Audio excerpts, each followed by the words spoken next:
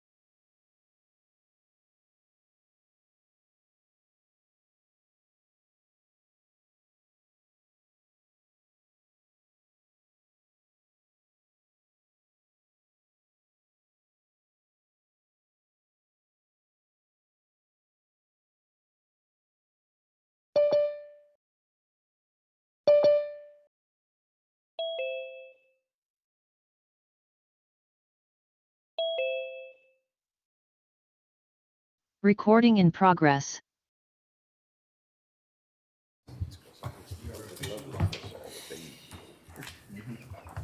Good morning, everyone. Let's call court to order. Today is Tuesday, July 22nd. The agenda was posted on Thursday, July 15th, 2021 at 4:30 p.m. Okay, thank you. Let's pause briefly for a moment of silence, and then we'll have a pledge to the flags. Recording in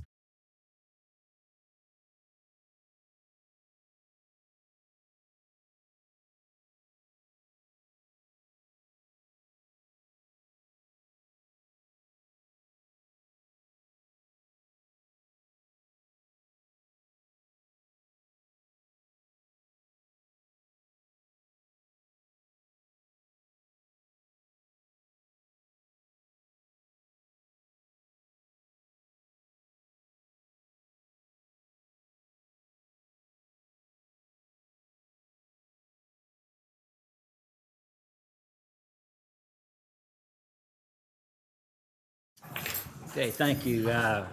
We do not have any public comments today, so I would like to go to item D under budgets, budget amendments. Under D1 regarding the FY '22 budget. Francis? Good Yes, morning. sir. So today we've passed out two separate packets, and one of them, we just wanted to sum up the things that we wanted to cover today and get through. At the top also list the outside entities that were going to join us today and the estimated time of those. But first, I think we have several things we need to cover personnel related that we've started on but needed to come back to. So Anna Picasso, the HR director, is with us so that she can help walk us through those Morning, Anna. requests. Good morning. Thank you, Francis.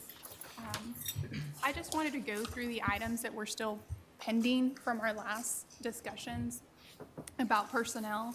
And we have a department that submitted a request that was still pending. A consensus wasn't reached on them, or information wasn't presented on them either. And that is related to the treasurer's office. And then there's a new assessment that I want to bring up of a request that we had on file, and that's for pretrial services. And then after that, we can discuss, after salary increases, and discussing the requests, we can go to COLA after that, cost of living. Okay. I'm gonna share my screen to bring up the request for the treasurer's office first.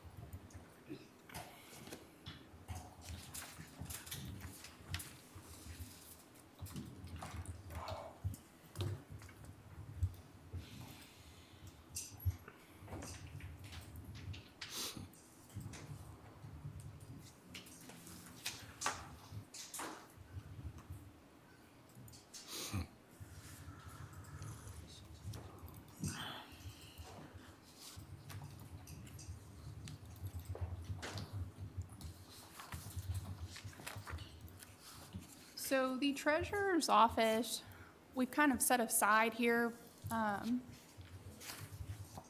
because it's a little different. They are actually attempting to reorganize their office structure. And that includes an added position and reclassification of current positions. And the reason they're requesting the reorganization, they're being prompted by an attempt to abide by a local government code that requires the treasurer's office to reconcile treasury accounts. So they're trying to abide by this local government code. They want an additional person to help with this account reconciliation. And then they're wanting to reclassify two of the current positions. We've made an assessment based on the functions that they've presented to us. And the new position, the add to staff, we're recommending that if added, it be placed at a pay grade of B8. This is a more professional type position, so that also would warrant a pay grade review of the chief deputy of the office. So HR there, after reviewing updated functions there, is recommending a pay grade adjustment to an A31. And then they are also, while doing this reorganization, they're adjusting and needing more support for their payroll function. So they're adding payroll functions to one of their current positions, so that after reviewing that for position 254, HR is assessing a pay grade of a B8. So under, kind of towards the middle of my table there at the bottom, you can see our HR recommended pay grade. Those are the changes HR is recommending to help this office reorganize their structure to better abide by this local government code. And then their second to last, you can see the budget that they're requesting for those three changes. And then what I have done is I've gone ahead and assigned a comp ratio to the requested budget amounts so that the court can assess those salaries, and if those are salaries that they want to approve, if they want to move forward with the approval of the reorganization altogether. So we're pretty well bound by the one position, right, by government code?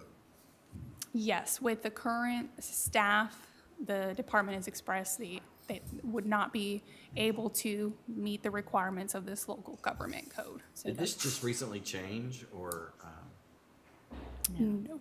No, it's been a code that's out there, but I think the auditor's department was kind of doing that function, but as the statute reads, it's a function, it can be So- done in the auditing side, but the treasurer has to also do that. Yeah, it's a statutory duty of the treasurer's office.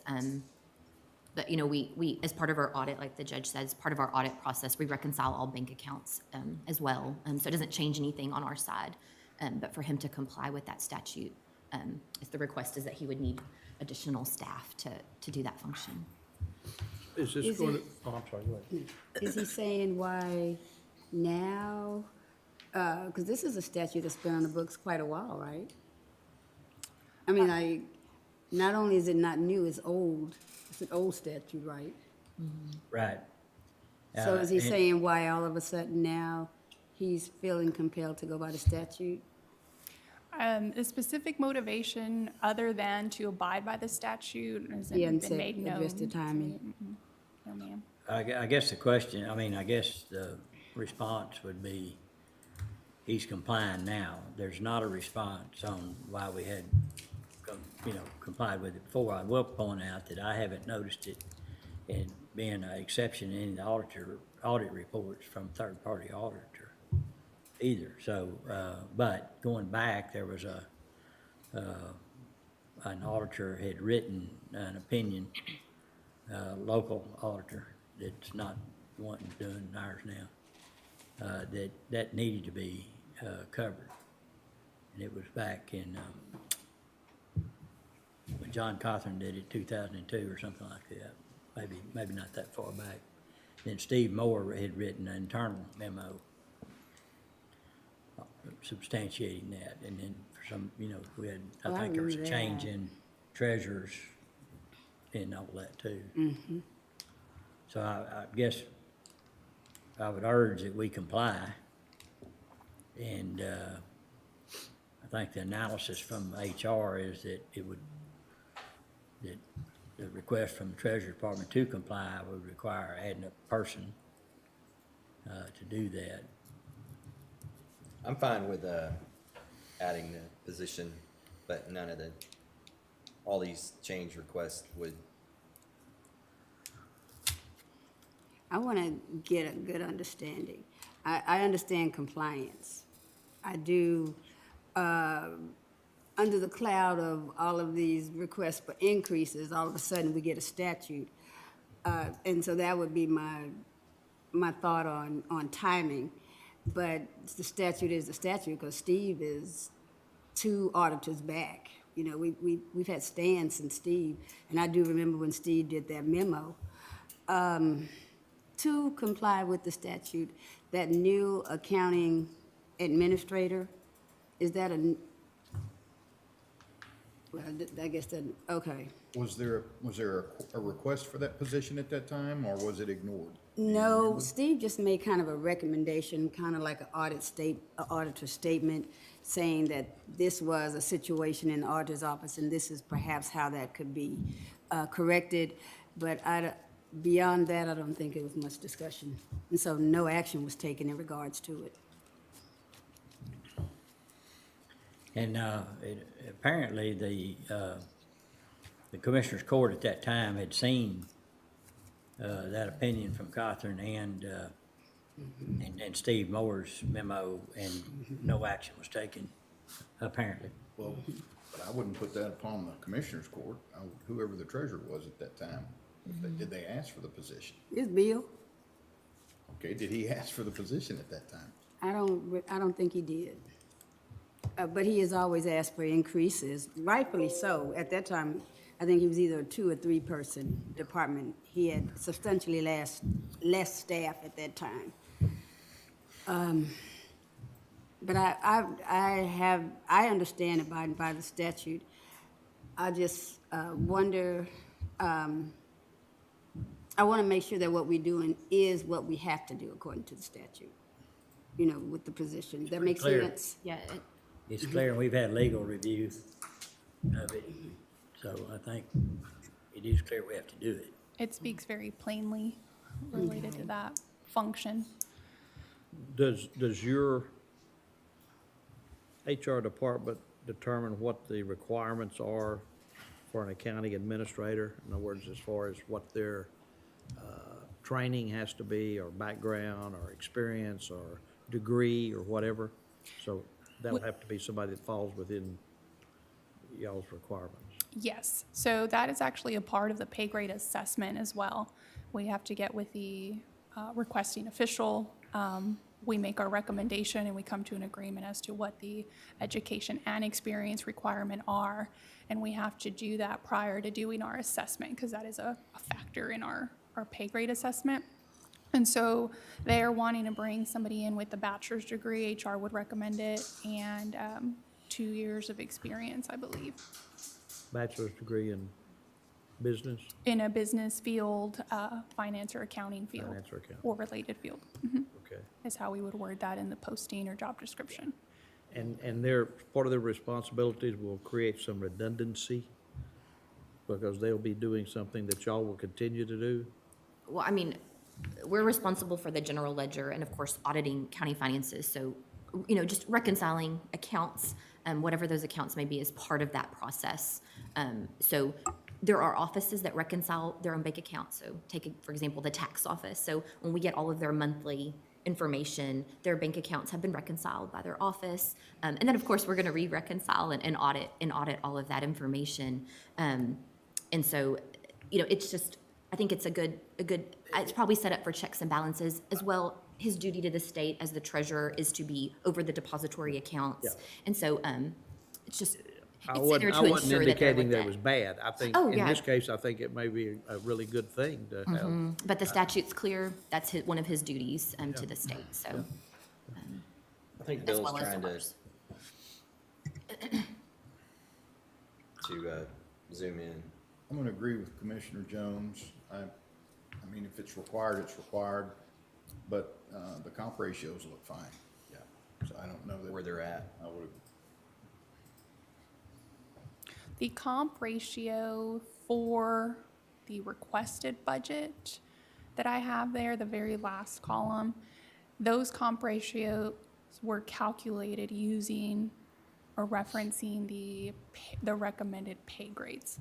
So pay grade average is one of the compensation factors, so I've updated that to reference the, but the current comp ratios are still, right, the current comp ratios are based on the current pay grades. And yes, they would be in line and they wouldn't be considered lower than most county positions. So for the comp ratio .97, that's related to the A29 or the A31? The A31. The A31. So at A29, they're at 1.01, and at A31, they're at .97. Is that what Correct. you're saying? Yes, with the requested budget. Okay. I think we capped all other requests at what, .9? Did we say .8. .9? 0.8. The- I mean, when we were talking, oh, yeah, .8. yeah, the floor is a .8. .8, and then, what did we say about .9? So I can recap. It seemed like the consensus in the last discussions related to salary increases, we kind of went back and forth on, you know, what percentage to use as the floor, and 0.8, the bottom of the range was mentioned, and if a position was at above 0.8, nothing would, I'm sorry, Anna. it's okay. So if a position was above .8, the court wasn't going to address it across the board. Okay. Was the consensus, the last discussion. It's up to him if he wants to, Yeah. he feels important. Well, I mean, You open the then you're gonna have to, the others that are gonna be wanting to come in as well. question is, do you want Bill on to talk about it or not? We kind of said we wanted to just hear from HR and Yeah. not open the gate to all the Agreed. discussion. I agree. Yes. So messages to me. Good. The whenever there's a structure change or to an office that's being requested, the HR office looks at every position in the office. So that's why these other recommended pay grades are being brought to the court as well.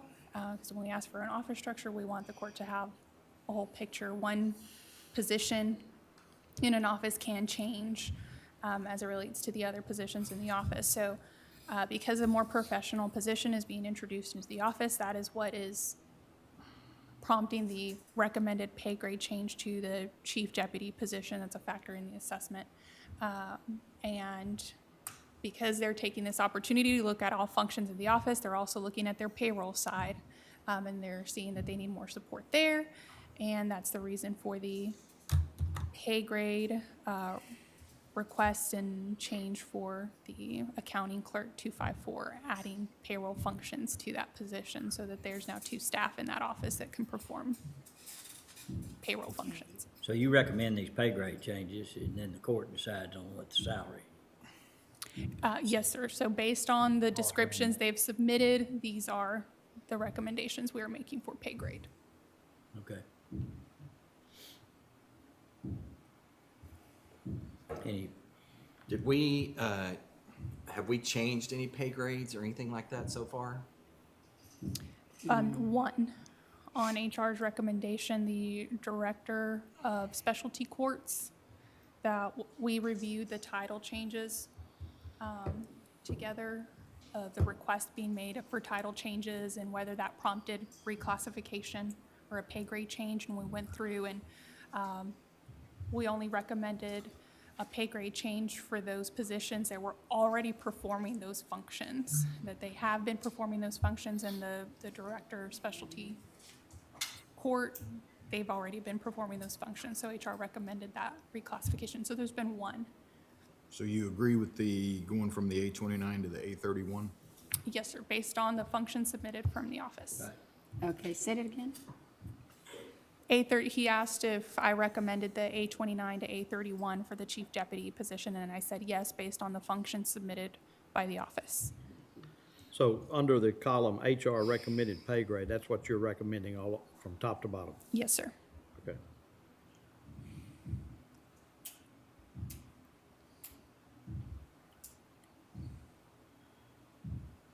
Are you recommending that salary change? Yes, ma'am, that salary would be, for the chief deputy, would be better in line What- with the new pay grade, So if what the pay happened- grade's approved. What happened from last year to this year? Because she just got a increase last year based on a rewriting of her responsibilities and her functions. different pay grade? But, yeah, I understand that drives the salary, but I'm saying what happened with the functionality of the position that back-to-back each year? Changed. So the functions submitted by the office, the main changes for the position, one relates to the addition of this position. It's a more professional position. The type of position that's supervised by a supervisor determines, or has a factor in the pay grade. So because a more professional position was introduced, we factored that in, as well as a change in function. They are now overseeing and assisting with county investing. So those 2 functions have warranted a pay grade to an A31. You said more professional of the position. None of the positions currently under the chief deputy require a bachelor's degree. Okay. This position, we are recommending they require a bachelor's degree. It is gonna start requiring, because it didn't last year. Yes, ma'am. Okay, Well, the new position would. okay. The column that's titled current budget, does that current budget amount reflect the recommended pay grade or what they were making under the old pay grade? That is what they're making off of their current pay grade, the old pay grade. So current budget of, let's say, A29 of 62,602 goes with A29, Yes, sir. okay, and B6 to B8, the 4314 went with the B6.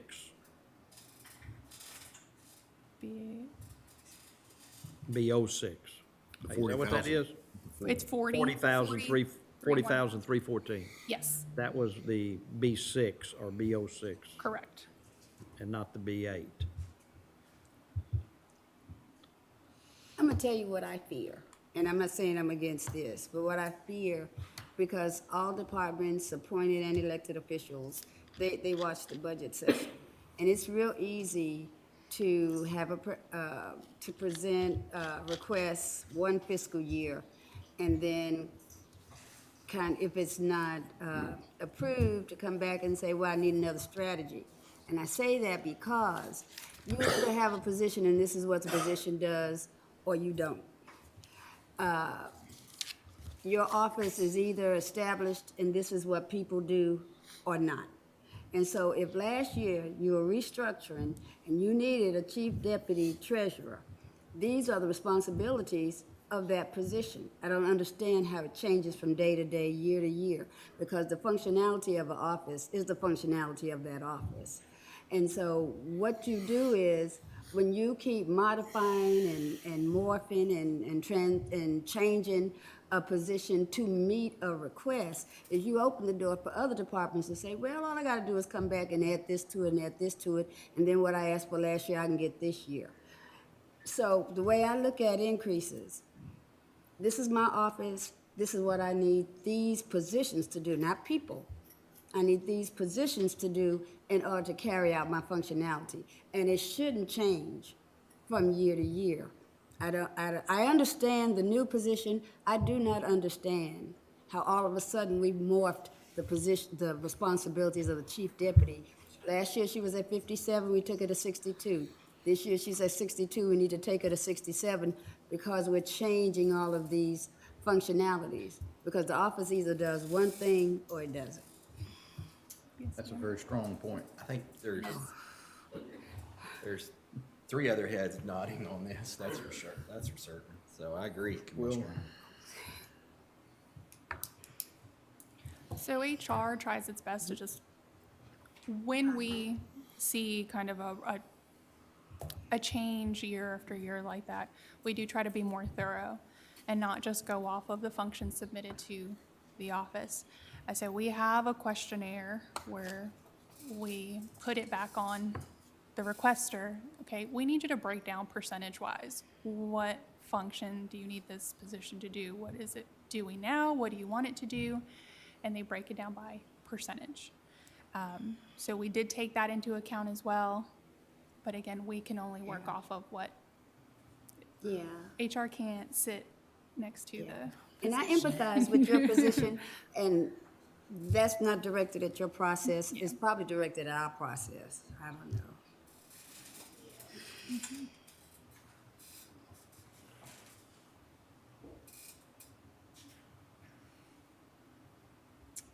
Other questions or comments pertaining to this? So last year was a classification change and an increase. This year, another classification change, another increase. Yeah.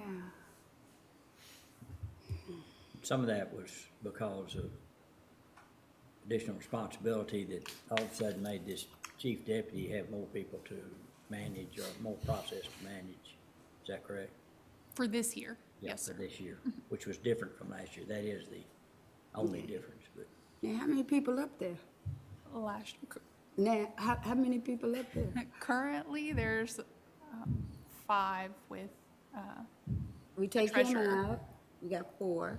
We take the chief deputy out, there are 3. Yes, And how we do. many were there last year? last year, the same amount. There wasn't any add to staff last year.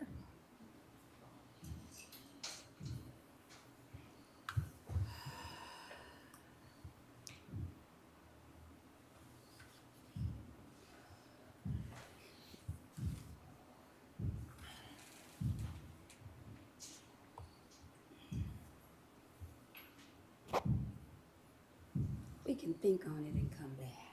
okay. Let's hold this for consideration. All right? The next request I want to highlight that we didn't leave pending, but I want to bring back up, and I didn't include in my most recent presentation to you all, and I didn't point it out as a change. It was just early this morning that I gathered my bearings, so apologize about that, but it's for the specialty, not specialty, I'm sorry, pretrial services request. They're requesting an increase for the pretrial services coordinator. And they did submit additional information as to the function of that position. When an office does that, we want to review and bump it up against the description. And we reviewed it, and the position is currently administering and actually managing a court docket in addition to being the bail bond coordinator. And it's currently a B5. And I believe the bail bond coordinator originally was a B5 in the original waters assessment. So that's where that pay grade comes from, but it is not taken into account the fact that it is now administering a court docket, managing a court for the pretrial services. So HR would recommend, based off of those functions, a pay grade from a B5 to a B8, in which case the requested salary for pre-trial would be in line with the B8. It would, the comp ratio for that would be a 1.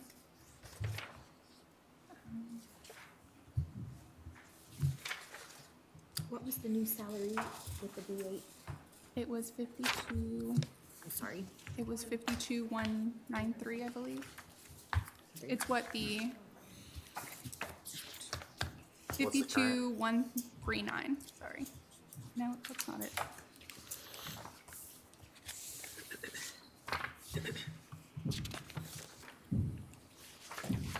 Is this the one that they're saying they want the salary to go, be the same as the indigent defense coordinator? Is that what we're talking about? Yes, sir, that is Okay. the position. Okay.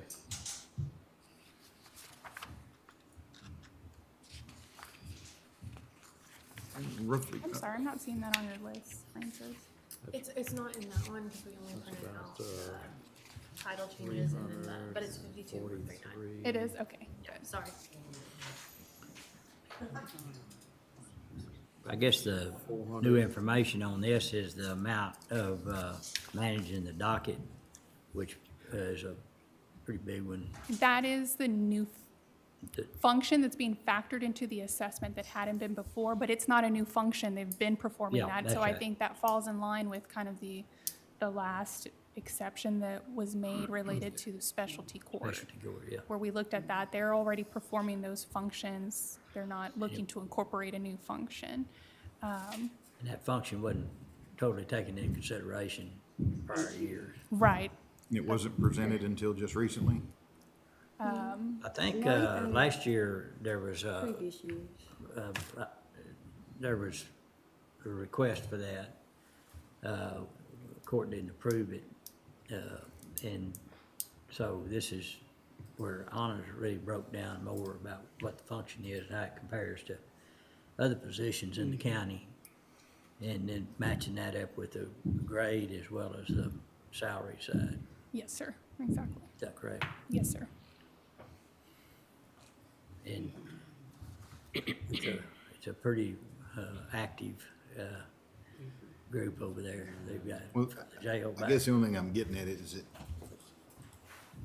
we either overlooked it last year or we didn't get quite the explanation we needed. But when somebody's been performing those duties and it takes us over 12 months to get that put together and come to the court with it, I'm a little disappointed in the process. Well, If she's been doing that, could have been that the court made a quick decision that they didn't want to look at anymore last year, and so we went straight to finalizing the process. but I believe we also had the discussion that we need to be cognizant of the fact that we've got people that are working Yeah. and doing it, because that does cause some friction. And so I just hate that, I get that one. I do too. I think last year with COVID-19, I think the only thing we did look at were the JP clerks. And so a lot of the requests that we had, we kind of shelved them until a future budget session. There was a lot of Seems right. uncertainty this time last year. Yeah. I I understand. don't have a problem with it. The request is, I'm good with this one too. That's fine.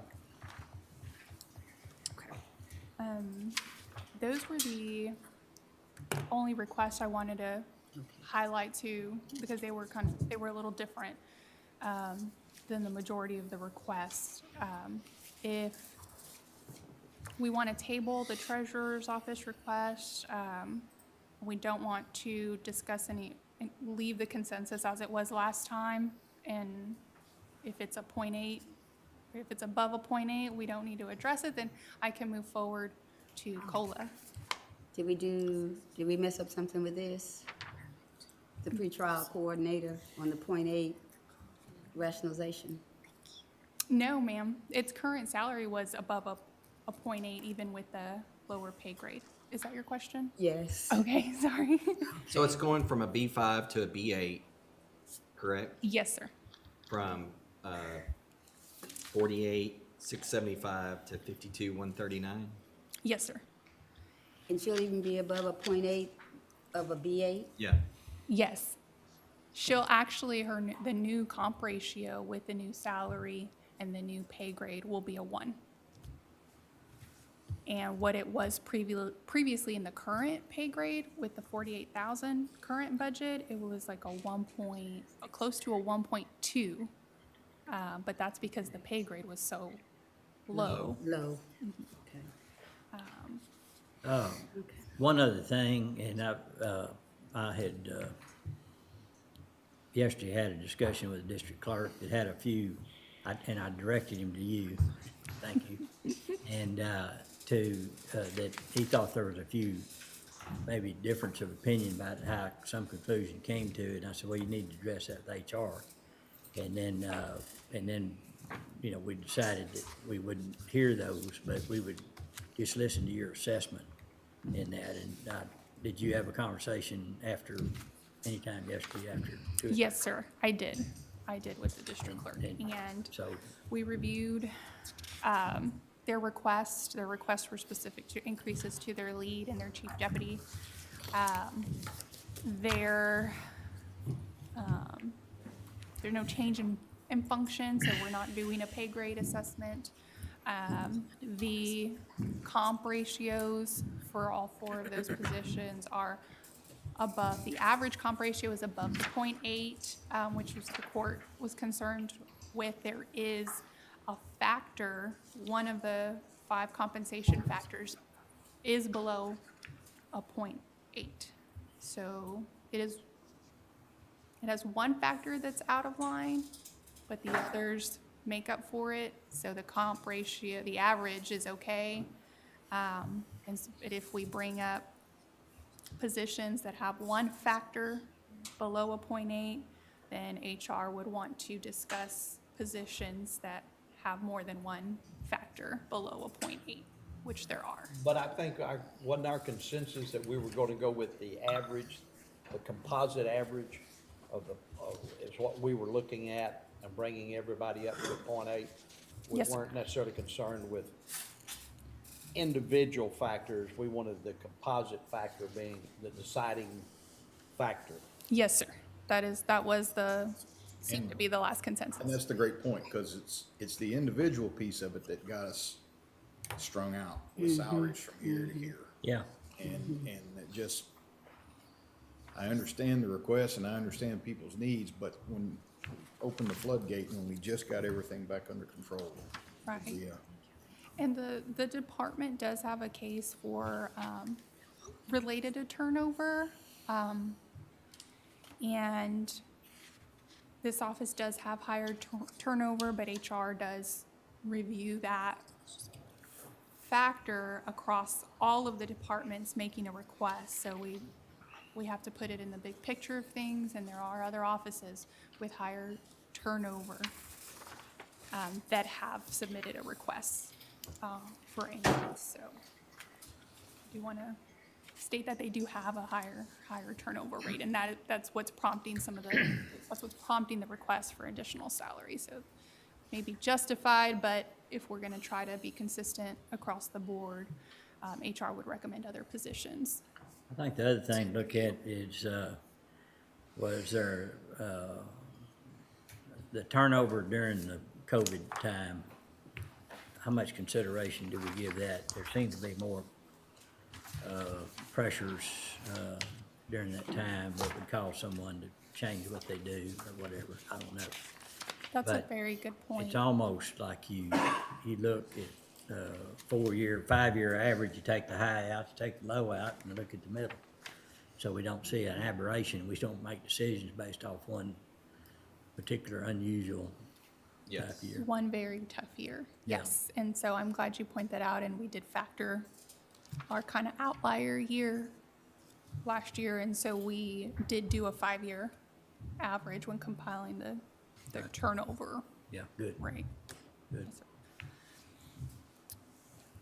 And I think that, that's, the court, need, and does look at the big picture on turnover, just to see how our compensation and benefits and all that fit into how we're competing for those folks out there. And, you can't, if you get it to 0 turnover, That's probably not a good thing. that's not a good thing. If you have high turnover, because the cost of training is so, people don't add that in of what the cost of training is. You gotta take that in consideration too, Right, especially in some offices where it requires certain skills. And that's not to go back to the treasurer's office, but that's why consideration of taking someone with a BBA in that spot has some training through education coming in there as well, so. Okay, I made my speech. Thank you. Hey, Anna, just make sure we're on the same page. So, Be here all day. there was some elected officials that the county comp ratio was below 0.8 that you had, but there wasn't more factors. So are those, I didn't know if those needed to be, if we needed to bring those up, or if there's anything you had on thank those. you. Yes, I can pull that up. Okay, The composite was below 8. The composite score is below 8 on some people. she pulled it up. It's I'll let this her one here. So I separated out officials in our comp data. These were the positions that were below a 0.8 in the county comparison category. Because these are very unique positions, I don't apply the other factors that I would in all the other positions, so I'm only referencing county information, and these are below a 0.8. If you want to see it in the grand scheme of officials, this slide here has all of the officials in their corresponding comp ratio, county comp ratio. These are below 0.8 with only this one factor. And the lines that I highlight in blue, those are positions or officials that actually submitted a request. Okay. I guess my question is when it comes to like an elected constable, how do you factor in, I mean, I would think county would be pretty much the only fair way to assess the, Comparison? yeah, how do you draw in, Right. other comparisons? The other factor there is kind of internally, specific to the positions that requested the JP and the constable, we have other positions with that same title, and usually the salaries match up. So our recommendation would be to, if there is an adjustment made to one of them, we probably want to look at the other precincts as well.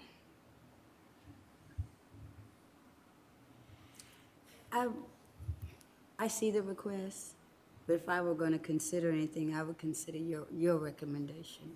Okay. Which is this following slide. So if you wanted to address these requests, HR has submitted here what the salary would be to bring these folks that are below a 0.8 to a 0.8, to the minimum. This brings them to a .8. So this is what those salaries would look like, and then they would match up across titles. And then below there, I have the cost just for the salary. That would get everybody in the county to a .8, Yes, sir, Elected officials. elected official. right. We don't have, related to the average and all the other positions, we don't have anybody below Right. a .8, so So technically, yes. everybody in the county, Yes, sir. .8. Well, you wouldn't want to treat them disparingly against how we're treating employees. What if we moved them to, like 0.75 right now?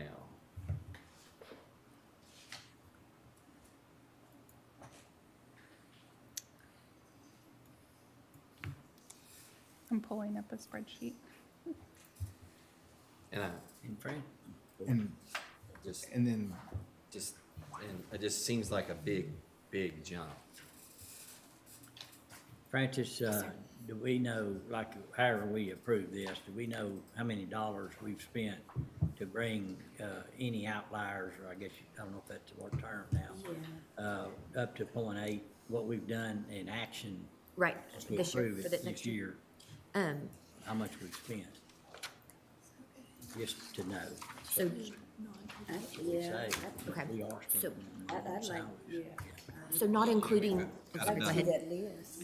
$1 million increase in personnel requests so far. And so if you just look at the two that we talked about today, there was the pretrial services position and the Specialty court, specialty court. Pretrial services, sorry, and the veterans service officer was another one we had talked about on the last one that you had given an okay to. One sec, Corrigan. okay, take that. But haven't we approved some new positions? Yes, this was just, we're I just meant looking at just just in- increase, sir. I'm just You're just increase, talking I about got points to make. Okay. Yeah, and then these elected And I'll bring it up positions, we didn't have any other comparisons, right? I think No, just just can't. kidding. No. Okay. Sorry, I didn't mean to put you on the spot. Yeah, that's scary. 'Cause it doesn't need to be checking into answered. that is the, we're using 4 factors for the employees. We're using 1 for elected officials, and so I'm just curious if there's any other way that we can be, if we can have more than 1 factor, even though I pointed it out, I don't know how you, if we're gonna have 4 for the employees and we only have 1 for elected officials, that, I would like to see if we had any other comps that we could bring in to. That skews it a little bit. Because that, for all other employees, that's a composite score of all 3 of those other areas. Whereas this one's not. So bringing them to .75 would cost $28,561. What is that, what is the per position salary? Let me share my screen again and I can share that with you.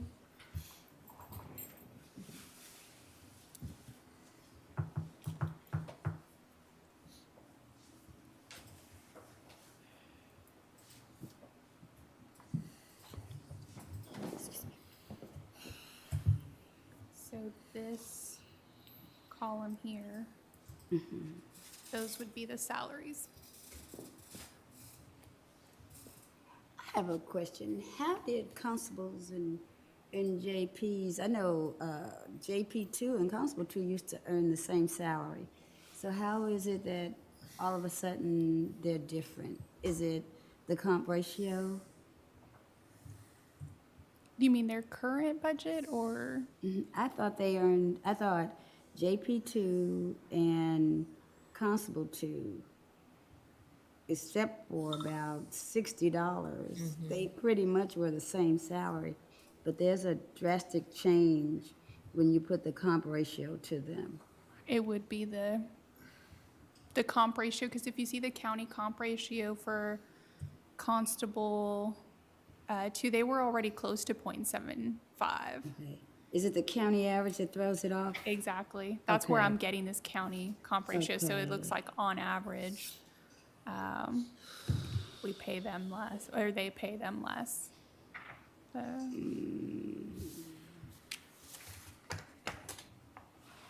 So what's the new, what would the salary be to 0.75? That's the item I The have end highlighted column? there. Let me, yeah, end column.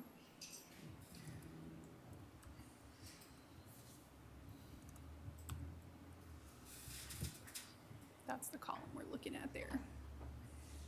At 0.75. 0.75. So some of them, that's less than that. They would all be increases except for, I mean, it would still be an increase, but it's nominal. It's small because they're already at a 0.75. $90 for precinct 5. We already have a 75 comp. You said that's a 28,561 cost? Yes, sir.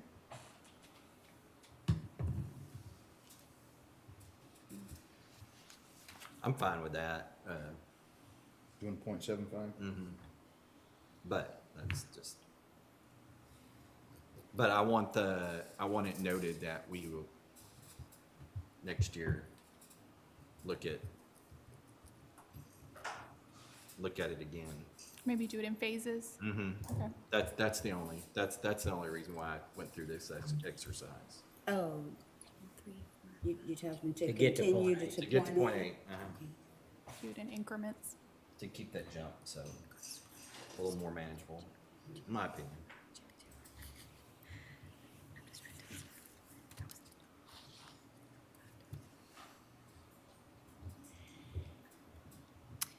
The, I can send this to you too if you Oh, didn't. that'd be great. We'll Okay. get together. Was it, So that was the elected officials. You had asked to bring up the other employees up to that 0.8. There was the 3, there was the pretrial services, the veteran service officer, and then the specialty court position that the title was changing, and that's a total of $20,092 for those 3. One thing I want to bring to your attention, it doesn't really factor into what that position should make, but the specialty court position is half funded by a grant. So just another piece of information there. Just, again, shouldn't play into the classification, but just something to remember there. Was, So not all that will be absorbed by general fund. is there, if there's consensus on this, I'm fine with it, but okay. for me personally, I'm still needing to let this soak in, and when you've got 2-man constable departments, they're gonna make the same as one with 12 people in it. And mine, different amounts of paper served and all. You know, at the elected, if you're a deputy constable, you do the same thing 8 hours a day, whether you have papers or, He's, your job is to, so, I'm just getting that, but when it comes to you managing 12 people and running I need to think this through a little I bit more. think he's, the constable Constable 1, that with the most staff is paid higher, yeah. and their comp ratio is a 0.94. Where is, okay, there he is, okay. Okay. Which one's Fernando? 5. He's 5. There's a guy that turns out a lot of work, does all kind of different things. I mean,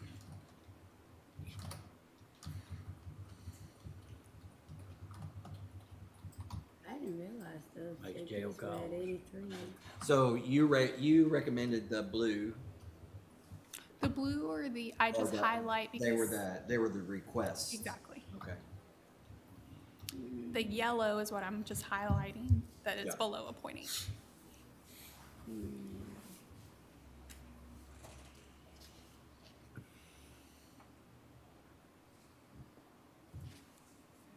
Fernando the only licensed attorney? Yes, currently. And he does jail calls, Right. weekend stuff. He blood does warrants. Does the blood warrants? all that, That's what I thought. always there to help. Excuse me. Not that the others don't, but outstanding. Position does more functionally, there would be justification to I would, pay that position higher if perhaps the court wanted to consider bringing that position to a .8 this year. I would support that just because he, What is, That would be this, he's got a, he is an attorney. I support it. Yeah. And, he's able to do more and tries to do more. He's very active in the community and okay. represents the county well. you wanna take him to his 0.8. .8, or do you want Eight. his request, his .8? Yeah, what is it? It's 66,000. No, okay, Where is he? no, his requested, Line 8. This is his or, request. the .8. Just Either as the fee- 66 or 67. precinct five. You see that? This is his That's, request. that's what, put it on his request on, This is that's the his request request. right here. and then show his .8. This is .8 right here. No, .8 over here. There's a lag, sorry, there's a lag. It's a pretty big So lag. which one are you looking at? You fine. We always I am, struggle with it. I am listening to you. I'm seeing .75, I don't know where .8 is. All the way over to the right. Right here. It's in the network, it's still waiting to queue. Okay. It's the 66,000 here in gray, Take all the the little- the last take the little column. arrow Move your off arrow of it. down a little bit there. Yeah, take your arrow down. Okay. Your pointer, yeah. Yeah, 66, 8, 90, 10. So it doesn't get to his request. No.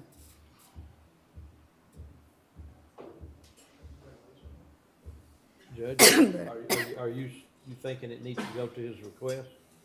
Well, to be consistent, probably the .80, I mean, I'm good. I'm good with .80. Yeah. On, 5. Judge on Villarreal. precinct 5? Okay.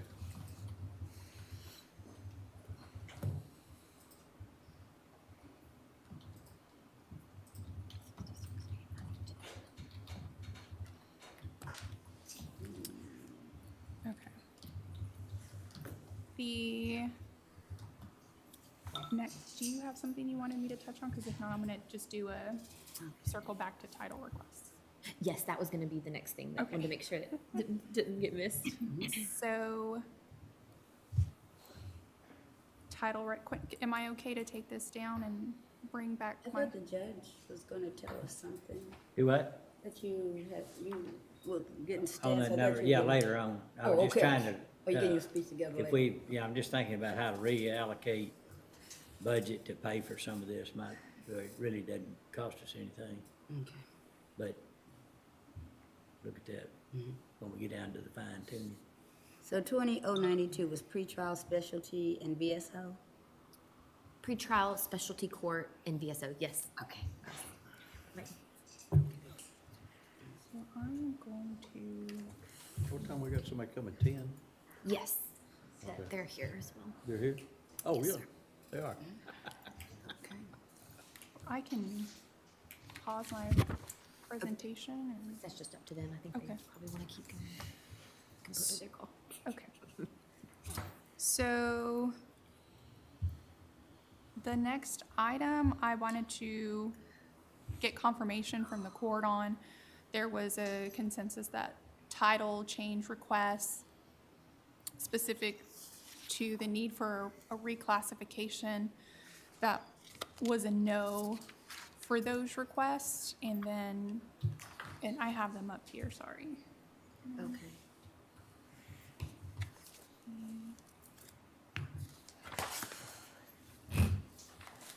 You share my screen. Forget I have to switch what I'm showing.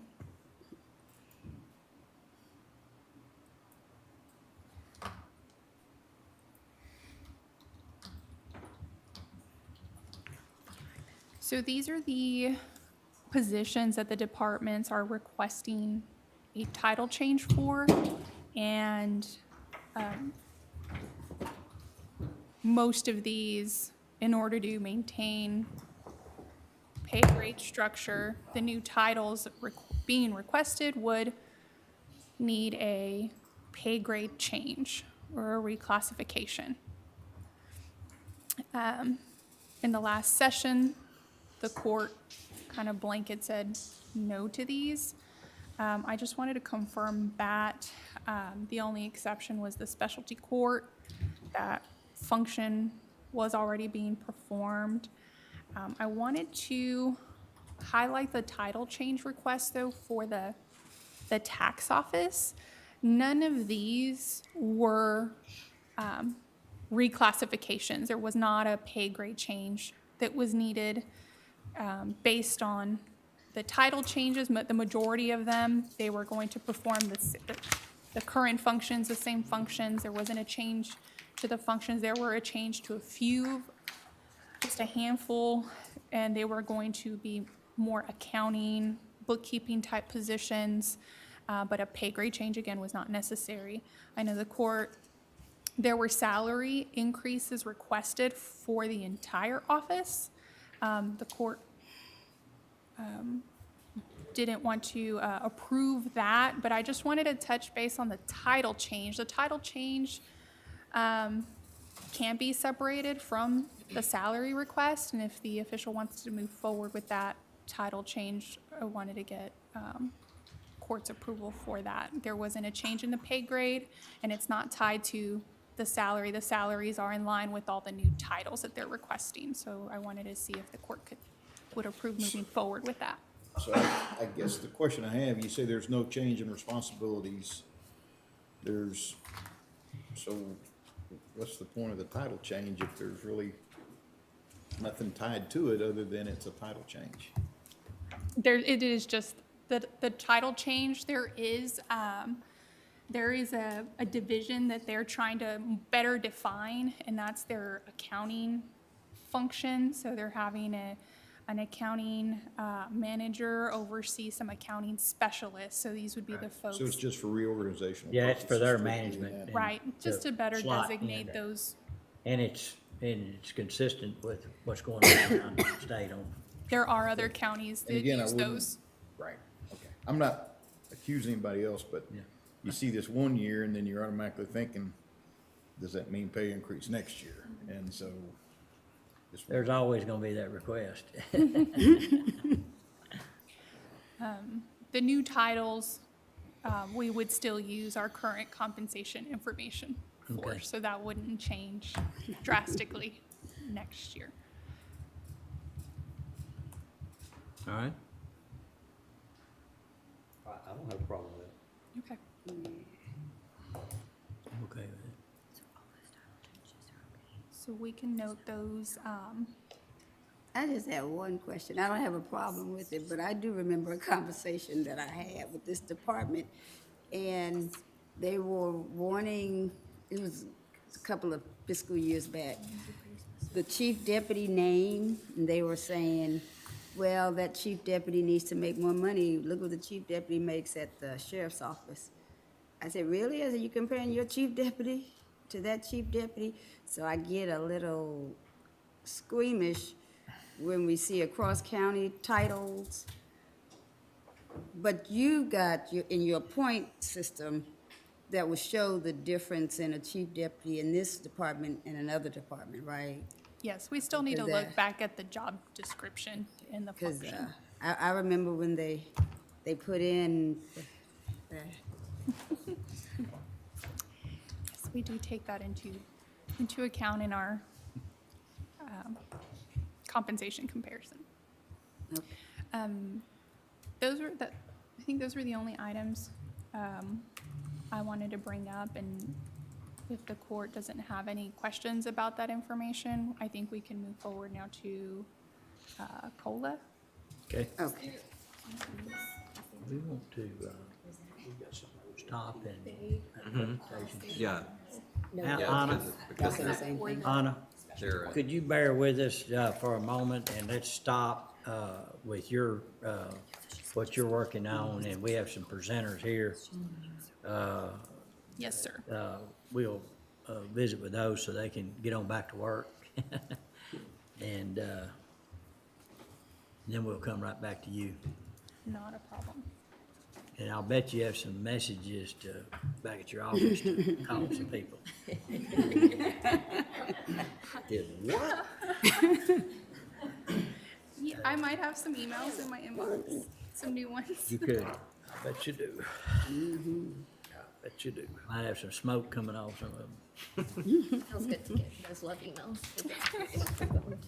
See here.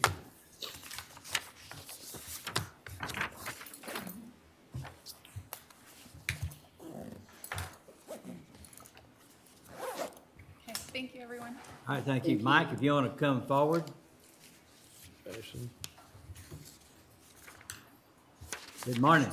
Good morning. How are y'all doing? Fine, and kind of the rule is you have to have a mask walking through that door, but once you get in a courtroom, then it's up to the judge to call that, and you don't have to wear that mask if you don't want to. But if you feel like you'd be safer with it on, leave it on.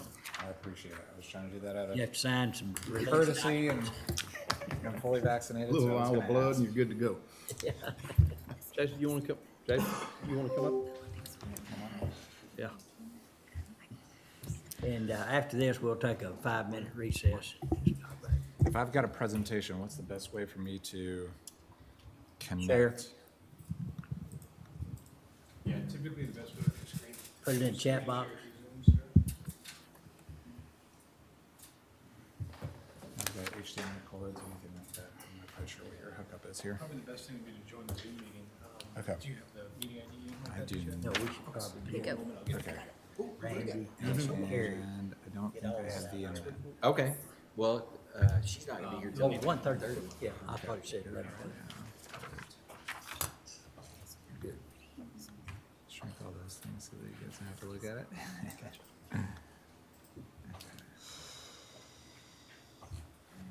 Zoom.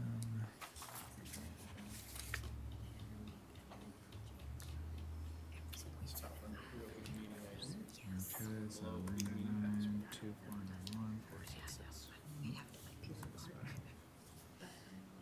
Let's see. Let's go to 587, 942. There's the request. Hey, look at that. And now you should just be able to do a screen share. Yep. Perfect. Recording in progress. I was gonna, I unmuted it, but. Yeah.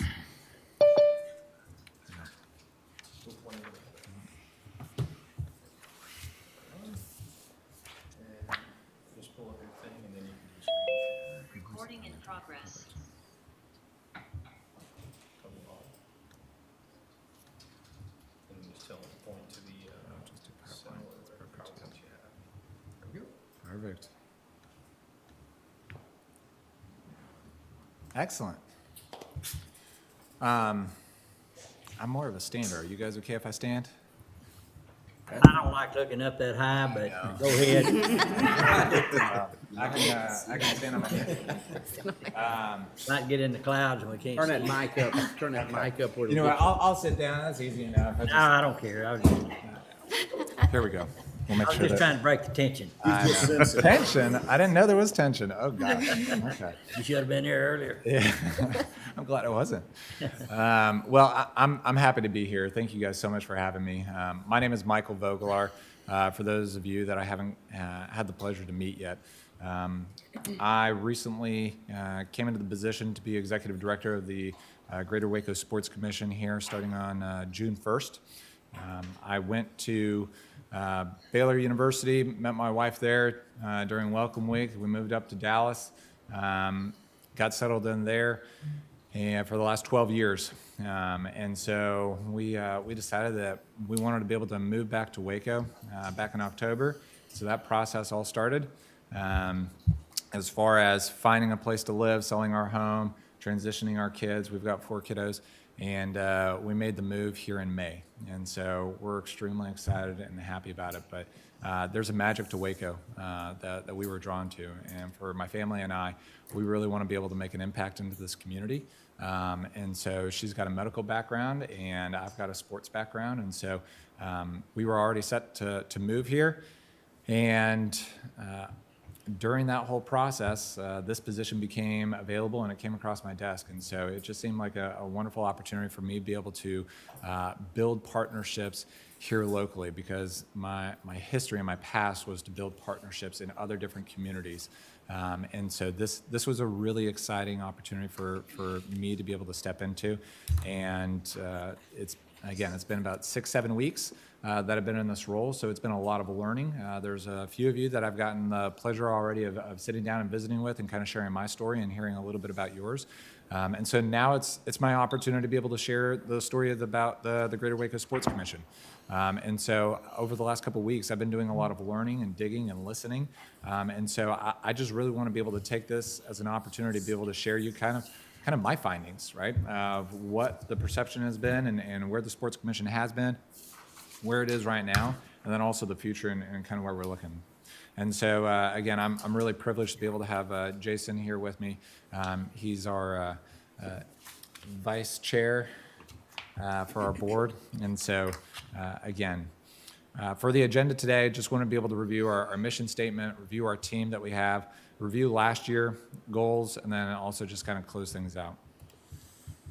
As far as our mission statement, if you haven't heard it before, our goal and reason that we exist is to be able to attract new sporting events while also enhancing and retaining existing events here to be able to create that positive economic impact and quality of life of local residents. So we want to be able to help bring people to Waco that haven't been here before and make them really, again, understand the magic that is here, whether it's with the Parks and Rec or the river or downtown, just all facets of Waco, and really just the McClellan County community.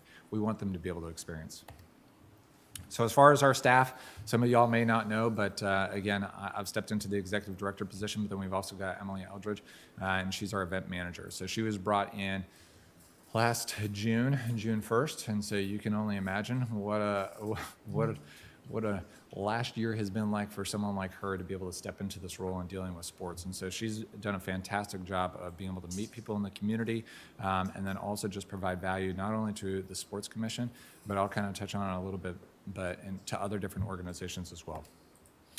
Our board members, we've got a number of fantastic individuals that are serving on our board to be able to oversee the Sports Commission and help make sure that we're being fiscally responsible and fulfilling our fiduciary duty to the community and to the county.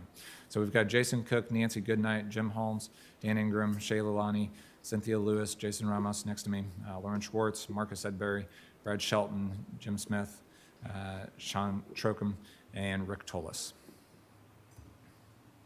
So as far as a review of the Sports Commission, it was founded in 2015.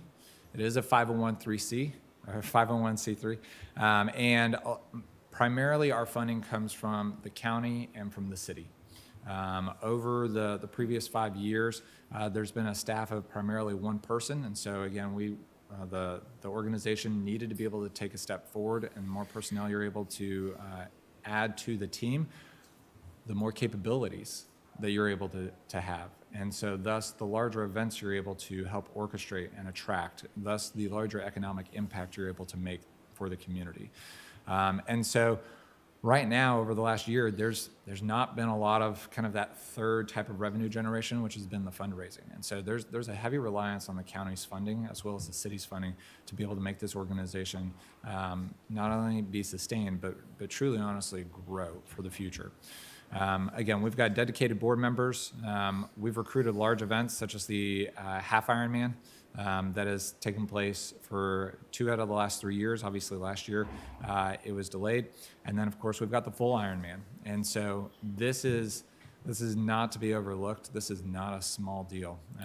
To have both the half and the full Ironman here in Waco is a tremendous accomplishment of the synergy of all the different organizations and teams here.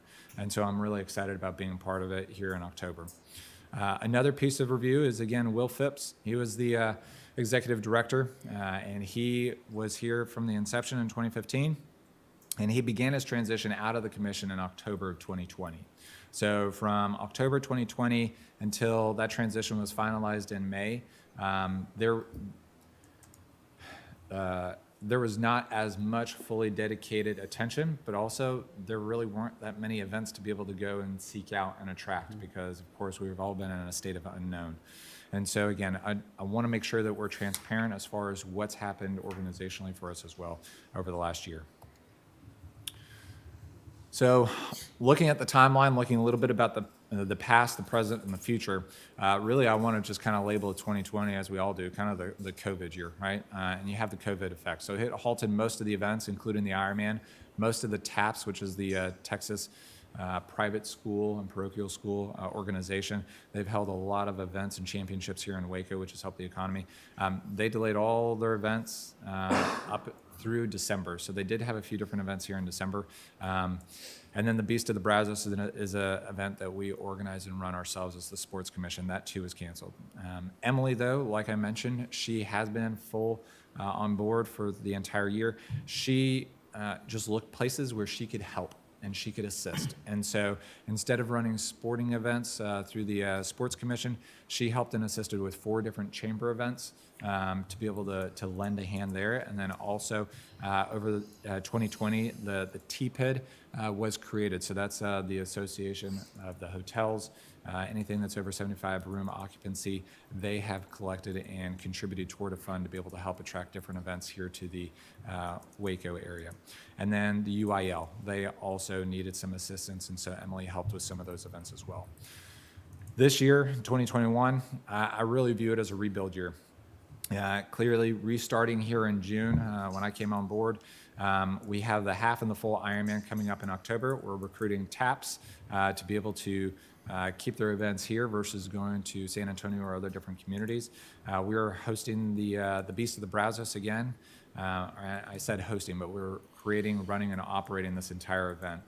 It'll happen October 3rd. And so that is essentially a opportunity for local residents and anybody across the state to be able to come and practice their swim portion of the Ironman. So we'll be doing both the full and the half Ironman length events there. And so we're getting corporate partnerships to be able to partner with us, but this is creating an opportunity for folks to visit from out of town. As of right now, of our registrants, 90% are from outside of McClellan County. And then, of course, TPID, that's beginning to mature. And then a great accomplishment, obviously, is the base opening and having the grand opening here in May, or the ribbon cutting. And so congratulations on that facility and a lot of the hard work that went into planning on organizing that. What I view for 2022 is the relaunch. And so with this organization, it started again, Will was running and operating this one-man show with the assistance of his board. But to run and organize an organization like this with 1 or 2 people, there's so much opportunity that's being missed. And so he had a wonderful entrepreneur spirit where he just went and attacked things and was able to secure events like this half and full Ironman. What an accomplishment by Will and the entire team and staff here. But there's just not enough time to be able to set up processes and procedures and making sure that everything is being built for long-term future success as well. And so that's something that's going to really kind of be our goal, is to be able to figure out processes and procedures to be able to set us up for success for the future. And that kind of falls in line with the restructuring the organization. For next year, we are under contract for the half Ironman. Of course, it is it's our goal and our focus to be able to make this October's half and full Ironman run smoothly so that we can resecure the full Ironman for next year. But under contract-wise, we're for a single year. We also want to be able to secure TAPS, have Beast of the Brazos again for the 3rd time. And then we have yet to have our board retreat. Obviously, with me being new on board and it being 7-8 weeks, we're set to have our board retreat here in August for us to be able to lay out our goals and initiatives for this upcoming year. As far as goals for the second half of 2021, as far as organizational development, again, like I mentioned, the board retreat determined goals. We need to complete our audit. I found out on day 2 that the city audit was needing to be complete on day 1 of the job. And so I'm working with the banks and different audit organizations to be able to have that complete for the city to make sure that we're all caught up. We also need to develop internal processes and procedures, as I alluded to. We'll be attending the intra-city visit in September to Tulsa through the Chamber of Commerce, so we're excited about that, as well as the Sports ETA Symposium in October. And that's our opportunity to be able to meet with a lot of these event managers to be able to attract them to come to Waco and to McClellan County versus other different communities. Our event priorities for the rest of 2021, Ironman, both the half and the full, of course, Beast of the Brazos, and then the USA Roller Sports 2021 Outdoor Speed Skating Championship. They're looking at having their event here in Waco, and so we're working with them on organizing and logistics. As far as economic impact, this is really, what I would say what matters most in this room, right? What impact are we making? And so this is the first ever, as far as we have heard, we're going to be the first U.S. host for both the half and the full in the same location on the same weekend. Wow. That's going to take a lot of coordination, a lot of teamwork, a lot of volunteers, and so we're still looking for volunteers. But the half Ironman generates approximately $6 to $8 million in an economic impact for this community, and the full Ironman could generate an additional $8 million. So for the entire weekend, we're looking at a $14 to $16 million economic impact. And those numbers were provided by Scott Langen, who is the Ironman race director, who's overseeing everything. And so what an opportunity for Waco. Let's go. These are the types of events that we want to continue to bring in. It's going to take a lot of logistics, but there's a lot of costs, quite honestly, that the Sports Commission is incurring in running and operating these events. And so that's obviously part of today's discussion. As far as prospecting, kind of where we're going, wanting to give you a little bit of our vision so far. As far as I've broken this down into 3 different categories. Hosted events, these are some different things that we at least are wanting to discuss. Nothing that we have initially placed out bids for or anything like that, but I just want you to kind of see what we're looking to be able to potentially achieve. Resecuring the Ironman here in Waco, potentially doing the Spartan Run, having conversations with the folks over at BSR Cable Park, the new ownership group. I took a tour of their facility. It is fantastic.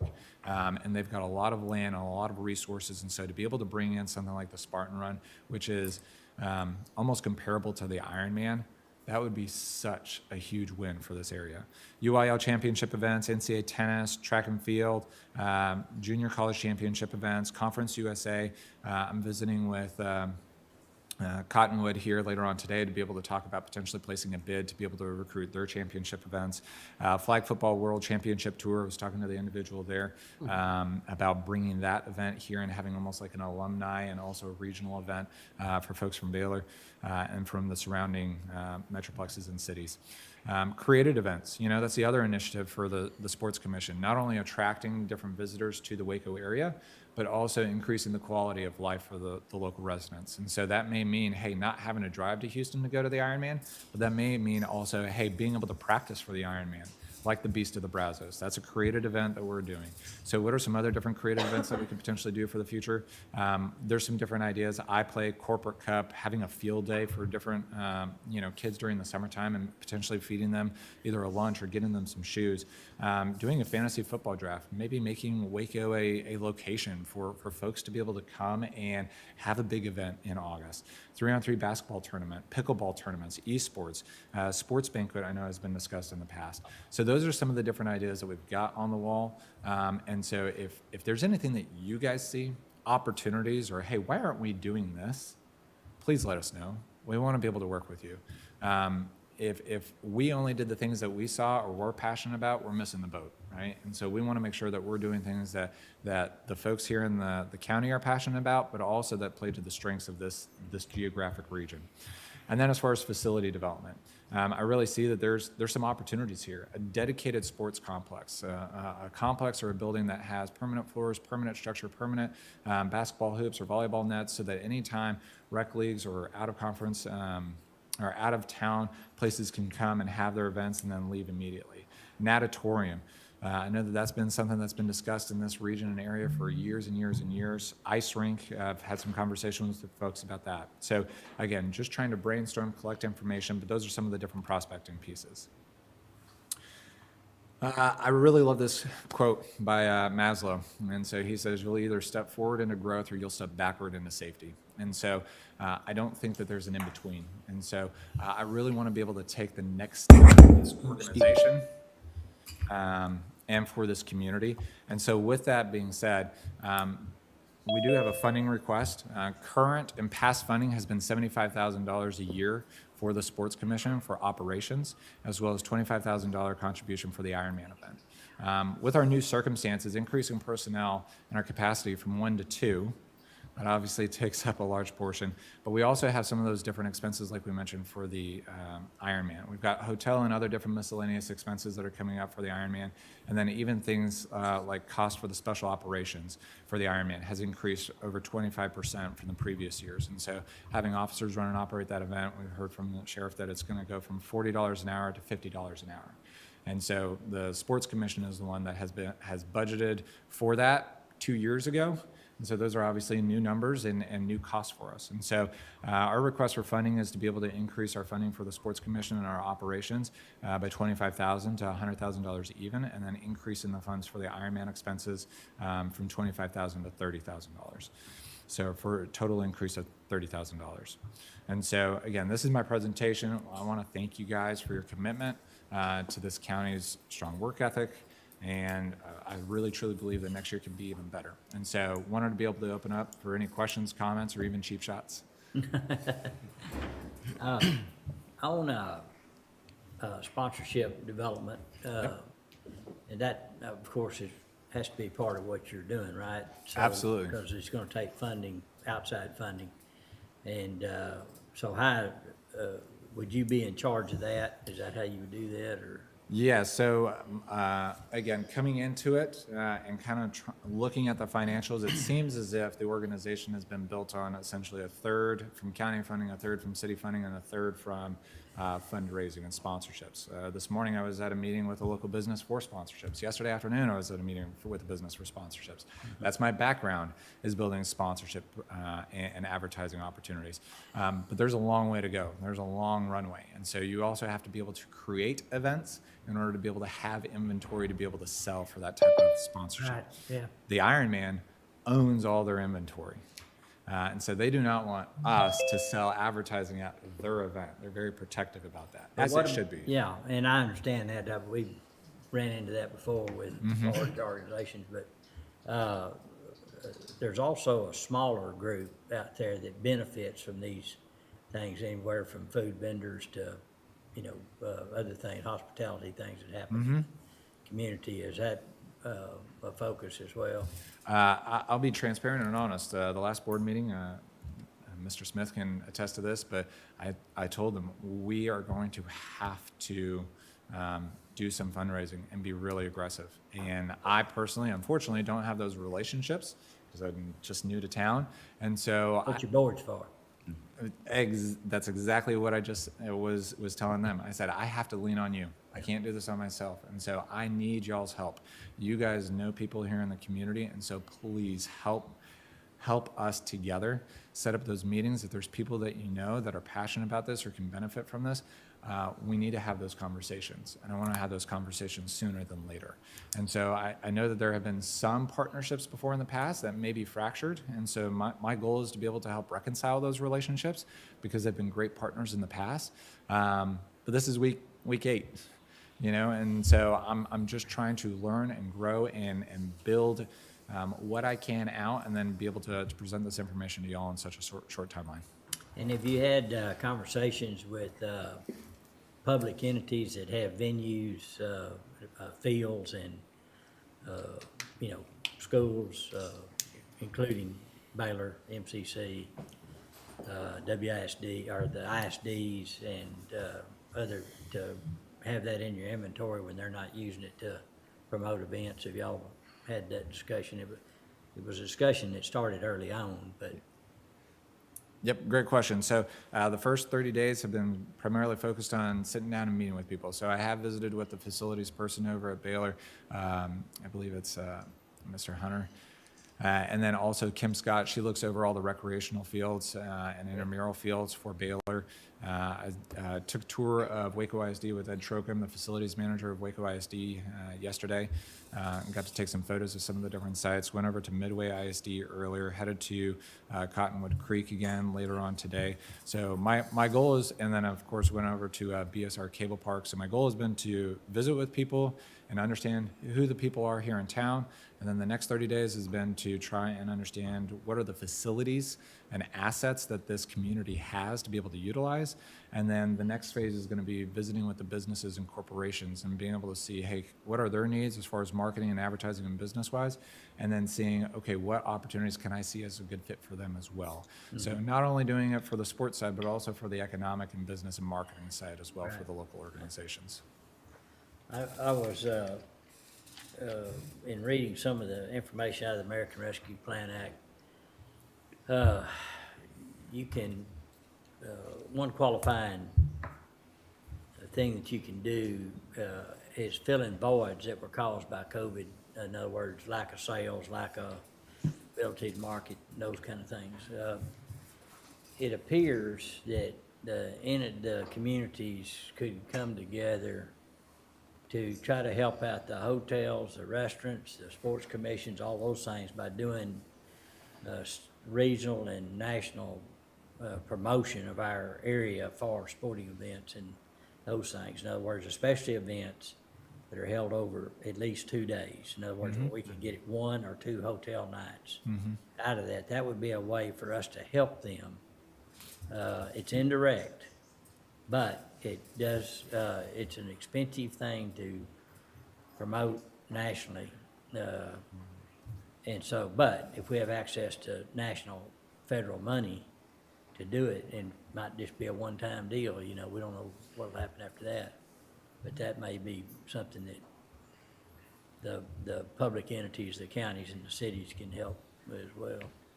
If there's any knowledge or resources about that you can send our way, please do it. Okay. We want to be able to research and apply and utilize the opportunities that are out there. The entities that's done the most research is the hospitality industry. They've done a lot of research on it, and they've got tremendous amount of research, and they've got lobbyists and everything else. And then the restaurant associations, those are the two that have done a lot in that. So maybe we can get them to advise us how we can access some of those funds for that purpose. So I visited with 2 hotels earlier this week and have asked to be part of the hotel association, or at least speak at one of their different events. And then also I reached out to whoever, I forget the gentleman's name, but he's in charge of the regional chapter for the Texas Restaurant Association. So yeah, those are conversations that I'm trying to have. It's just a matter of the time of the day and coordinating schedules and getting the ball rolling. So that's again why I view kind of 2021 as a rebuild, is there's just a lot of learning for me to do. Do you know if this past legislative session, if the state, I know there was a fund at one time that you could apply for reimbursement for hosting events.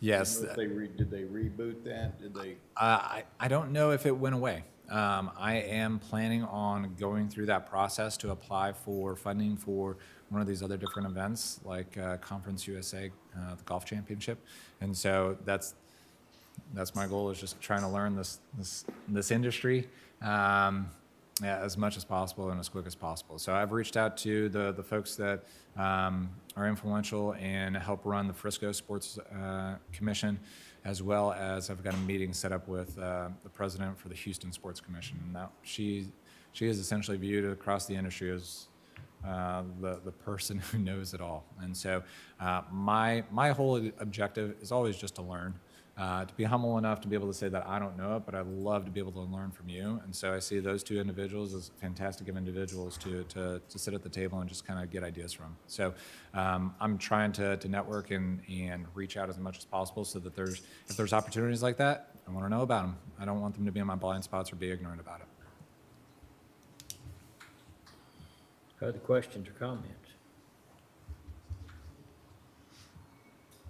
Okay, well, we're excited about opportunities that the Sports Commission can create. you know, we don't wanna live in a void, in a vacuum. We wanna be the place to come to watch all kind of events and those things, so. It's unfortunate that COVID hit right when we were getting it going, but, it did, so, But we've got an opportunity ahead of us, absolutely, and October is going to be amazing. big one. Yeah, I would speak to one thing. We had that opportunity. I was at the board meeting that the new owners of BSR came in, and their vision for the immediate future and the foreseeable future are really, it's amazing. And the opportunities out there are really unlimited to tap. Did they buy the, what was called the Boat Lake? They have 450 acres over Yeah, there. 450 So acres. So it's, they did buy the Boat Lake. I imagine they bought all the land over there. It sounds like it. I mean, it's Everything huge. but the- It's I don't know huge. Are the boat lakes the two barefoot? Uh-huh. Yes, they purchased all that. And the all shooting that. range is behind that. Do they have it? Do you know if it's, I don't know if they have the shooting That I range. can't answer, but I know 450 acres is huge. They're talking. Because that. They're talking nature there trails, was an event animal last trails. year, the Nautique, National Championship, Surfing National Championships. It's in Florida this year. So, we're surfers, and so, my son competed in it and came in second. Congrats. Just love to Yeah. share that, and Yeah. Jason has seen him, and that's, you know, not every kid plays with a ball and a stick and pads, and so there's lots of opportunities. There's a great skate park. Yeah, I mean, we have a world-class skate park at Columbus. Oh, so, yeah. So Old Sol Ross, yeah, and so there's many opportunities out there. I didn't know that. Yeah, and you know, on the BSR, their vision is to really make it a family-friendly place where Wacoans fall in love with surfing, and people come for not just a day or two, but for a week to stay. And I just wanted to add to what Mike shared. In 2019, our goals were to increase 6,000 room nights, assist with 6,000 new room nights in McLennan County and Waco area, and a $10 million economic impact. And so just to see those were the goals in 2019, and now here we come in fall of 2021 to see that we're going to pass the 10 million and increase those room nights by not just having just the one Ironman, but two. And the desire was for Ironman to have like a festival weekend, a race weekend, and that's coming to pass right here in Waco and McLennan County. So It's cool. It's great. No cheap shots? Not yet. I fair. We give everybody a couple. Usually of months. everybody makes fun of me for surfing, so. Well, I'm fixing to announce I'm gonna join the saving it. senior tour on the skateboard. I'm saving it. so, I'm not getting on a skateboard. yeah. Yeah. Okay, well, we thank y'all very much and appreciate everything you do, and also extend our appreciation to the board for their volunteerism and Absolutely. Thank helping you. farmer board members down here. Yep. So let us know what we can do to help. And Thank you. we'll take all this in consideration. Thank you. Thank you. Thank you, guys. Appreciate it, guys. Take care. All right, let's take a 5-minute recess. It's 10:34 right now. Recording stopped.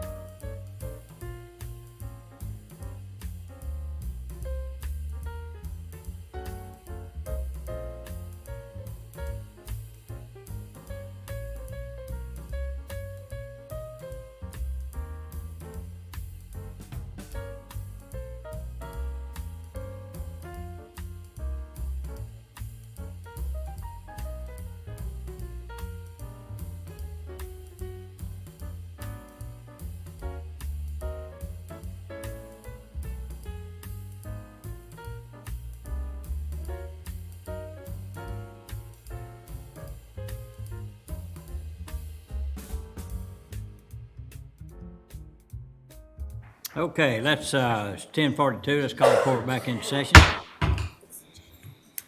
Yes. All right, I think we'd like to have Randy McGraw with Hub International to tell us where we are in our employee health plan.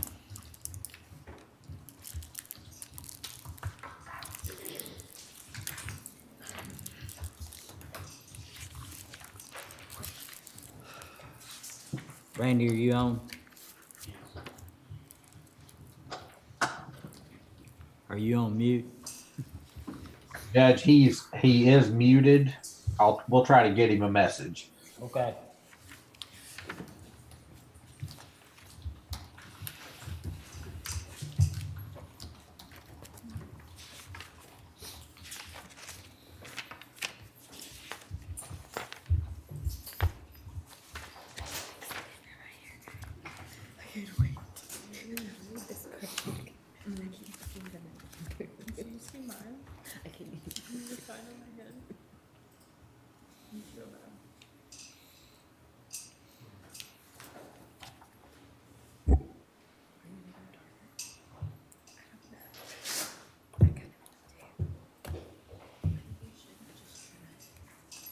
Any other presenters?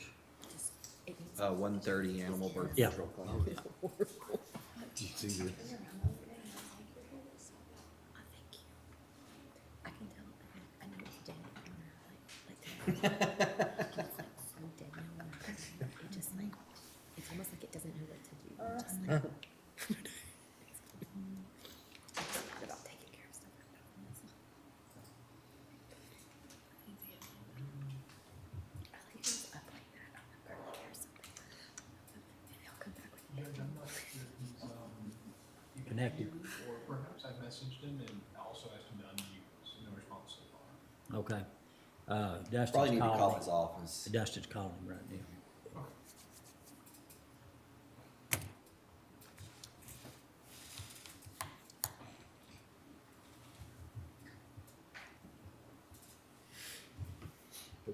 On the last presentation, any thoughts on that? I'm fine. Are there requests? I think they've got some catching up to do, need some help to do it. Yeah, and whatever we can do through ARPA funds as well. Generating how much, how many millions of dollars? 14 million in a weekend. Why you laughing? I'm not. Great. I just wondered why I had thought about that. It's gonna take a slew of volunteers for that. Yeah, it is. I'm gonna request him to give me a letter so I can attach it send it to school districts, to their cross-country teams, track teams, swim teams. County employees. Yeah, we need to do it county employees, but there's a lot of opportunities for students to volunteer. We don't have to run any if we help, do we? Now, I know some of y'all that won't be able to volunteer that are actually participating in the Ironman, but, you know, for the rest of us. Yeah, I'm getting ready for it right now. In the senior division, I just finished my kolache a little bit, a few minutes ago in preparation. I watched a 100-yard dash on television the other day and ended up with pulled muscle in the right leg. Oh, my goodness. Judge, I see Randy just unmuted. Okay. Hello, Randy. Hi, good morning. Well, we had you waiting and waiting and waiting, and then when we opened the starting gate, you fell out. I couldn't count to 5. Okay, well, thank you for joining us today, and we look forward to hearing your report. Okay, let me, just a moment, and I wasn't sure if you wanted to see it, but I'll pull it up very quickly here. Okay.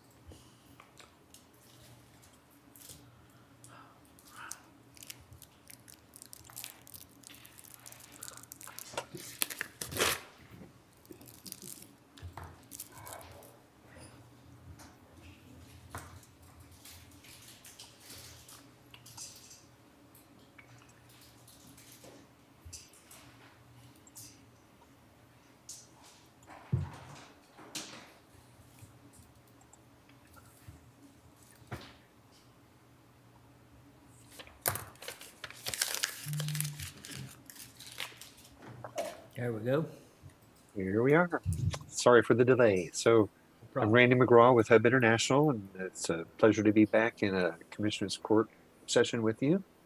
And I understand come September, things will start going back to in-person meetings. So looking forward to that as well.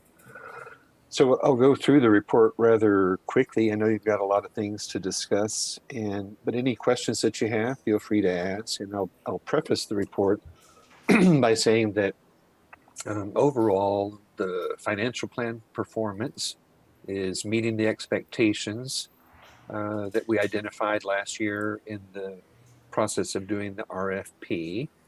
The implementation, a couple little bumps in the road at the very beginning, and we can address those too. But from a financial perspective, unless the county wants to make benefit changes or change rates or deductions or anything, the financial performance of the plan does not look like it's requiring any, well, it doesn't look like it's not requiring any changes to be made to either county contributions or payroll deductions. So that's great news. Before we start, just a kind of general overall comment.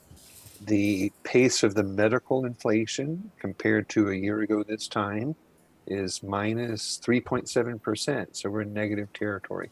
Costs have been on the decline some. And on the prescription side, we're seeing some increase. And that's just primarily being driven by changes in the mix of the drugs that your population is consuming, which translates to there's more people taking higher cost drugs. They're not really catastrophically high cost drugs, but a little bit of upward pressure. But still, the overall combined pace of inflation is in negative territory compared to last year. And here's how the, that doesn't look right. Oh yeah, it does. Yeah, there's the overall inflation. Something's wrong here on this slide. I have to go back and double check that. Let's move to the claims data. So here we're seeing the claims by month.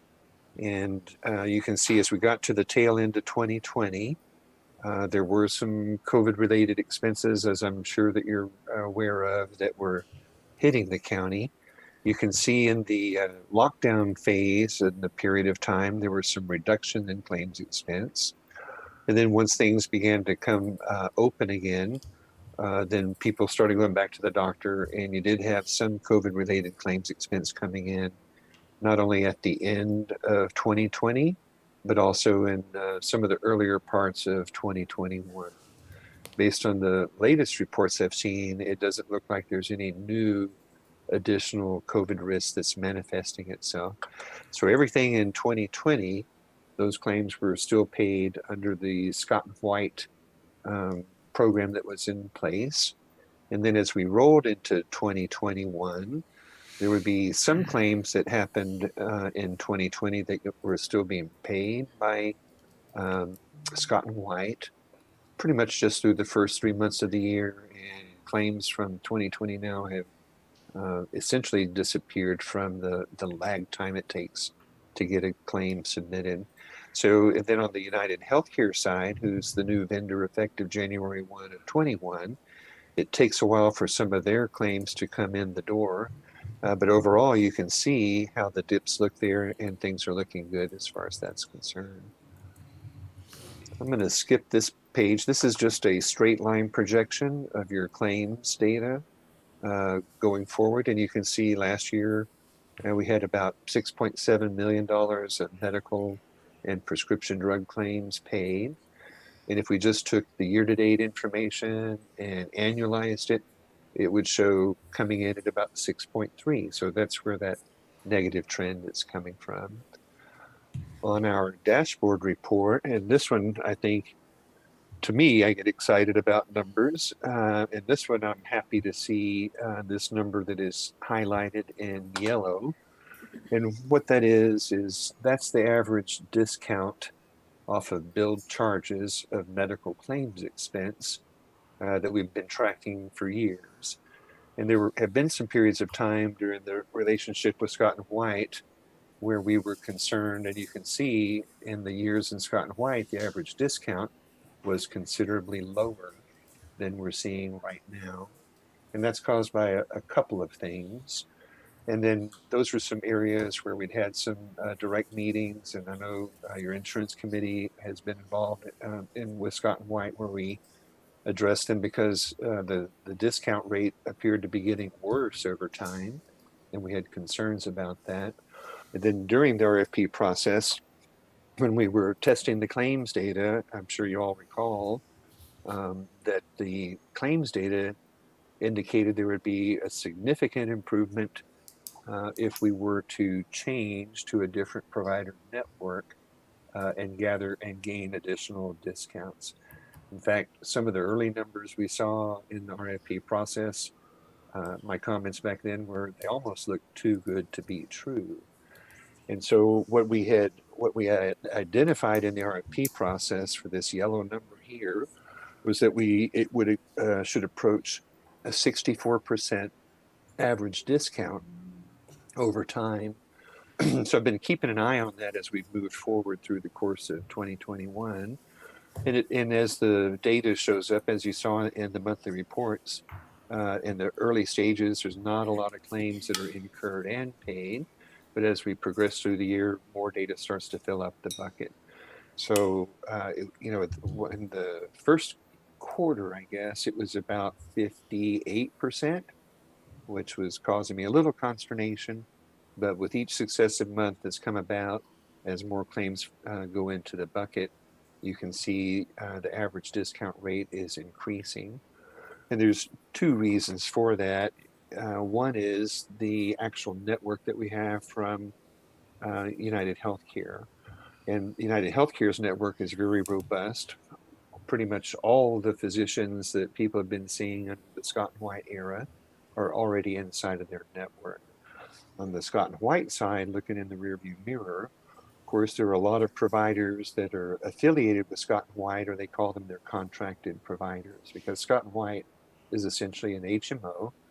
So they own the contracts with their doctors. Their doctors are employees of them, as well as many of their facilities. But when your members would go to other providers outside of that Scott and White ownership, then what was happening was they were accessing those preferred providers through a separate network called MultiPlan, and the contracts under MultiPlan were never as strong as the discounts were under Scott and White. So every time in the past somebody went to a non-Scott and White provider, the benefits they got were still in network, but the discount rate was very low. And then also there was a formula where the county had to pay a percentage of the savings back to Scott and White. So with that part of the network being removed and those physicians now being in the network, that's what's leading to this improved discount percentage there. So that's good. It gives credibility to the analysis that was conducted last year, and also confirms that the numbers that we were looking at seem to be true and accurate as they were represented by the providers that were there. So I think this is part of the best news in the entire presentation. So far year to date, and this is claims data through the month of May, so we'll have some June data coming up pretty soon. But so far, we've only had one claimant get over a $100,000 threshold. So again, while there's been some COVID activity in 2021, none of it's kind of a low level. There's some substantial dollars there, but it's not a case of where you had a COVID patient that had a $250,000 claim or a $500,000 claim. And we've been, of course, reviewing all of our clients across the state. And while you're aware of the situation in your own neighborhood, I've seen some other areas that are far worse. I've seen some other populations, especially in South Texas, where they've had some COVID claims in excess of $1 million on any one person. So not only is this good news regarding COVID, but in general, you don't have any identified catastrophic claims on the horizon right now. You can see in 2020, we had 5 people exceed the deductible, our stop loss deductible, which is $175,000. And we carried the same deductible over into 2021 with United Healthcare. So it's early in the year. There will likely be some additional people that will hit this list. But in the good news is it's not very full at this time of the year right now, and that's great news. All these factors together are working to the end result, which is there's no need to increase rates unless you just wanted to. You can also see over time the moving average cost, and we measure it on 2 units per member per month, that's per every person, or per employee per month. And so whether we're looking, regardless of which unit of measurement we're looking at, you can see, back here in 2017, 2018, we had some tough discussions on funding, building up your reserve, et cetera. But ever since then, there's been a gradual decline in the unit cost of the average cost of claims, regardless of whether you measure it on everybody on a per employee basis. So that's fantastic news as well. And then here on page 11, you can see the same trend factors broken out by relationship. So the blue line is the average cost of employees. The red line is the average cost of spouses. And in children, we've had a little bit of uptick in some of the child claims historically. I would say the new norm for the average cost per kid is about $175 per month, and we're a little bit higher there. And that's just driven by a few larger claims that we've had in the child population. This is a comparison of the plans, and so one of the things that's happening here is things look upside down because you would anticipate the high deductible plan should have a lower average cost than the base plan. And as more people have migrated over there, it becomes a function of the risk. So what the graph's really telling us is that some of our higher cost claimants are in the high deductible plan population, which is okay. But normally we'd see the red line above the green line. And these are gross paid claims expense, but so I'm not concerned about it. I think our strategy is still good in the offerings that we have between your base plan as well as your consumer-driven health plan. So when we look at it, we've looked at these before too, to see revenues versus expenses.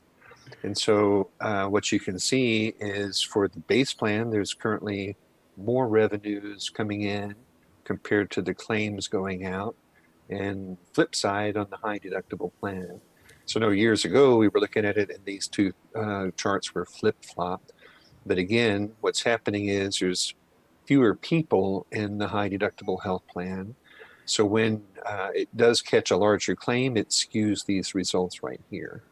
So again, this is year to date through the month of May. So it's a little immature, just 5 months worth of data. And our total objective would be ultimately in a perfect world that revenues equal expenses. So currently the base plan subsidizing the consumer-driven health plan. So in our forecast and looking forward, down in the lower right-hand corner would be where the recommendation comes if there was a need to increase funding. And you can see there's not. In fact, you could reduce the funding if you want to. But I would say we worked really hard to get to this point, and the money is your money, and you certainly could redirect some back to your general fund if you wanted to. That's your money, it's your discretion. But as you're aware, we're not totally out of the woods yet on COVID. So for our customers where their charts look like this, our recommendation is let's just keep everything the same until we get a little bit further down the time path before we start making any considerations to changes, unless we just want to make a change. The other part of the good news too is that our reserve target for keeping money in the fund to keep the fund healthy to pay off incurred but unreported claims is in the neighborhood of $1.6 million. And currently you have about $3 million or in that neighborhood. We expect you'll end the year close to $3.8 million in the fund, and even going forward, have some additional monies available as well. So if there was a need to take money out and redirect it, that's fine. We've had some customers that have done that, and sometimes when that happens, they take the money out, and as soon as they take it out, the claims increase, and 6 months or 7 months later, then we're back saying, well, now we need to shift the money around. So I think holding the line steady going forward is a good strategy in terms of the funding portion. And we also have a separate slide for the dental plan. So as you're aware, we also changed, a few years back, we changed from a fully insured dental plan to a self-insured dental plan. And this is a voluntary benefit. This one is paid by employee contributions. Being self-insured means that ultimately the county is on the risk if the claims exceed revenues, which we don't want that to happen because it's not intended for you to be subsidizing the dental plan. And also last year, we introduced a higher level of benefits. We made some changes to what we call the base dental plan. And then we made some additional changes to a buy-up dental plan. And the dental plan was well received by your employees. Overall, you had about 100 new employees decide to take dental coverage on January compared to the prior year. And a fair amount of them did go ahead and select the buy-up plan, which offers the richer benefits. So it's a similar story on the dental plan compared to the medical plan. For there, we think having a reserve fund balance of about $80,000 is prudent. At the beginning of this year, you began in your account with about $100,000, and we think that may grow to $135,000 by the end of 2021.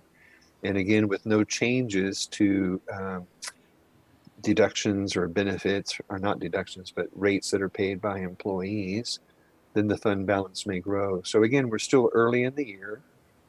It's a phenomena that we've noticed across the state. Back in 2020, dental utilization basically just fell off a cliff and people stopped going to the dentist altogether, which I find interesting because dentist's office practiced good hygiene even pre-pandemic. So I thought one of the safer places to be was in a dental office, but nobody wanted to go to the dentist.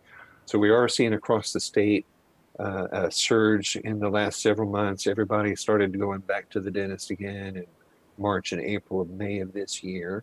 So we may see this fund balance not grow as much as we anticipate as more people get out there and take advantage of the new dental plans that they have.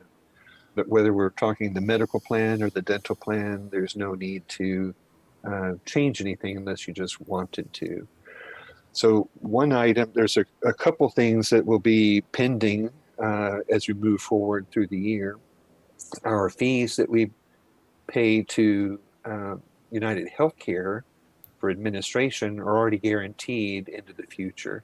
So at renewal time, there's no need to be concerned about any changes to the administrative fees.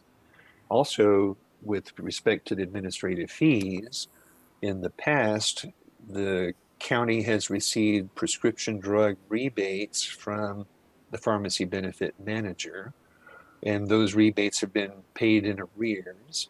And under the relationship with United Healthcare, the rebates are being advanced to the county and applied towards your administrative fee expense. So when we're looking at the chart right here, you can see we're currently not writing a check to United Healthcare for the cost of administration. And so they're fronting the money to the county to offset that. And there's going to be some additional rebate money left over. So part of the RFP process resulted in an increase in the guaranteed rebates being generated. And we took advantage of the opportunity to make this fixed cost expense go away, and you'll still have some additional monies coming in.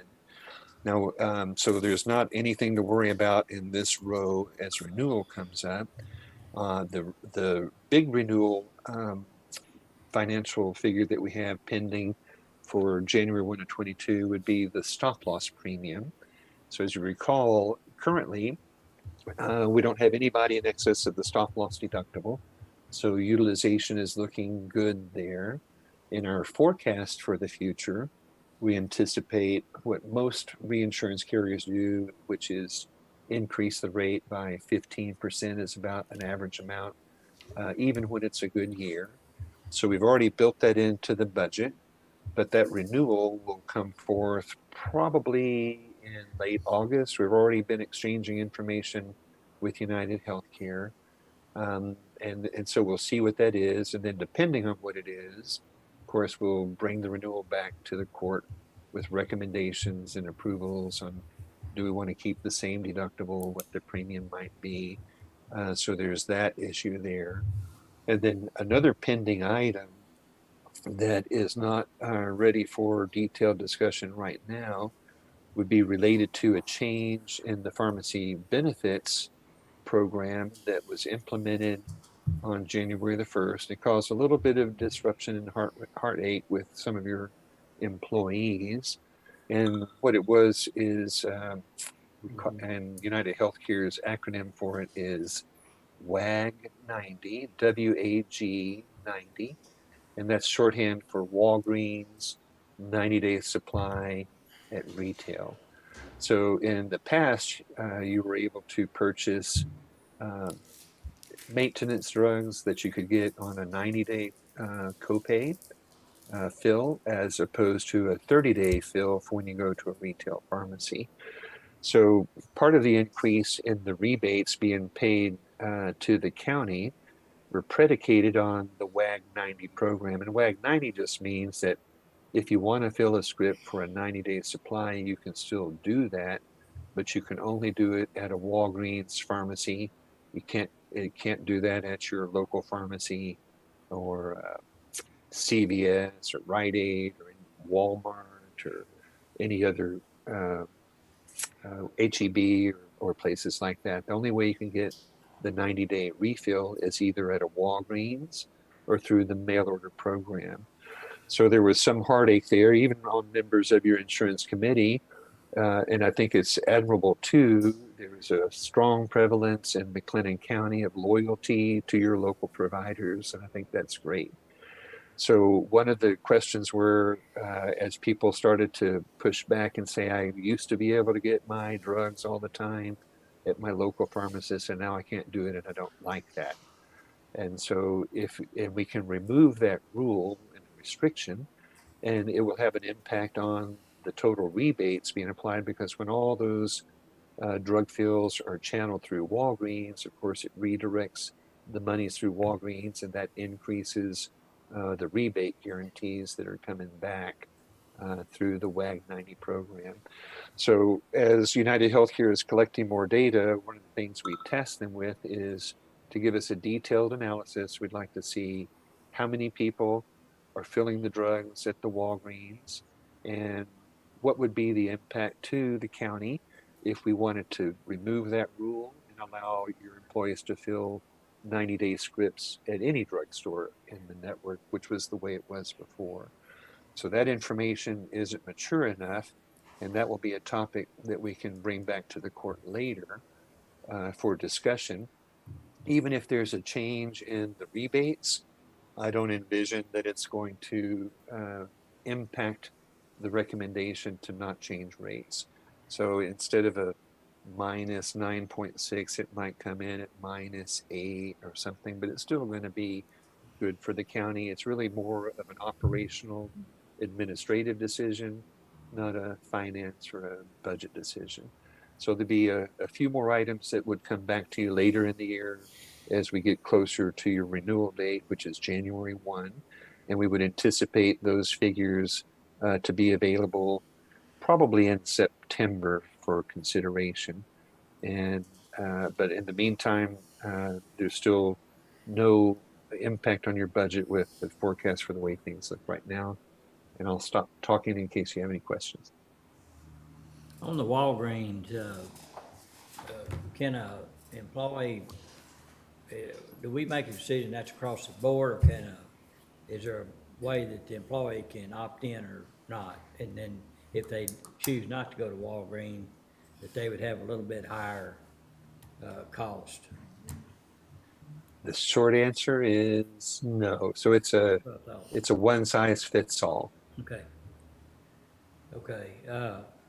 The other thing, you know, generally, and we found it to be helpful for the county to adopt a, you know, a written reserve policy, you know, for the county's general fund. And is that something, do we have a policy, or from what I'm hearing, we take your recommendation on the reserve being adequate or not adequate? And I trust your opinion on that. Just thinking about for the long term, should we have a policy that is specific about what the reserve needs to be? And the whole reason for that is so we don't get into this changing and where we have a great year and we get into the mindset that it's going to be that way for a long time, and then so we lower premium cost, and then all of a sudden there's a big change and we have to go up a lot, or it's going to be on the back of the taxpayers, which both of those are not good. So is We've never lowered the premiums. Pardon me? We've never lowered the premiums. But we don't want, I mean, I'm But, just and I saying. don't think we're wanting to, I mean, I don't think the committee is wanting to lower.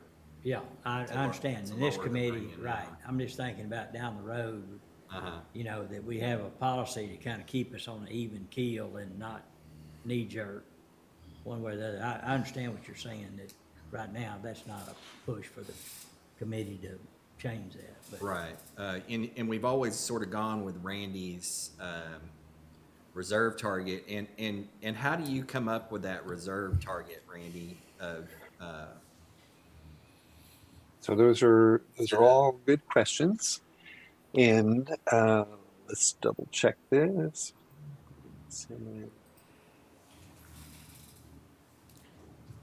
So there's no statutory requirement for you to have a reserve policy Right, I understand. specific to your health plan. There are some configurations of county self-funded plans in the state that are referred to as a risk pool. And that's a certain provision of the Texas Local Government Code that actually has rules. And so if you were organized as a risk pool, then there would be, it's not a requirement to, well, actually it is. So the way the Texas Local Government Code says, if it had a rule that applied, would be that you need to hold a 60-day claims paying capability as your reserve to meet the requirements of a risk pool. And so we've got one county in our book of business that is a risk pool, and that's El Paso County. And for years they held 90 days or 3 months. And last year they decided to lower that to 60 days, kind of operating under the theory that we would rather have that money in the general fund instead of in the health plan. And then the COVID pandemic came along. They were not as fortunate as you, and the fund drained. And so now they're kind of in the situation that McLennan County went through a few years back, where now they're trying to rebuild the fund, and it's requiring some considerable changes there. So what we've got built into this equation here is a 90-day claims paying capability, which is the number here, the $1.6 million.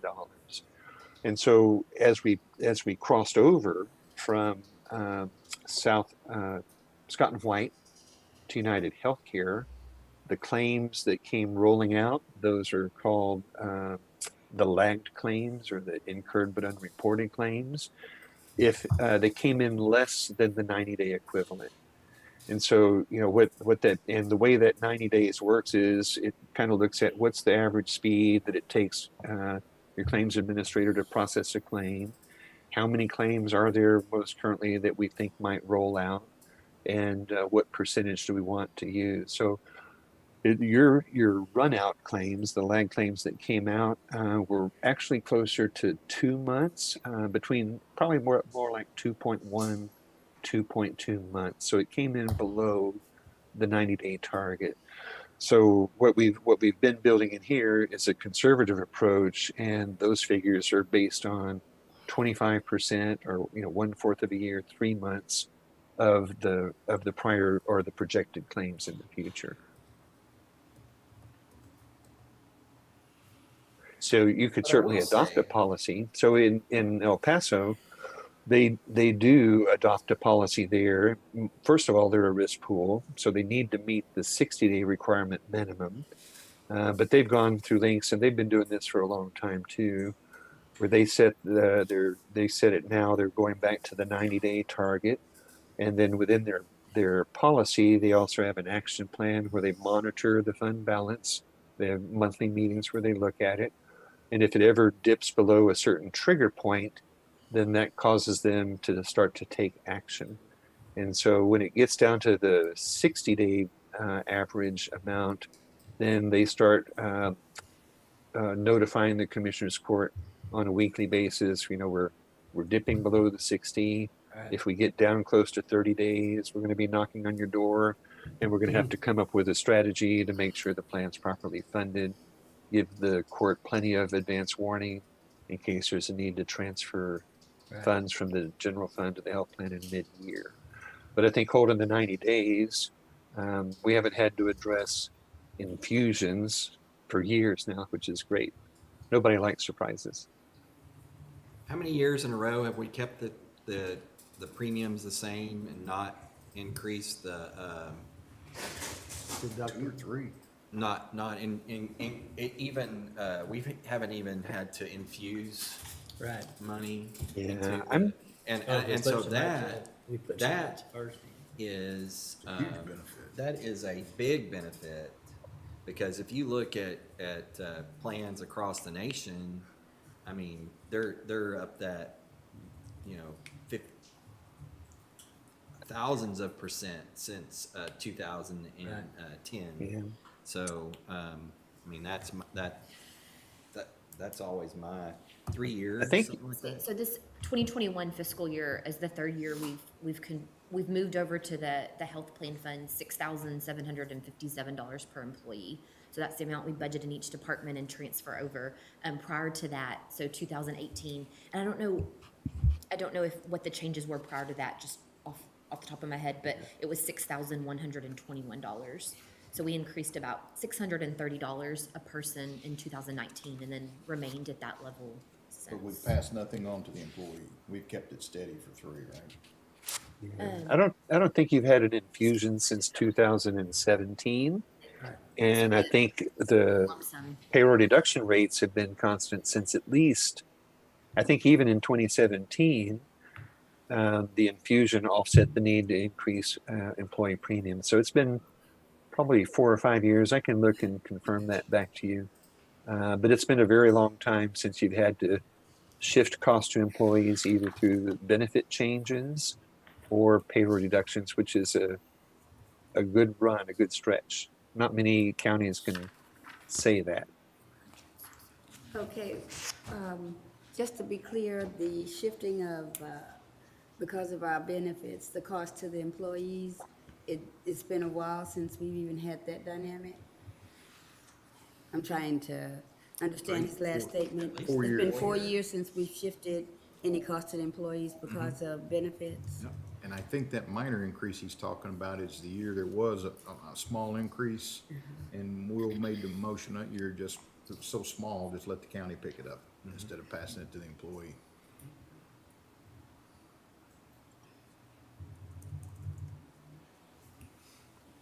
I'm gonna stop sharing my screen. I can answer the question pretty quickly, I think. Let's see.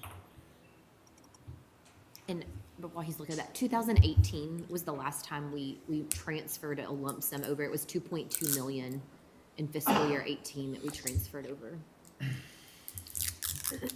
2.2 million, what he was calling the infusion. Okay, 28,000.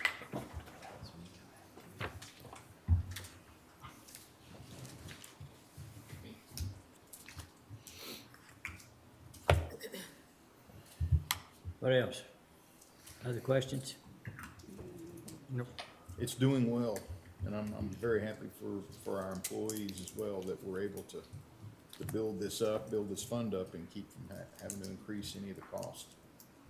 There's been a couple hiccups, but I think for the most part, it's been minor. And, it's interesting, some of the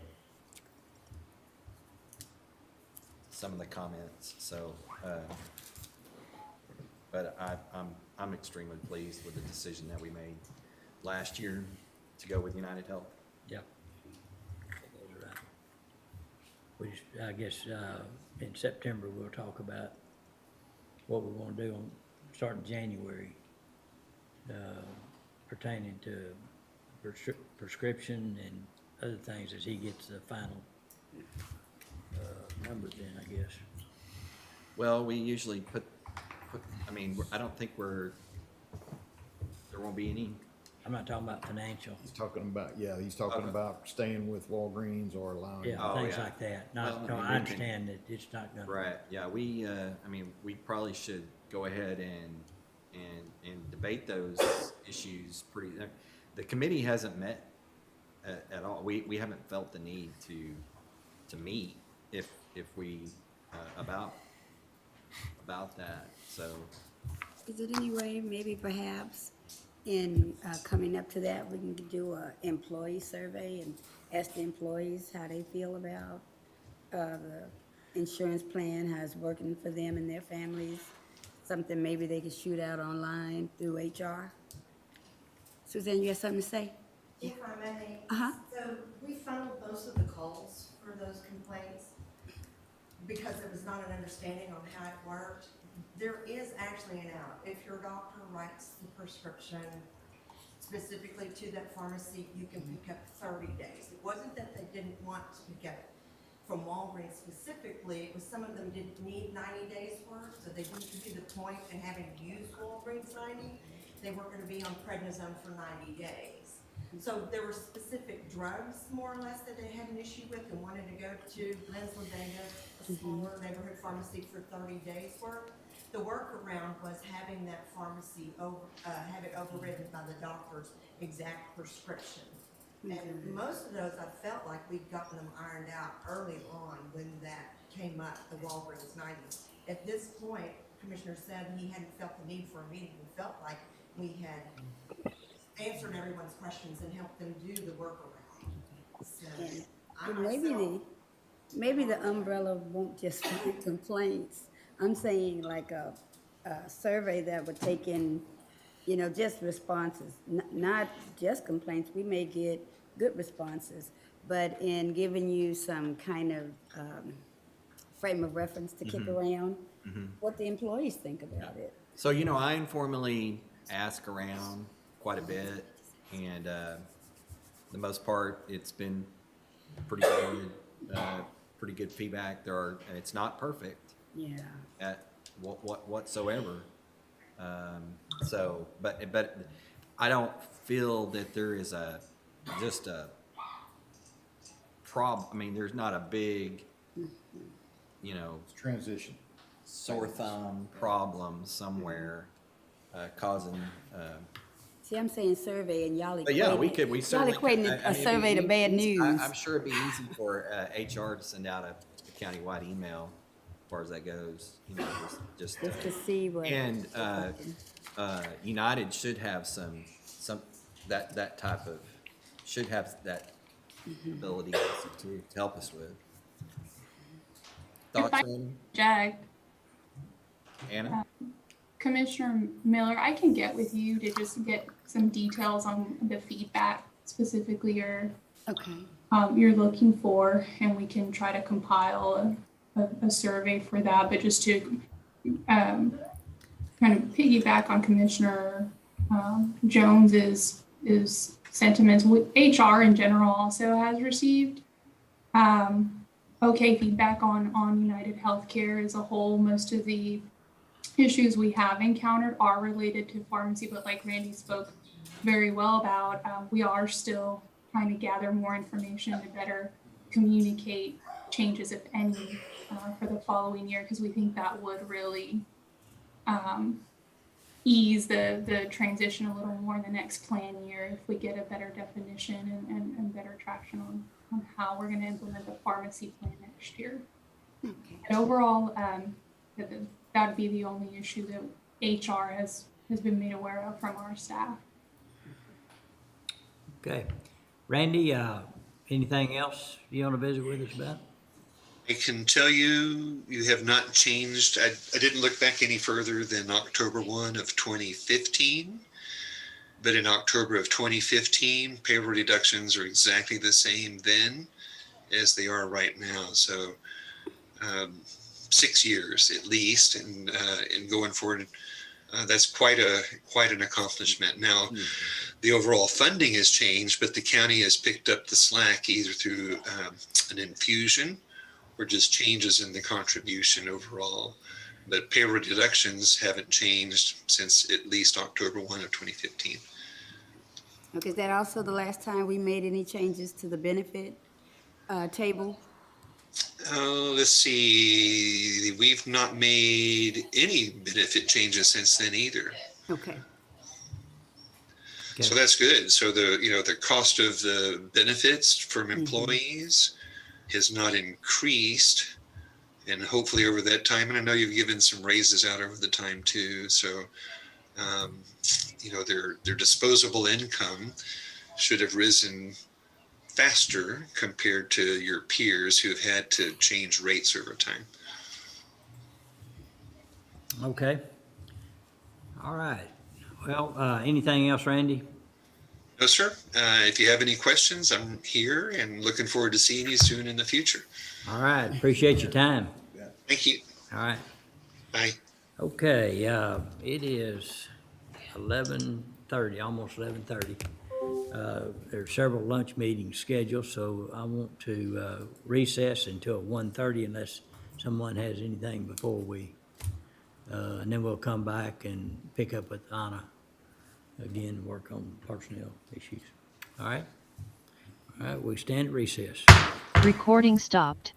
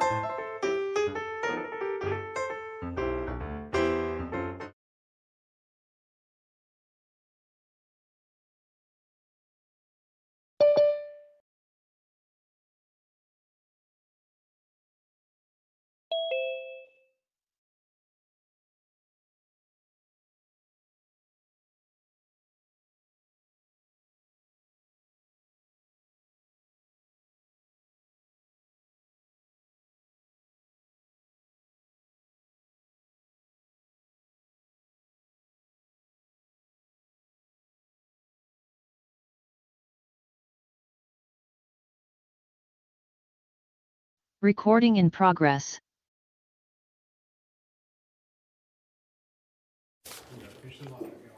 Okay, let's call court back in session. All right, today we have Carrie Keel here to talk about animal birth control clinic and some needs that they perceive they have. Thank you for having me, Court. I really appreciate the time on this topic. I welcome any questions. Does everybody have a copy of the materials? Yes.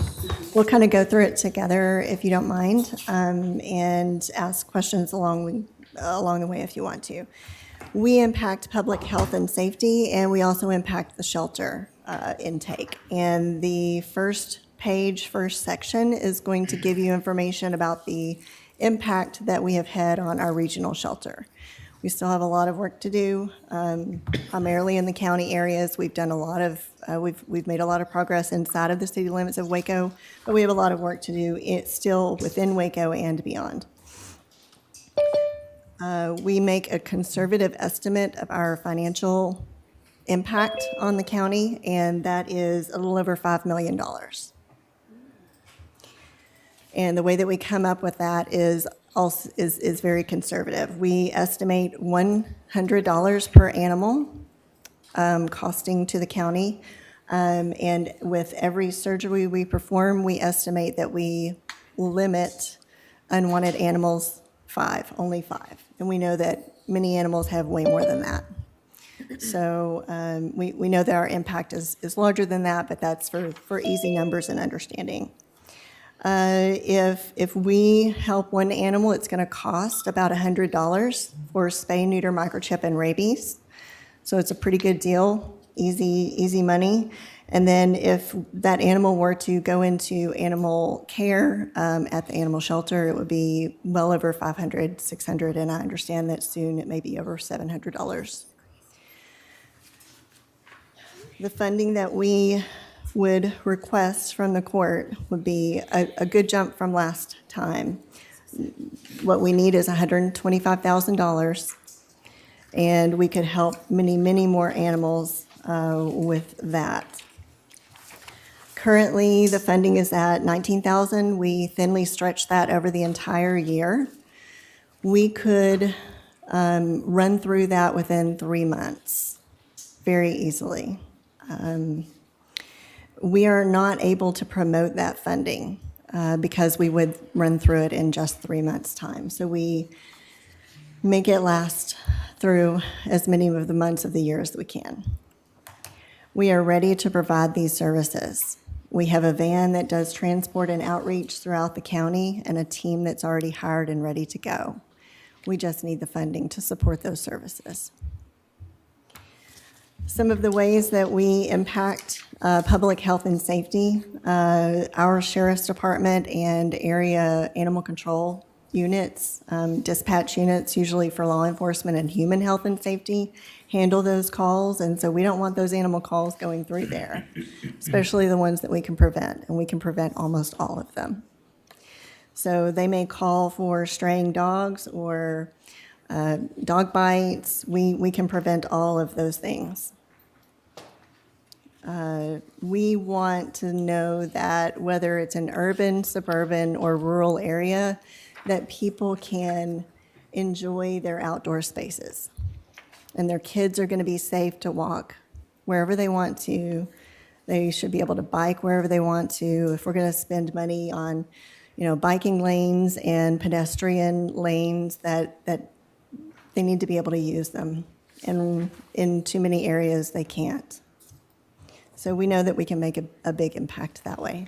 There are additional details on the back page if you have any additional questions there. What are your other sources of funding? The local foundations support us, Waco Foundation, Rappaport Foundation, and Cooper Foundation. They will soon be helping us with a purchase of a second van or replacement van.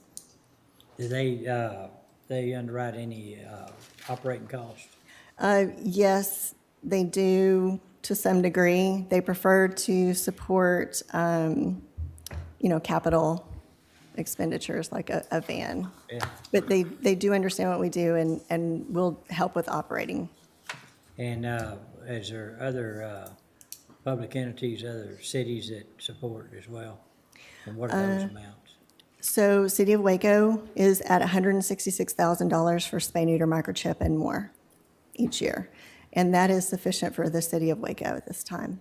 So how does that, how was that price that amount, figured? Is that on population or what? How did they come up with that amount to Yeah, provide? is there a formula to that? Or I don't know how they came up with that amount.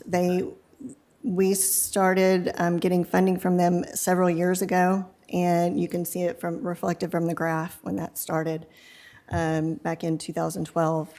And that was I can't remember the dollar amount of the initial funding, but they increased the funding to $166,000 themselves. We didn't ask for that additional funding. Okay. They were so impressed with the impact.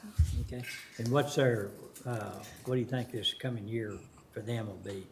I have the Animal Welfare Advisory Board, which advises the city council on funding issues, recommended to repeat that. They've not changed that in several years, so we expect that it would be repeated, but we don't know that for sure Right, yet. Right, and then the balance would come from individuals that, Individuals, we have about 66% of the people who come to us for services do pay something on their bill. About 33% of them need full funding help. What's the total budget? For the clinic, Yes. $2.3 million.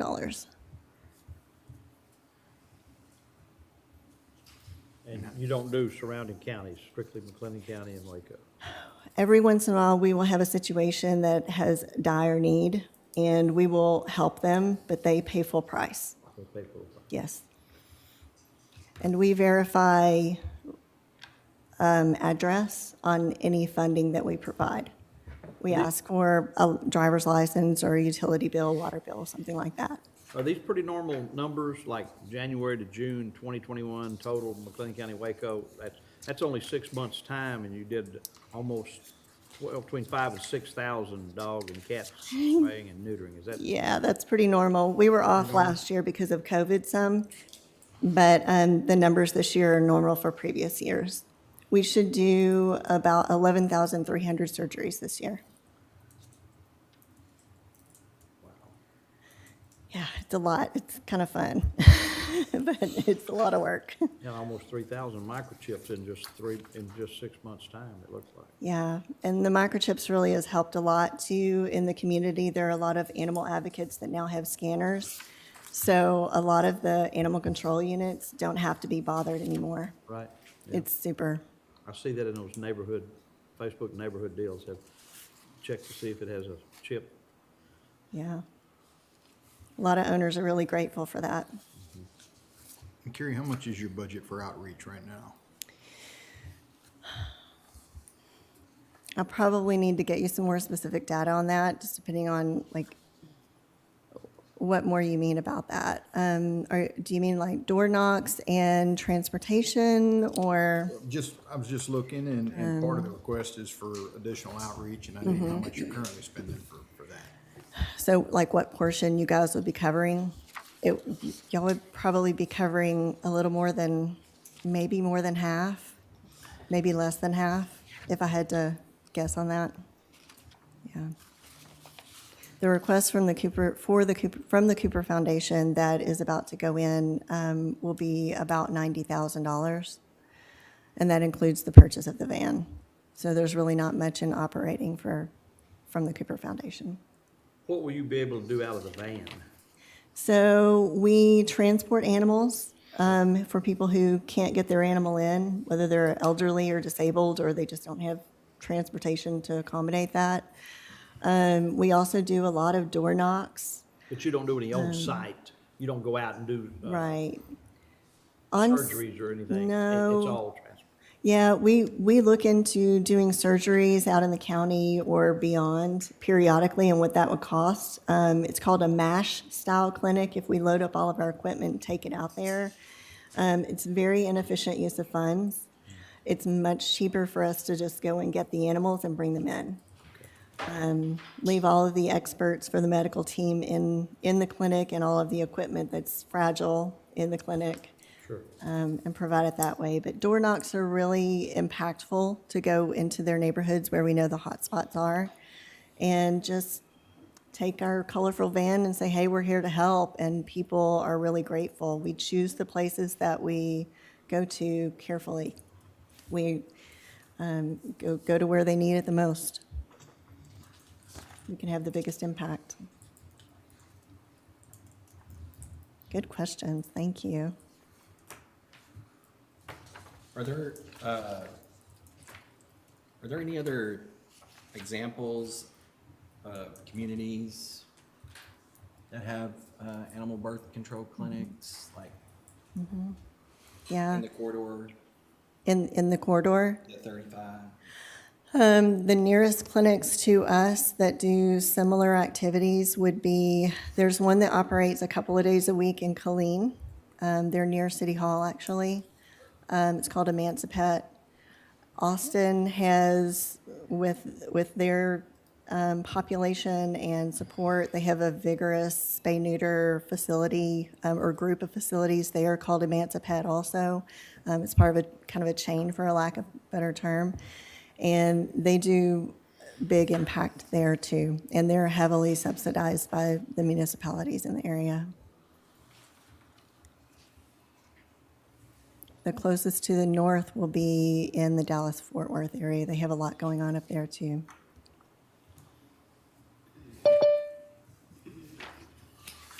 Other questions? I would like to know, and maybe this, Francis can talk to somebody over in Waco, if they have a formula, how they determined that was 166, was that based on a formula or just pulled it out of the air? Is there any way to find that out? Sure, we could contact the budget office or the finance department and see if they have any information, definitely. And you said that comes through their shelter program? Animals, yeah, through their animal services budget. At the time that was changed, it was changed with some directive from, I think, Randy Childers. Okay. So, He retired, right? yeah. I mean, we know how much per animal that is billed under that, but on where they pulled that number out of, I don't know. That wasn't me. That was the only question. That's a great question. I'd be curious too. That was the only question. Yeah, I'd like to see what formula they used. Okay. Other questions? Nope. Thank you all. Thank you. Thank you very much. Okay, that's the last presenter, right? Yes, sir. Okay, Anna? You got one?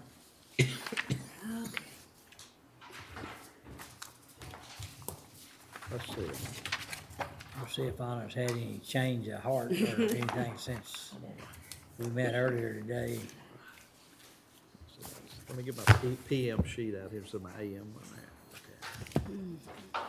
Yes, and so Haley passed out, just based on those decisions that you let us know about earlier, this shows what you gave us the go-ahead so far on. So that the second page shows all the new positions and the salary changes so far. Of course, just for the proposed budget can always be changed. And then the third page is the title changes for the tax office. So just to kind of condense it a little bit. Is this Easier what to y'all look did at. during lunch? Okay, I'm just wondering. That's lunch. That was a busy lunch.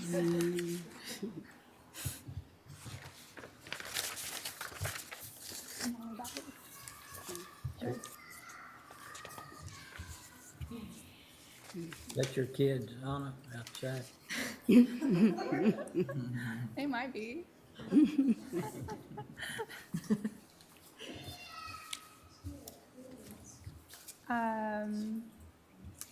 No major changes of heart or nothing to bring up different than last time. And then I think the items still pending are, that were tabled, were the treasurer's office. And then you had, I think, 2 accounts that you want, it was incentive pay and calendar pay. Yes, so I just wanted to bring up that we do, in the budget, which we have in the proposed budget right now, there's an amount sufficient to cover incentive pay and bilingual pay based on the current policy. So I just wanted to let you know that is in there. You know, of course, you know that you're free to change that policy or pull the policy or whatever you decide to do at any point, but that is what is in the proposed budget for the meantime. And we have, of course, a criteria for qualification, as far as, bilingual. Is that true? We do, Yeah. so. And so what about the level? I mean, how many? I mean, There's a limit in there. yeah, So each department needs to submit a request to HR, noting how many positions they need bilingual pay for. And we always, every time there's an increase to that number, we present that to court. We don't just automatically assign that to them. We still have to receive court approval for that. Once that approval is received, at that point, then HR conducts testing for the individual in that position, and that only then is bilingual pay assigned to a position. okay. But is there an aggregate total for the entire, all county departments, or there's There a number is. which has been determined not to go, what is it, 65, or I can't remember what the number? 61 positions I was close. right now are approved for, not all of them are filled, but 61 are approved to receive bilingual pay so far. And then HR has added to that for next budget, just accounting for new positions as well. But that's in the budget. They're not approved, the departments aren't approved to receive that pay yet. We still want to hear from them as to whether or not it's needed. I have one question, not these salaries alone. Okay, on the compensation review for the employees that we looked at that weren't at .8, such as the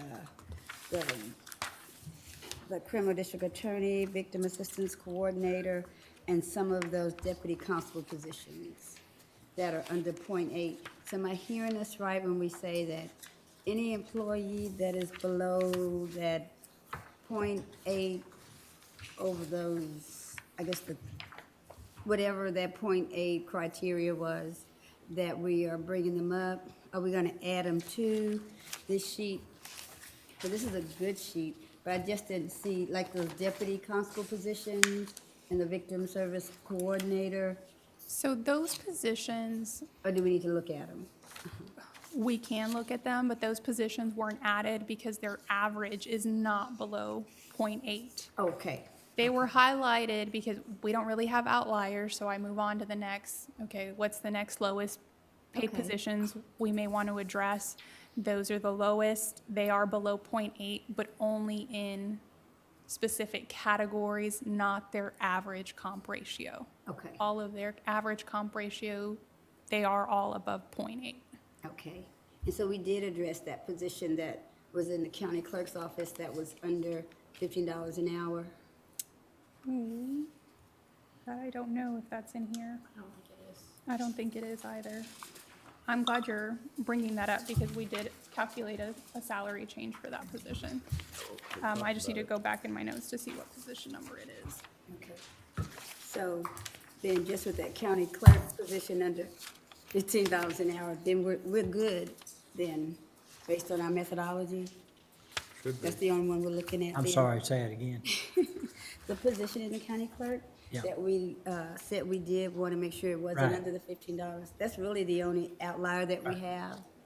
And after that, we're good? That's what I recall. Okay, Yes, ma'am. okay.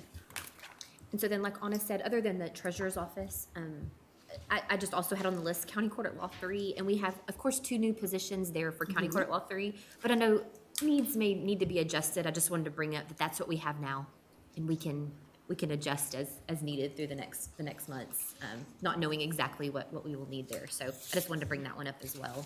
Okay, thank you. That's, Thank you, Francis. But yes, other than the treasurer's office, I think all Okay. requests have been addressed.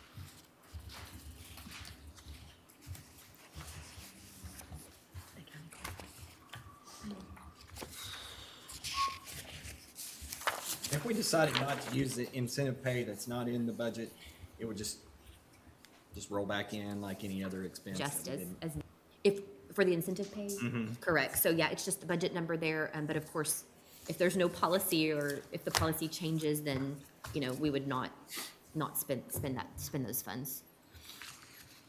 Did we maybe want to change that?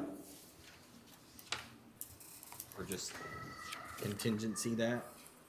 Like, do a $1 placeholder there? For next year's For incentive. next year's incentive pay?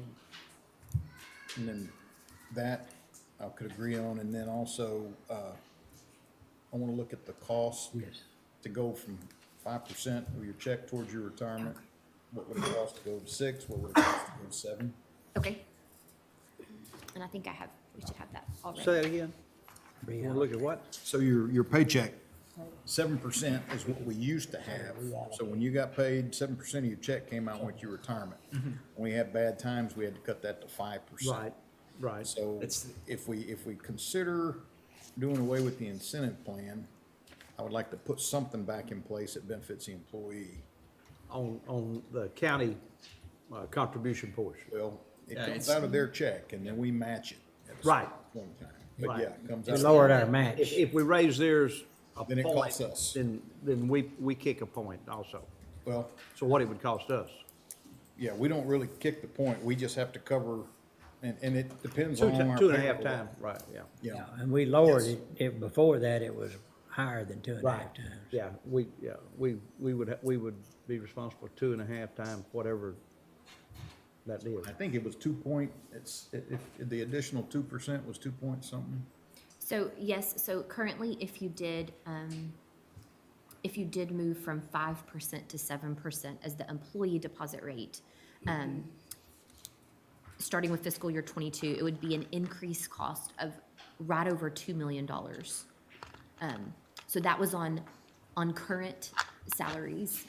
So of course, if you had a COLA, then, you know, that just keeps on, but Yeah. that changes next year. It's our retirement rate, instead of being 13.19, would be 16.83.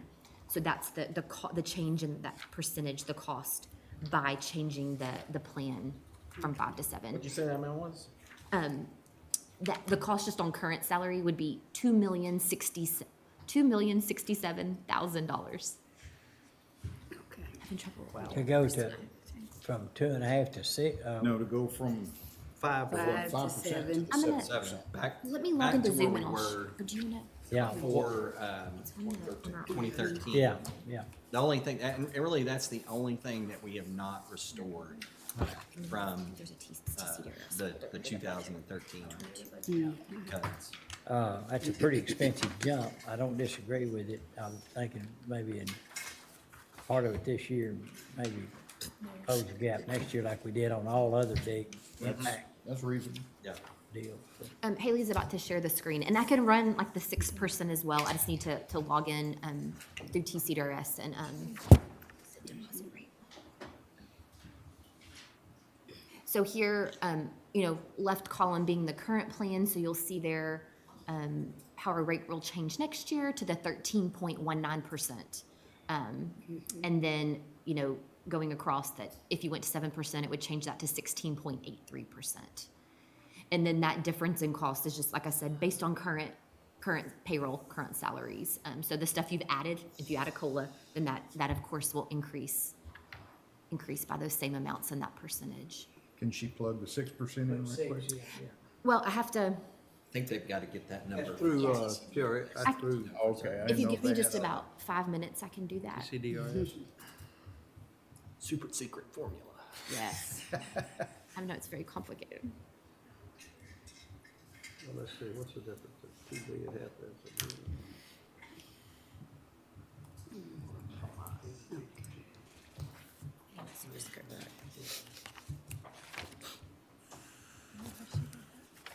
What's Maybe this needs what's to the be a max separate home employee thing. put in? It is 7.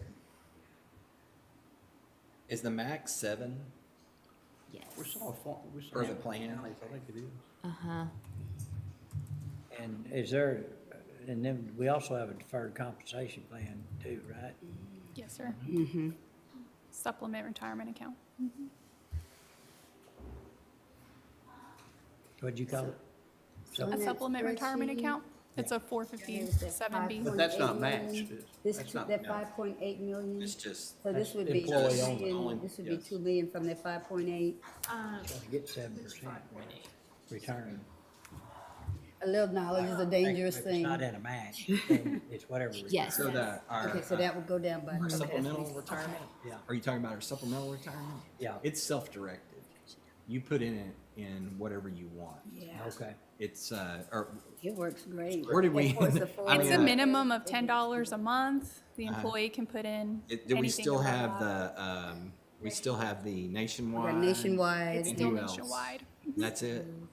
Right, that is the only addition to And they're, PCDRS. and that has an anniversary date that, a certain time that they can actually But they declare for grandfather that. It AIG, can't be all because I during got the year, AIG, can it? Oh, because I yeah, had right. it, Uh-huh. they grandfather To that join, one. to take it, that employee, that what do you call it, a 457? Or The 57B? 457B. 467B, can it, is that a certain time of the year that they can elect to do that, or is it any time during the year they I can? think it's Any really time of rolling. year, they can change that. Oh, they can? Oh, can we? They can change the contribution at any time. They can drop the contribution at any time and just cancel. They can add it at any time of year. Is that As right? long as it's a minimum of The 10. anniversary I time. thought it was I just, thought yeah, it was, I thought it would have been enrollment open too. enrollment. No, it's not subject to open enrollment rules. You better not tell me that.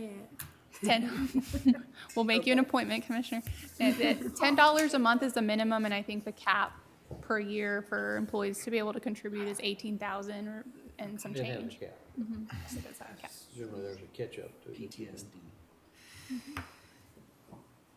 Is it pre-tax? Pre-tax? You can contribute to pre-tax? Yes, I believe so. Yeah, it Yes. is. It's a tax shelter. Yeah. That mean he gonna get me when I retire? Sooner or later. Pay me now, pay me later. I tell you what, it didn't take that much of a hit when the stock market kind of went down. Yeah. But I'm real safe in my investments, but I didn't take a hit. That bad.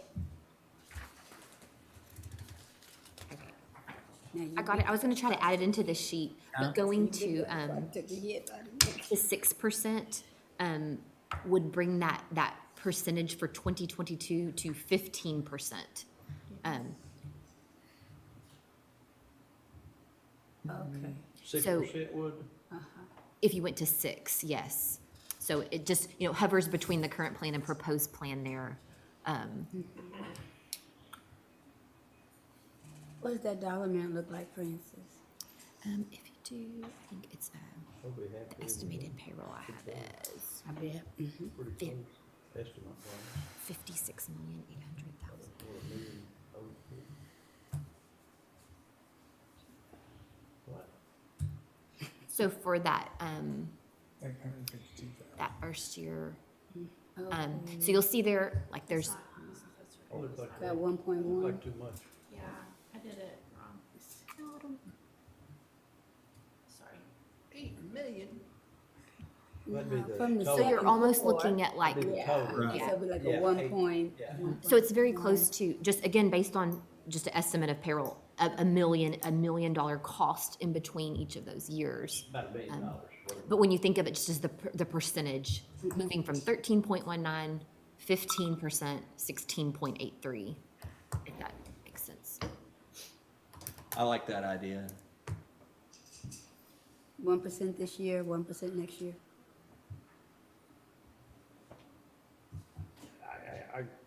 Yeah, I think so.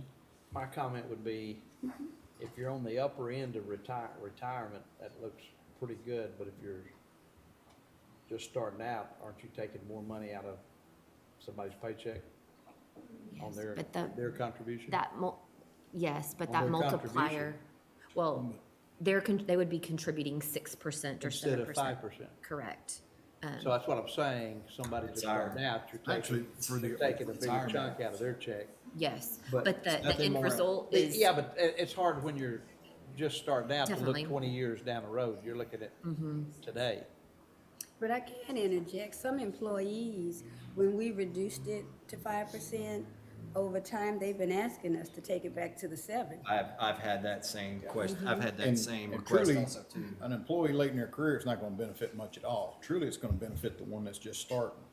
In the long They run. get more in the long long run. run. If they stay up, And Yeah. which you need to be thinking that way. I mean, but they're not, Not many do.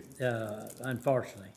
But you're right, if they focused on that earlier, which I think HR tries to show that they will benefit and make a career out of it instead of job. I'll put it this way.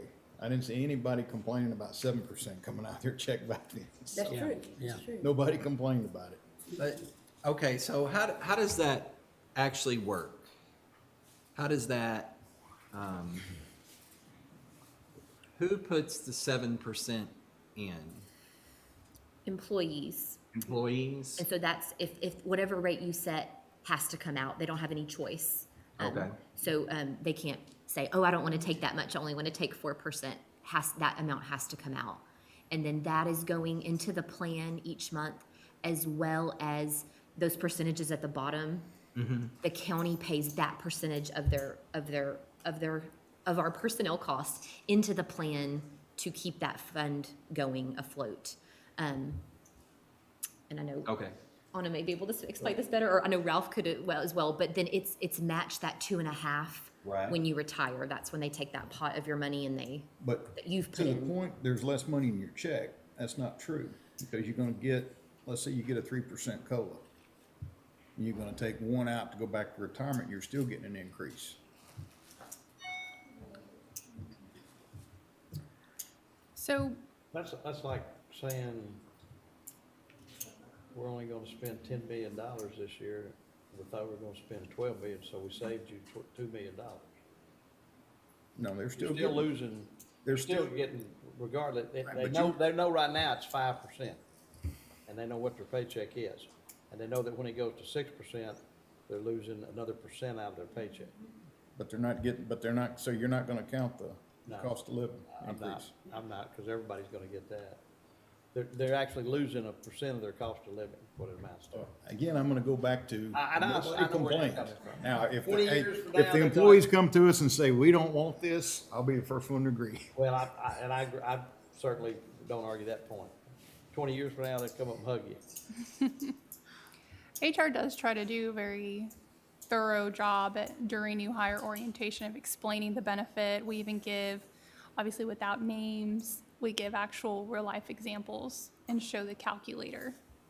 If you work this amount of time with no raises, which is not likely in a span of 20 years, That looks good. this is what your monthly payment is going to look like. Looks good. So we do try to emphasize that to new hires, but for some of our folks that have been here for quite a while, some of our turnover, especially this past year, have been folks that are retirement eligible.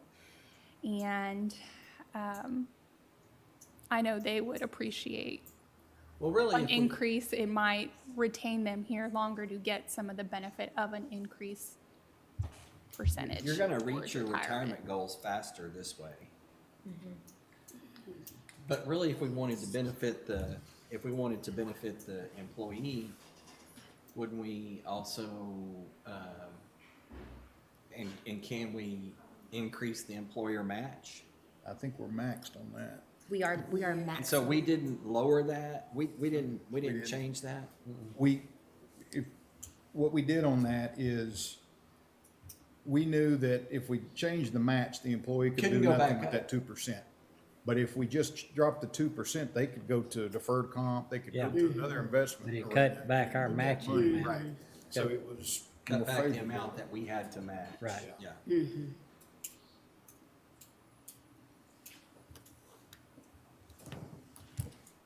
I'm good with the 6%, but how it's, I'll go along with certainly whatever.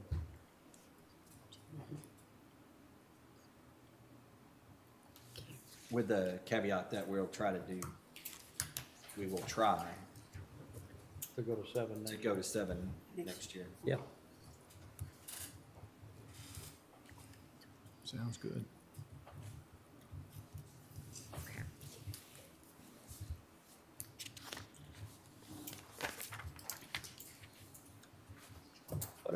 questions do y'all have? Do you have anything else outside of our last request and COLA? Cola? Yeah. Let's go to cola. Yeah. It's just getting in there for the, am I getting this in on the advertising part? Pull that up.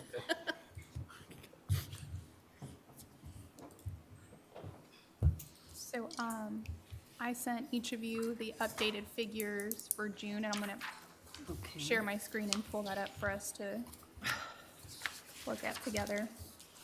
On the COLA, we talking COLA? Yes, sir. Okay.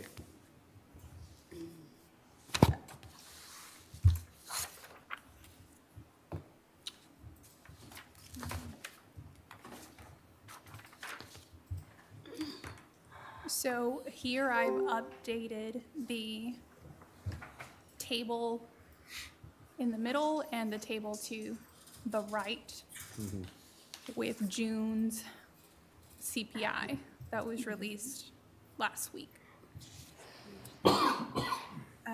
So that's been incorporated into the average, and so there was a change to both of those COLA calculations, those figures.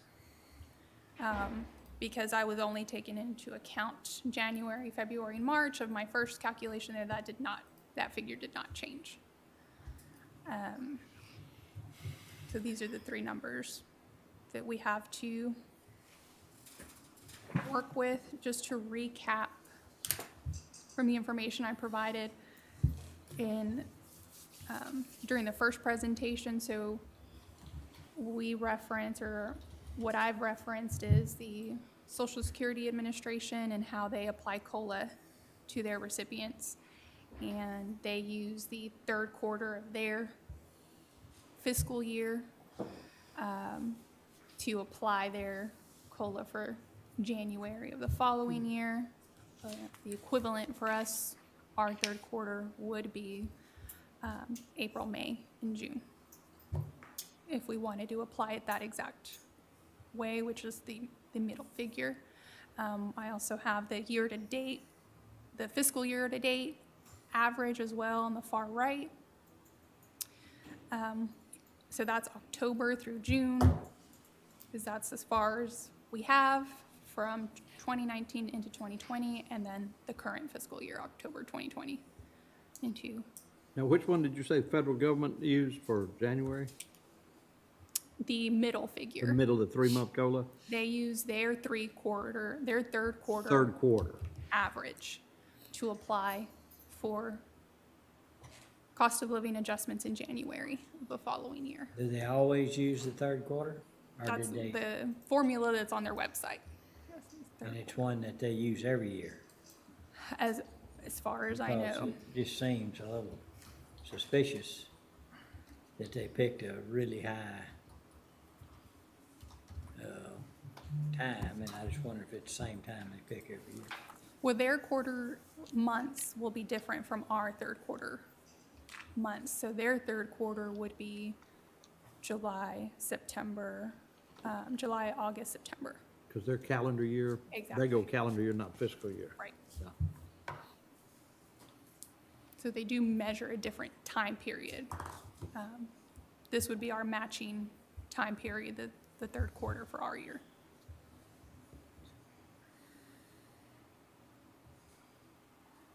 I wonder if much of this change is it from eccentric inflation, artificially driven by COVID and other things where production was cut way back because of lack of employees or whatever, trucking and all that, and then so all of a sudden the demand's back and they can't deliver the supply. There's no such thing as on-time delivery anymore.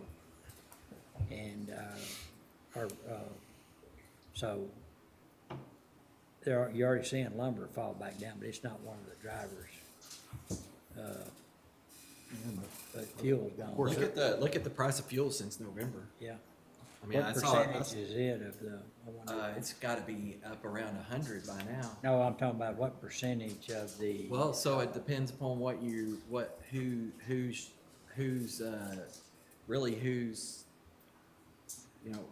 you can put it in, or, you know, you can kick it. You always hear that it gets kicked out because it's so volatile, but lately it's been volatile straight up. Yeah. And I know Is the it- argument is. Is it a factor of the CPI? It depend, so again, it depends upon your, well, what CPI are you, referring to? Who? American? But, like, Waco, what Texas. agency? I don't Social know. Security, I can pull. Bureau of Labor and Statistics. Social Security, You know, things like that, because you always hear that they kick out food, excluding food and energy and things like that, which are volatile. They are. I mean, they do affect, whether they're in there or not. We Right, know yeah. it.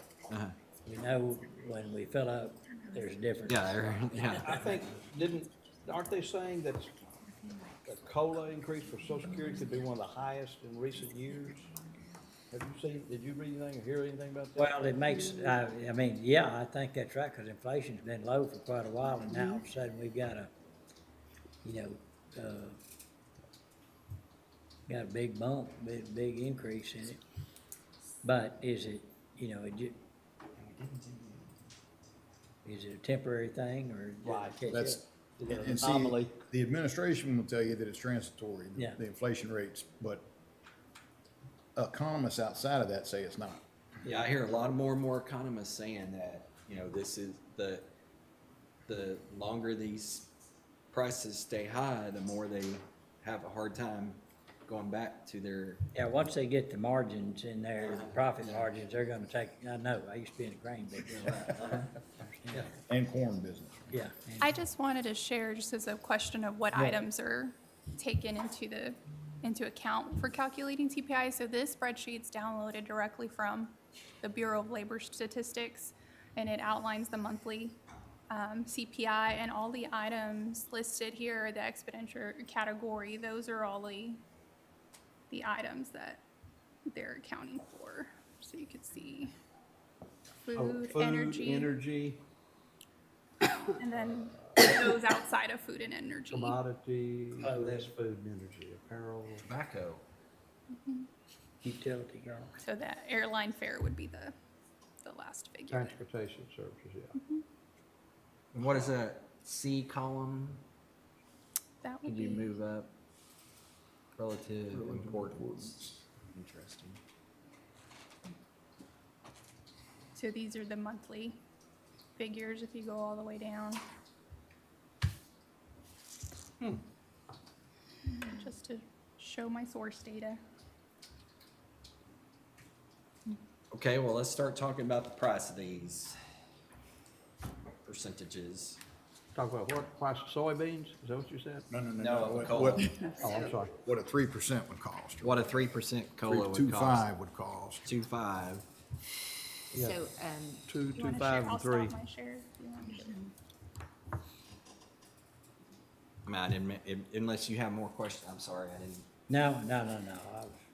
so these calculations that, like the yellow box right now has 2.5, and then Haley can change it to whatever you want. At the top, there's just a 1, 2, 3, 4 already plugged in there. But the total cost is on that far right column with benefits and taxes.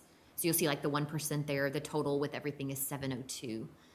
These are calculated on current salaries, as well as also adding the COLA onto our step pay amounts, which we do to keep those in line with what they should be. So this would be for all positions that are eligible to get the COLA, as well as step pay, what that would cost. About a 700,000 step each time, isn't it?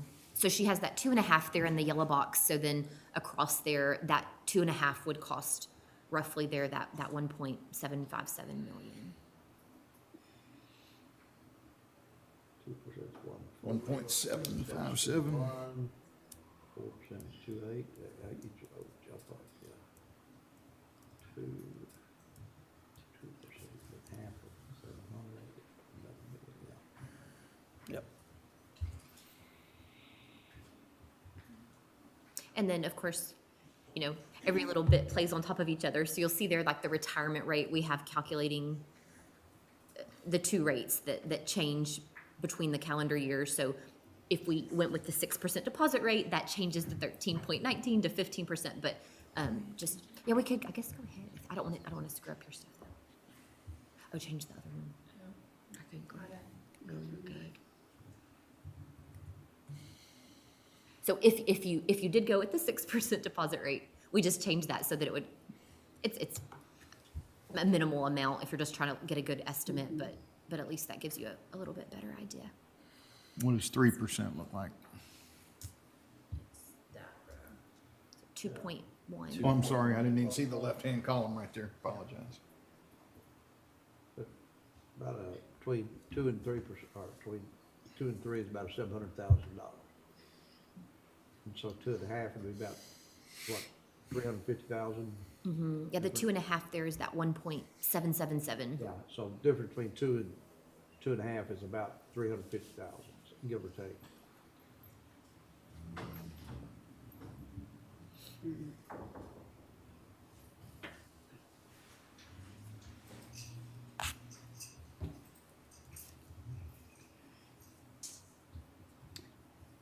Okay, so.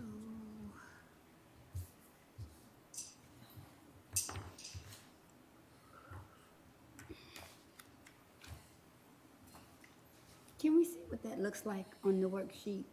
Oh, sure. Okay. Looking at 2.5, or is there another number that? 3. 3? Along with the retirement. Yes. Okay. You said, looking at 3%? Looking at 3%, yes, ma'am, and then the 6%, oh, never mind, that's not on there. No, I gotcha. Okay. Let's see what it does to On the total that budget? flow sheet, on the flow sheet.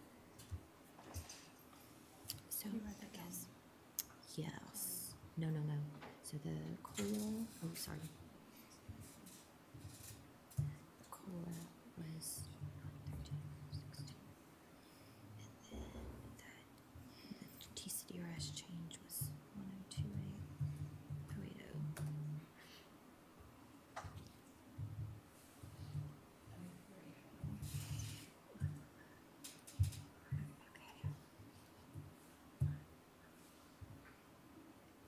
Can you scroll down just one, a couple ways? Perfect. Okay, so then that, Where do the other 5.2 number to the side? The number- say that again? That little 5.2, what did it do? Oh, okay, yes, there. So if you were trying to stick within the 33%, that's the amount that, and of course, there's 2 sections there, the top, that first ending fund balance is, the things that are all embedded there in the operating budgets that we've gone through. I know there's a couple things we need to clean up today, as well as some of these outside entity requests. We've been plugging those in and we need to go back to those. But then below the Personnel's line. gonna change, right, too? So that personnel requested line, that is what you have, what we finished up Already today. So those few changes, increases, and then the new positions, plus any cost associated with them. Okay. And then your 3% COLA, the change in TCRS deposit rate to 6%, right, yeah. And then, again, something else we need to come back to today, but, there was a number, 2 to 3 million. Do we want to budget for bridges, low water crossings for the year? So just something to think about. When does all that translate into a tax rate? When do we see what all that does? So this right here, this scenario, the very top yellow box, that is currently the preliminary no new revenue rate. And so then Monday, we will have the recalculation based on the certified values. But we can right here just play with that. We can change that to whatever you like, and you can see how what the end result looks like. Yeah, I'm caught up, I got 898. Okay, tell me if it's a lot. What? So tell me if I need to go back to anything. Well, if you're gonna run the 3, I'd like to see what the 2.5 looks like compared to the 3 on the total budget. The 2.5 COLA. Yeah, I would. Let me pull it up here. I may be the only one. No, I think you'll do it. It's 1757346. Make this bigger. 500,000 from 3.7,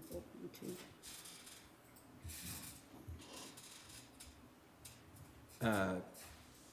So while she's calculating the,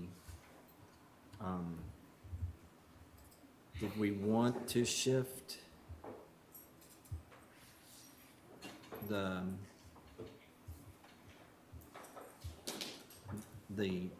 incentive pay to It's about a place. the TCDRS? Or the retirement, the changing it. And so this still includes the incentive pay amount. We didn't Yeah, right, mess with it that yet. does. I know y'all said that earlier, but we haven't done anything. I didn't understand So what you had. change that incentive pay to $1. For a decision to be made later. Right. But take this budget amount and use it in the TCDRS calculation. I'm good with that. So just the See, everybody understand what we're talking about? No, I wanted to hear what, Will, say it again. I didn't understand what you're saying. Well, so, I asked the question, did we want to take the incentive pay and move it somewhere else? Reallocate it. Reallocate it to TCDRS? Towards the debt that we have. Toward our So debt. it would be, that would actually be a positive number right there. Still leave a line item for incentive in case we wanted to come back. Discussion. And discuss it, next And, next winter. I like the way it's looking, but what is economic development? What number do you have in there for this? Okay, so currently in here, we needed to get back to that today, but it still has the current amount that we had in there from last year. So we haven't yet gotten to that increase. So I don't know if y'all want to run through those outside already know entities that. and, Right? Yeah. I think, from what I understand, the city's recommending, adding, each year we added 250,000 to do it again this year, okay, which would mean 3 million for the city, 3 million for the county, okay. until further notice, I guess. I mean, I'm concerned that it's not adequate because I know what's in the pipeline out there. But as long as we can come up and generally, once something starts developing, there takes a little time for it to all happen and before incentives go in, and we'd probably be at budget time again, where we could take up that slack if it's needed. But And there is some carryover, right? it's assigned, all except about 800,000. 800. That's if everything goes through. Yeah, yeah. Well, we've already taken out the one. We've already taken out the ones Yeah, we know, okay. Yeah, It's not in a negative position no, like it was before Project Chase right, was dropped. right, that's right. So that'll put us just under 3, 6, So there'd be- just under 7 million. Yeah, yeah. So any other thoughts there, inserting 3 million there to, I'm fine with that. I agree. I think we're on a good trajectory with that.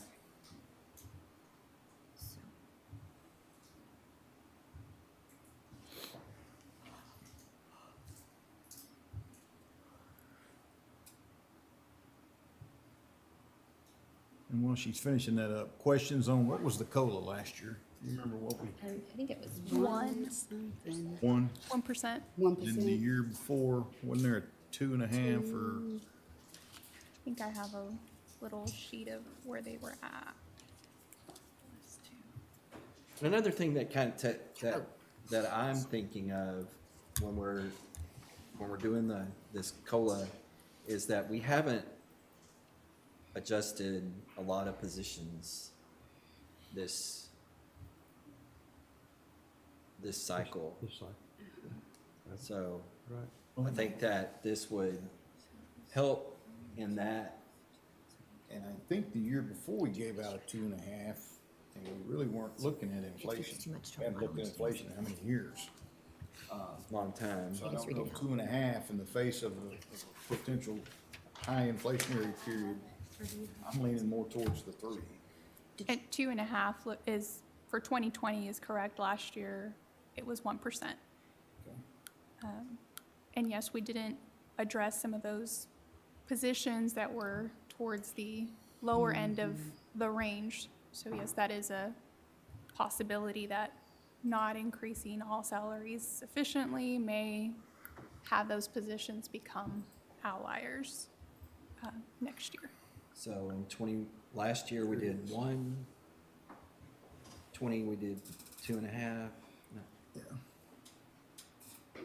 Okay. 2.725. And that was in a low inflationary period. I'm still I mean, formulating last on year, this we one. didn't know what was. No, No, but Mama say it's good to we me. hadn't seen anything like we've seen. So few goods being chased by so many dollars. supply and demand, Yep. yeah. That's what's causing inflation to Yep. Oh, go up. you said chased by many dollars? Many dollars. Bottom line is, we're all trying to chase toilet paper, but we have limited money to do it. No, you got That was not very much toilet paper and a lot of money, a lot of stimulus money to buy it with. What do you think?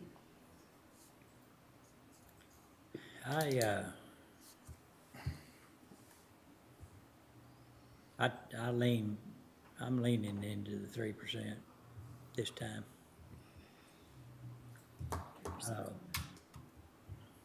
And to Will's point, I think we've done a good job, thanks to HR helping us, to take all the erraticness out of salaries, those things, and we're kind of honing in. That's what our goal was, and it's, it's working, so.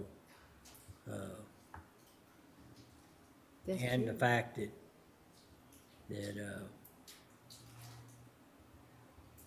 things like incentive hadn't been decided yet, those kind of things, that until then, this is a way to make sure our people are taken care of. So you were saying 3% COLA was you were talking about 3? I was leaning into 3. I want to hear what everybody else says. I think the fact that the initial conversation from HR is that we didn't have any outliers is a testament to past work. I don't think it's a bad thing that we don't have a lot of positions that we need to add additional money to singularly. I think that's a good thing. And so to keep us on track, I think the COLA can do that, right? Yes, ma'am. Yep. And When we compare to market, that's when COLA will be a factor. We might not be keeping up as well with our market category if COLA is insufficient. for that reason, I would lean toward the 3. Okay. Then we don't see all of these singular requests. Mr. Smith, this is the way. That 0.5% will be there forever, won't it? Say it again. Well, we talk about salaries. I mean, those are never gonna go away. So that 0.5% will be Yeah, there forever. you're right. You're right. Yeah, It doesn't no go question about It's it. a recurring cost. Yeah. Multiplied forever. Right. But the other thing it does that was mentioned is that, make sure we're keeping up with inflation and those things, the chance of dropping more into that outlier hole, becomes less and a little bit higher COLA. So it's a little bit of, risk management or prevention too. But it's all, it's all debatable. It's a bunch of magic out there anyway, smoke and mirrors. But all I know is when I fill up my old pickup, I kind of flinch a little bit. Okay. A little painful. I'll go along. Consensus seems to be that it needs to be 3. My first choice was 2.5, but I can live with the 3, as long as that NNR stays where it needs to be. Okay. On Well, the, yours- you're still $4 million to the good on the, So here was kind of completely different topic, but so the revenue going in here, this is just your general fund. But it is, of course, a portion of your M&O portion of the rate. So a small portion of the M&O portion of the rate, we have it going to permanent improvement. What this is calculated on is only $500,000 of your tax levy going to the permanent improvement fund. So it's sitting on a little bit of, do you mind pulling up permanent improvement from? So well, you probably need. one to other put thought another- is, you probably need to increase that to $1 million. so that's why I'm saying if you wanna play with that, and when you adopt the rate, you don't say you want this much to go to general fund and this much to permanent improvement. You just adopt the M&O and the INS. So that's something that we can work through and adjust to what you would. I'd definitely increase it with all the Yes. plans that we've got. And Haley's that gonna we're pull have up- to do. Okay, as we move, though, I wanted to mention something on the retirement, Okay. that we increased to 6%. Yes. Am I right in this thinking, coming from being an employee, if you leave early and you elect to have what you paid in, don't employees get everything that they paid into that account? Even if they work 5 years, 6 Oh, years? yes, they're- They don't No match. lose They don't lose it. any money with us increasing their contribution. Correct. Right? But if they do last all the way through retirement, what they will have done is just save that much more, right? Right. Okay, because I didn't want employees to look at the budget session and go, we're gonna lose all of that. Okay. They don't lose it, they just don't gain any interest earned on it. Right. Right. Less than. That money remains theirs, their contribution. But if they cash their check and spend it, they don't gain any interest. No, that's true. That's Smart true. thing. But if they took it and invested Retirement. it into some other retirement, they would earn something. Or savings or something. I know you said, I know we were talking about retirement. This was the permanent improvement fund. If you see that top, we've gone through, we have a couple of things we need to clean up today on this, but we've gone through those projects with TJ. And again, this is just Fund 401, has nothing to do with our bond funds. But based on what we've decided as far as expenditures go and having some in contingencies, that's what the fund balance could look like if you spent all of the money budgeted at the end of 2022. You'd be sitting right at $2 million. So that's what I was saying. If you have some money that you wanted to shift over to permanent improvement from general fund and change that amount that's going into that fund, is also a possibility there, if you're over your general fund balance goal. That's, I see what you're saying. So right now you see the 505,000. so That's if what we did. what is the 505,000? Is that for 2021 or 22? That's for 2022. I'm sorry. Yes, so this is what, an estimate of what that fund would look like throughout fiscal year 2022. You would basically have a $2 million contingency. Yes, a $2 million fund balance at the end Fund of balance. on September 30th. You'd have $2 2022. million unassigned to spend on any building project. So if we increase that tax, levy going into that fund, if you wanted to move forward with more than $2 million in that fund, that's just something we could do to adjust that. I'm Break up. actually, I didn't know what I would say, Move $500,000. no, I'd say keep it where it is. Okay, I just wanted to bring that up just to, Because you still we've got kept 2 it the million. same for a long time. Yeah, I know, but I'm also thinking of, we could have some serious projects that we're gonna. But I think your court projects are gonna be ARP eligible.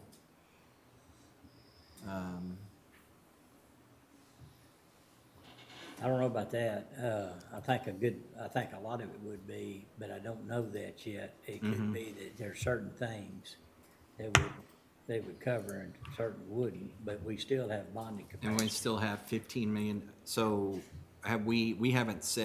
we haven't allocated any of the money from from the bond. We hadn't sold the bond yet. You talking the one coming up? And we've got Chapel already committed, right? Off the previous bonds, Chapel. Yes, the current bond funds are enough to cover those projects that That's true. you have already approved. so- We shouldn't have anything. Yeah. So the I new agree. 15 million with that and the American Rescue Plan Act should get us a Yeah. long way in there. So it's And good. then you got $2 million in there still. Right. It's good. I just wanted to bring that up, it's kind of changing gears a little bit, but just to show you that, just in case that is something that you wanted to look at for next year. Okay. Okay, we'll go back to general then. Okay, so the scenario then we have, we're looking at is the 3% COLA, dropping that incentive pay out, and then increasing the employee deposit rate to 6%. So that's what those figures would look like. They'll be a little bit off here and there, but when we spread it throughout the budget, that's what the effect would look like.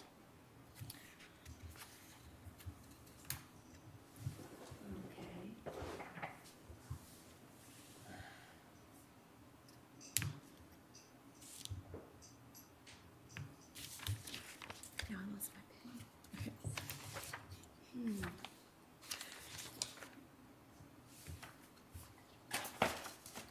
So, other than the treasurer's office, I know that we need to come back to. Do we want to keep talking some more on personnel while Anna's here? I Is there think anything so. else? Yeah, we want to go ahead We and try got to more? clean Good up issue. Okay. part personnel. Is there, Well, what's left? The treasurer's office restructure request. Looks like everybody agreed with the additional position, the add to staff. They still had 2 requests for reclassification on the table that the court needed to. But you Decide on. reviewed them and you justify the reclassification? Yes, with the descriptions they submitted, the functions they want to add to the office. Yes, the recommended Yep. pay grades we assigned, we were on board with. Okay. Anybody have a problem with those? You're talking about Can you all put the them up requests? there real Only- quick? Just No, let me. Treasury, just on those. Just on those classifications, not money. Oh, just on the classifications Yeah. itself. The money's the next question, so I'll tell you one at a time. You can't. HR One without recommend. the other, Yeah, can you? exactly. Well, it would, unless it threw it out of the. comp 80%. ratio, Yeah. Then it would, but I didn't think it, wasn't sure it did.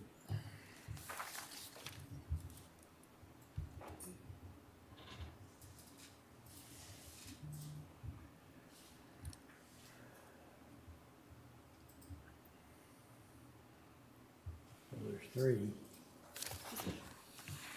HR recommended pay grade changes.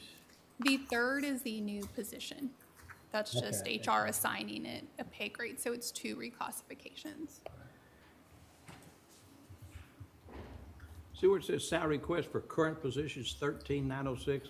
Does that mean the new pay grade, or where does that 13,906 come from? Correct, so the 2 positions they're requesting reclassifications for, they're requesting salary adjustments as well for those, just those 2 positions, that would be the cost just for the salary. It moves that 1 to over a 1. Yes, the position 254, it does, the ratio there is a 1.11. You could also bring it to match the current payroll administrator salary. It's position 367. That would make it, they would have the same ratio that it currently has. It's a 0.99.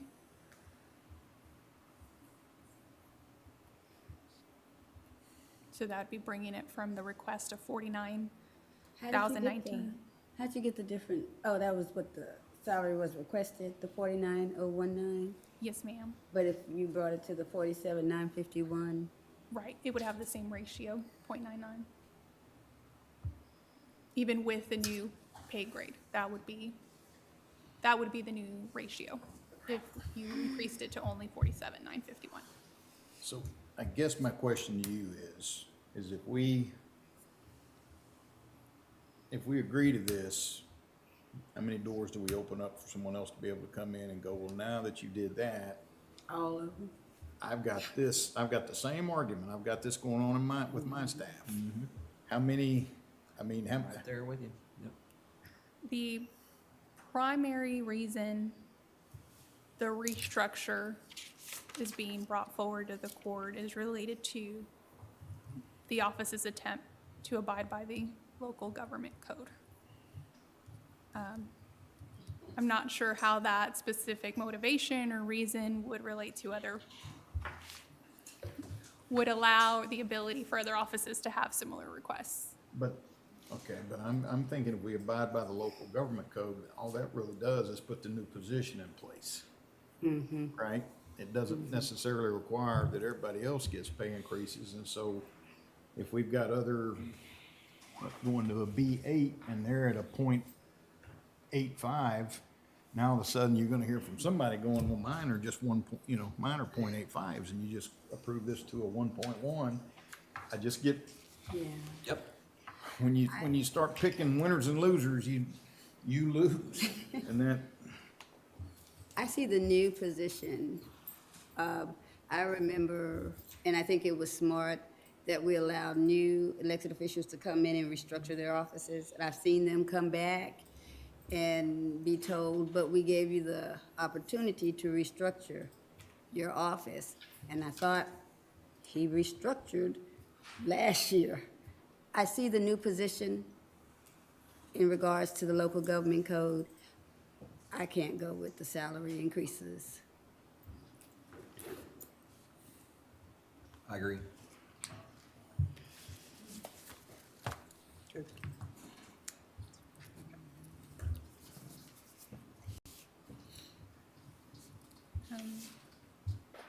The only other item then was the one Commissioner Miller reminded County us, clerk. position 127. And that amount is $31,320 to bring it to the $15 per hour rate. Okay. Does that bring it to 0.8?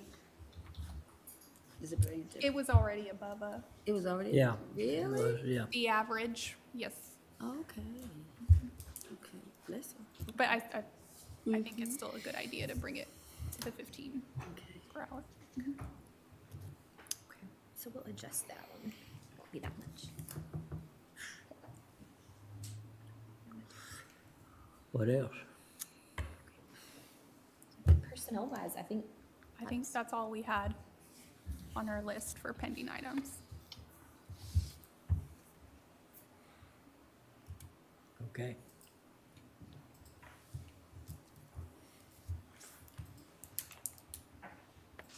Okay, so, as long as everyone's still good, no break or anybody doesn't need to leave early or anything. I think you got us today. Tomorrow's shaky, but you got us today. Good to know. So I think now, if you would like to, we can go back through the outside entity request, Okay. the economic development and the contracted programs, and see if we can. I know we had some feeling on some of them, but some of them we didn't get to talk about a lot because those presentations were back to back there. So I guess, do we want to go off this sheet or the actual departments? I guess departments. We'll start with Department 5490. So, thank you, Anna. Thank you, Anna. You're welcome. So we had a sheet we passed out to you that showed the last few years, the funding we gave to some of these entities, and then what they requested or presented to you this year. And we're going to go back to the actual department sheet here, the actual budget document, and go through them that way. So our first up there, again, this is Department 5490. First up is the Emergency Management Department. We are awaiting some information from the city, of course, on those indirect costs that they had included in their budget. So that 372,000, that's the amount in total, what they had proposed to us, and that would be the county's estimated portion. So, so that, I believe, I feel probably y'all are wanting to wait for some answers there from the city before we really move forward with that one. So if y'all haven't heard anything there, we'll come back to that. The OSSF services line item. Let me refresh my memory real quick. Went from 26 to 81, 157, 45. So this one, the budget last year was $85,335. So, the way the OSSF program works is they set a budget, they estimate the revenues to come in, the fees, the permit fees. And so then they tell us to budget for what that difference is, our portion of it. Every year, the revenue comes in much higher than they expect. So a lot of times, those reports are coming to you monthly. You'll see them on the agenda, but it shows we don't owe anything because our revenues exceeded the expenditures. So for next year, and you'll see we're only projecting to spend $26,000 this year. But for next year, their budget request is $81,157. This was, we just received this one yesterday. And I believe in his request, in their request rather, sorry, bear with me, this one's kind of new.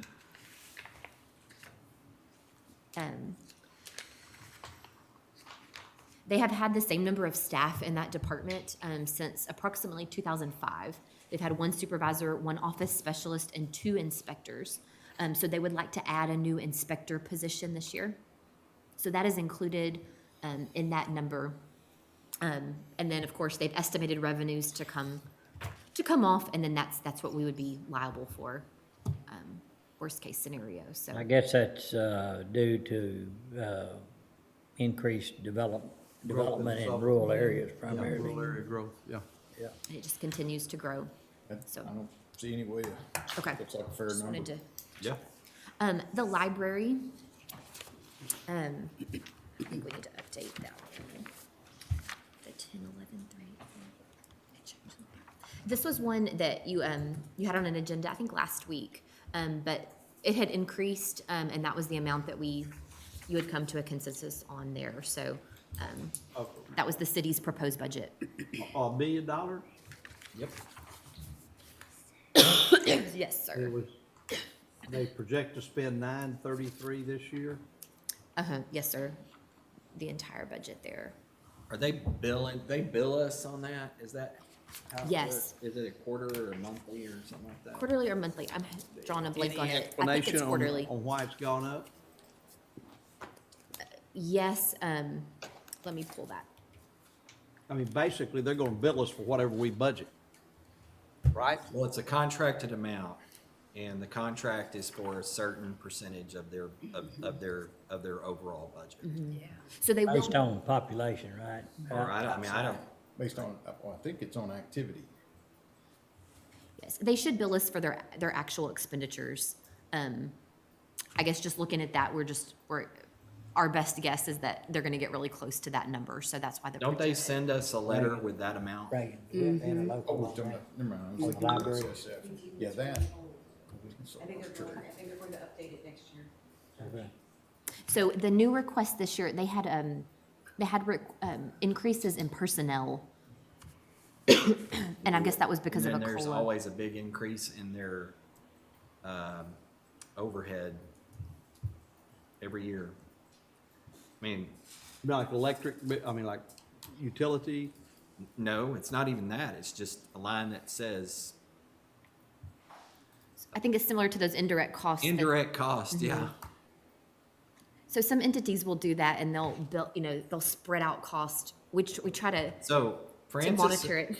Francis and Haley do a great job in, So sorry. in a couple, Francis and Stan did a great job a couple of years of really simplifying Sorry, Haley. our budget into very compact, just a few lines on in each department. The city has I mean, literally hundreds of lines that are very small, and they have this indirect cost line, and they always, Well, And so like utilities, if you spread out utilities, it's very hard to track when those fluctuate. But when they're together, it's easier to track. it goes up every year, and I know we question it every year, but we're bound by a contract. Yeah, Really on don't that have- level one. We truly don't have an option. I'd like to see the contracts at some point. Go ahead. Okay. If Judge, if I could, and the city's actually wanting, this is the one that we've always had questions on because we have to give the amount prior to when we actually go into budget. I think it's due back to them by July 1st. And so that had came up in years past. And so Chief Holt had reached out to me just right before this time and said they're going to be reworking this contract next year. So we'll be having plenty of discussions on it. yeah, they're gonna rework it to their, Well, but there's different participation levels, if I remember. Am I right, Dustin? yes. Right. We're at We're at the 1/6. level one, which is 1/6 of the budget. Right. So if we're renegotiating all that, I'm assuming we could look at a different level of participation. Yeah.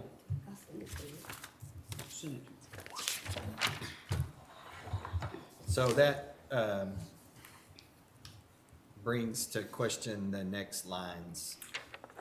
So these are the contributions, you make to the small city libraries.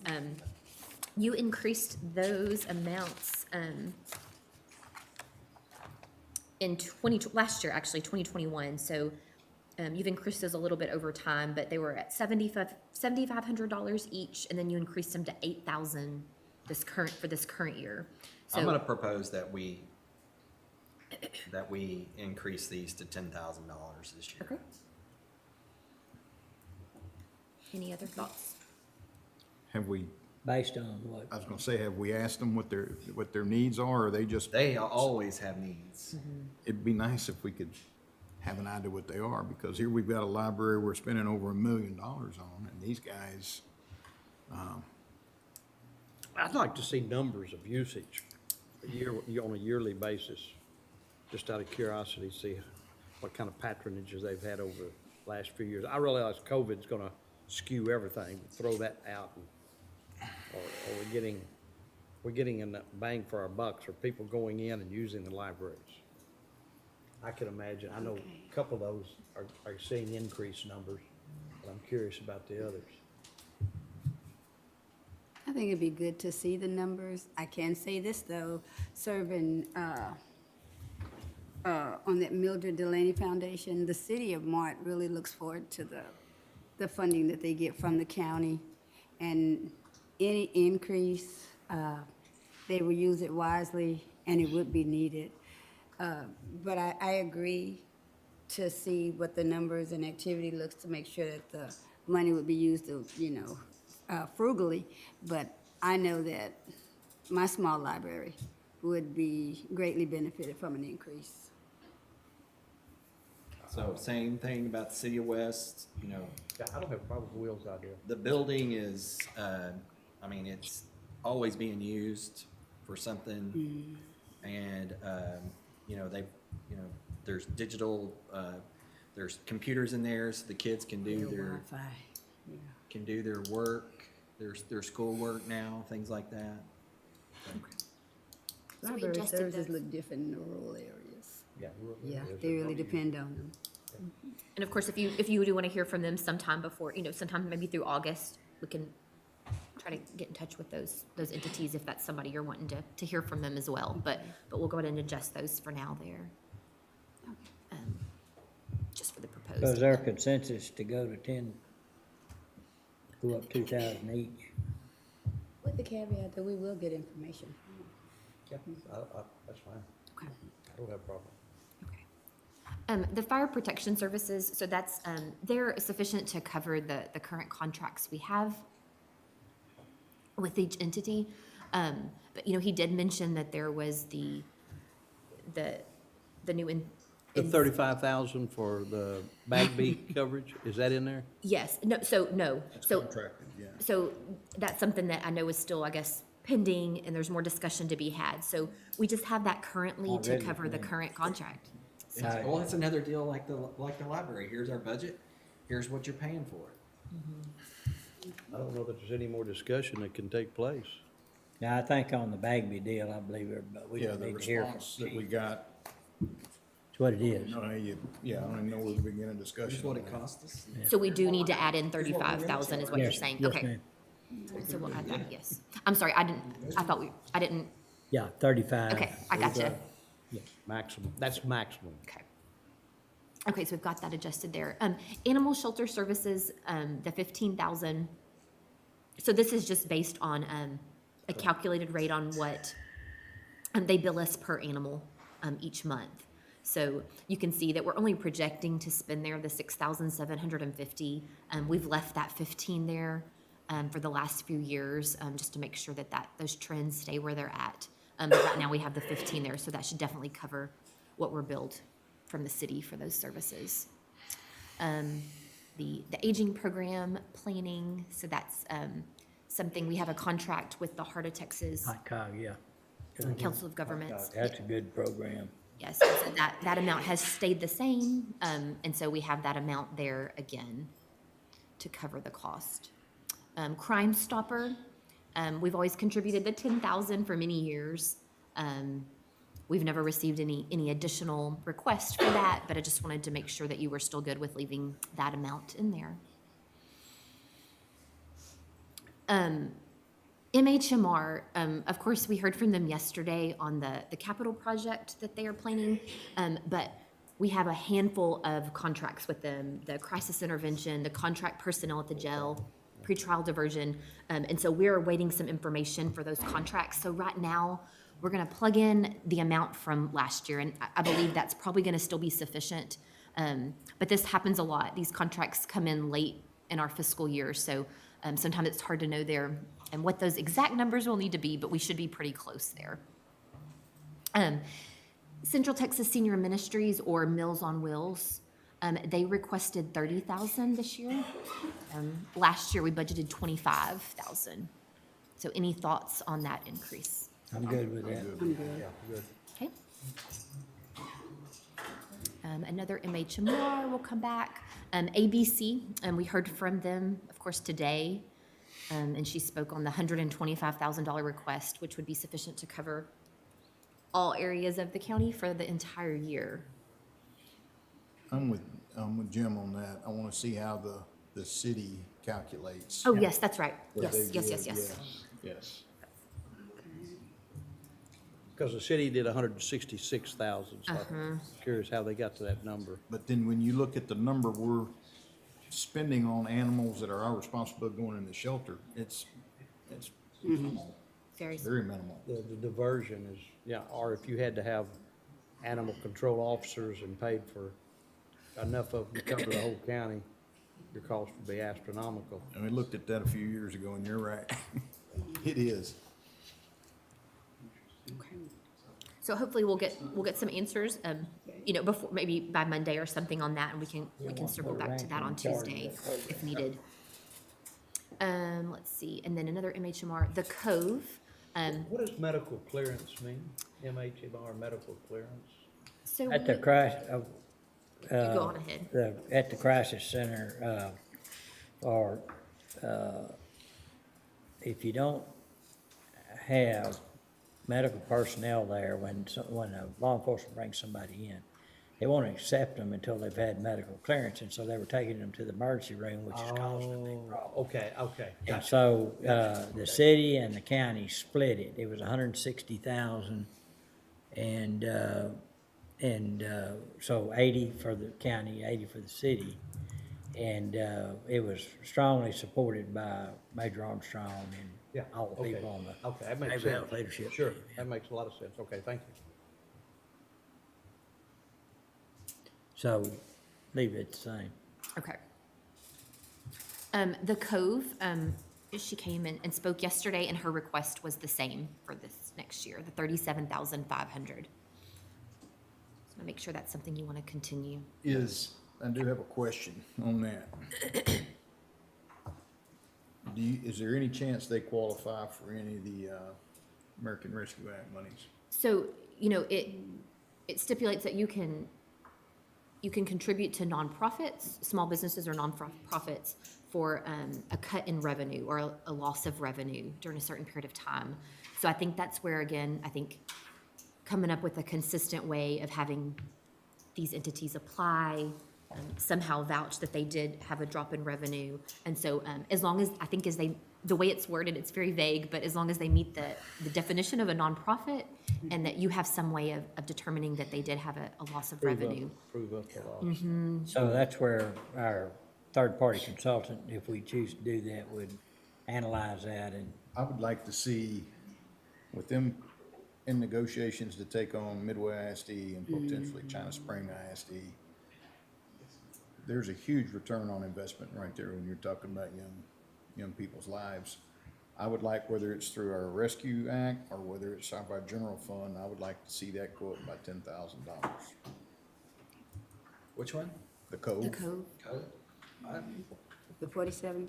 They're expanding, you know, to more schools and things like that. I think it's it's very worthy program.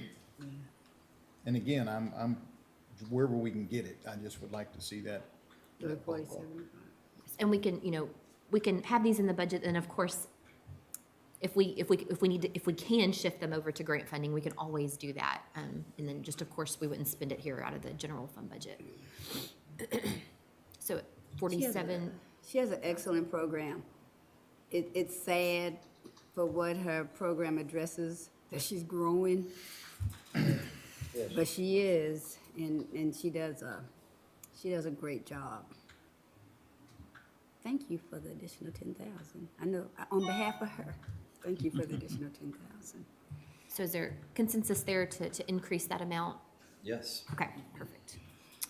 And then that outside repair and maintenance water control structures, that is what we fund for the maintenance on the dams, the McLennan County Soil and Water Conservation. Walking They Watershed come- and Castleman Creek. Yes, so they'll come usually to you after the year starts and let you know what maintenance is needing to be done on those structures. So That's outside the request to share that funding. For that Correct. study on the dam that's in the eastern part of McLennan County, near the proposed Waco landfill. Correct. And so historically, this has been enough to cover their requests that they've come forward each year, so. Okay. All right. So we'll come back to a couple of those, gather a little more information that we need. And we keep the dollar on the grant cash match just in case a grant comes up that we need to Yes. pay in a little to get matched.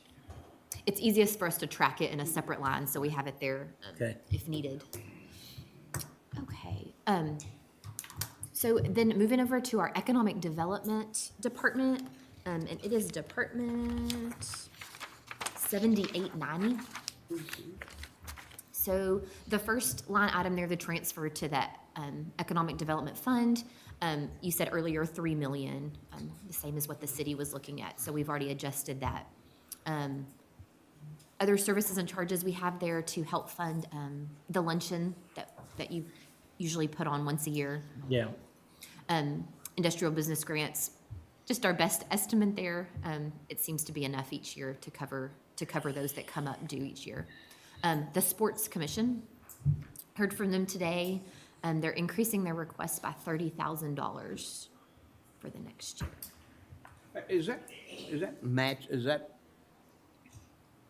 do we and Waco match each other? Does the city of Waco put that in and then we put the same amount in? It's typically gone that way in the past. So do we know that Waco's putting in 30,000 more? I don't think I we do. don't know that. I don't think we know that yet, but that's, We'll need to know that at some point. I've got a feeling it will be, that's the way it'll happen, but we can confirm that. I mean, you've got that big weekend in October riding on that. Mm-hmm. Lose that. No. A lot of potential.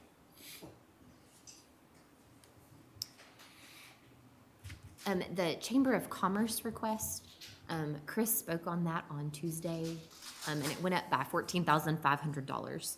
I'm trying to remember. what the justification was for this one. She had a PowerPoint and I don't have her PowerPoint. Do y'all, she asked for the increase here. Do y'all remember? Yeah, it was, I'm sorry. I thought, isn't that the 199.5? Yes, Yeah. 199.5, but I was trying to remember. It went from 185 to 199. But see, you know, also the spaceport dropped a little bit. It did.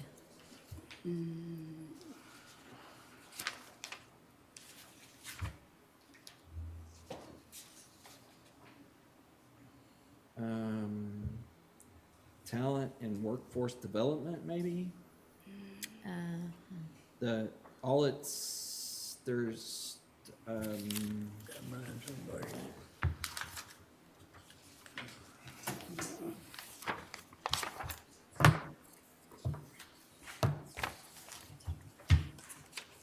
is the price of the, software going up or, their consulting services? I don't know that. I don't know. So the only thing that's like starred on here is talent and I think that's what Haley was saying too. She thought workforce development. that's what it was. That may be new. Maybe so. I don't think it's new, but it is, but, of course, very important. But Maybe they're gonna try more of that.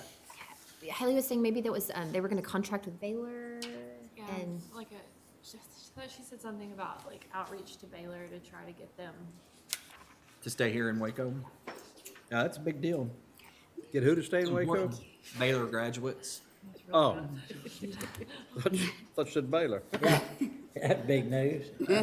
I know UT and Oklahoma are leaving, but I don't, you know. Not if Texas A&M has any say about it. Yeah. Following by example. a bad example to follow. We're gonna see another, we're gonna see a line drawn in the sand pretty quick here. It will be. Traitors. I'll say this, that, you know, same case for adding economic development. We got a window of opportunity here, but there's a lot of people question when Chris Collins went to Germany, he had a big industrial deal, and, you know, here now we have 5 German companies from Yeah. that call. that- I don't, whatever what she's requesting, Okay. I'm sure it's legit. Yeah, Okay. yeah, they work hard to try to get the number right. So the amount there for the Equestrian National Championship prize? That Just was event is not gonna, Okay, that's what I, Went to Florida, didn't it? yeah, it went to Florida, but we were talking about reallocating that money, out to, it all was to bring an event here that spurred economic development, that took money to get them here, and the nonprofits that didn't have the money, and so the city and the county, it was the first time we went together on a project like that, and as far as I know, the city said if, you know, that's been a good deal, and if we find something else, we could do, you know, the same thing on it. But, it's probably one we need to check.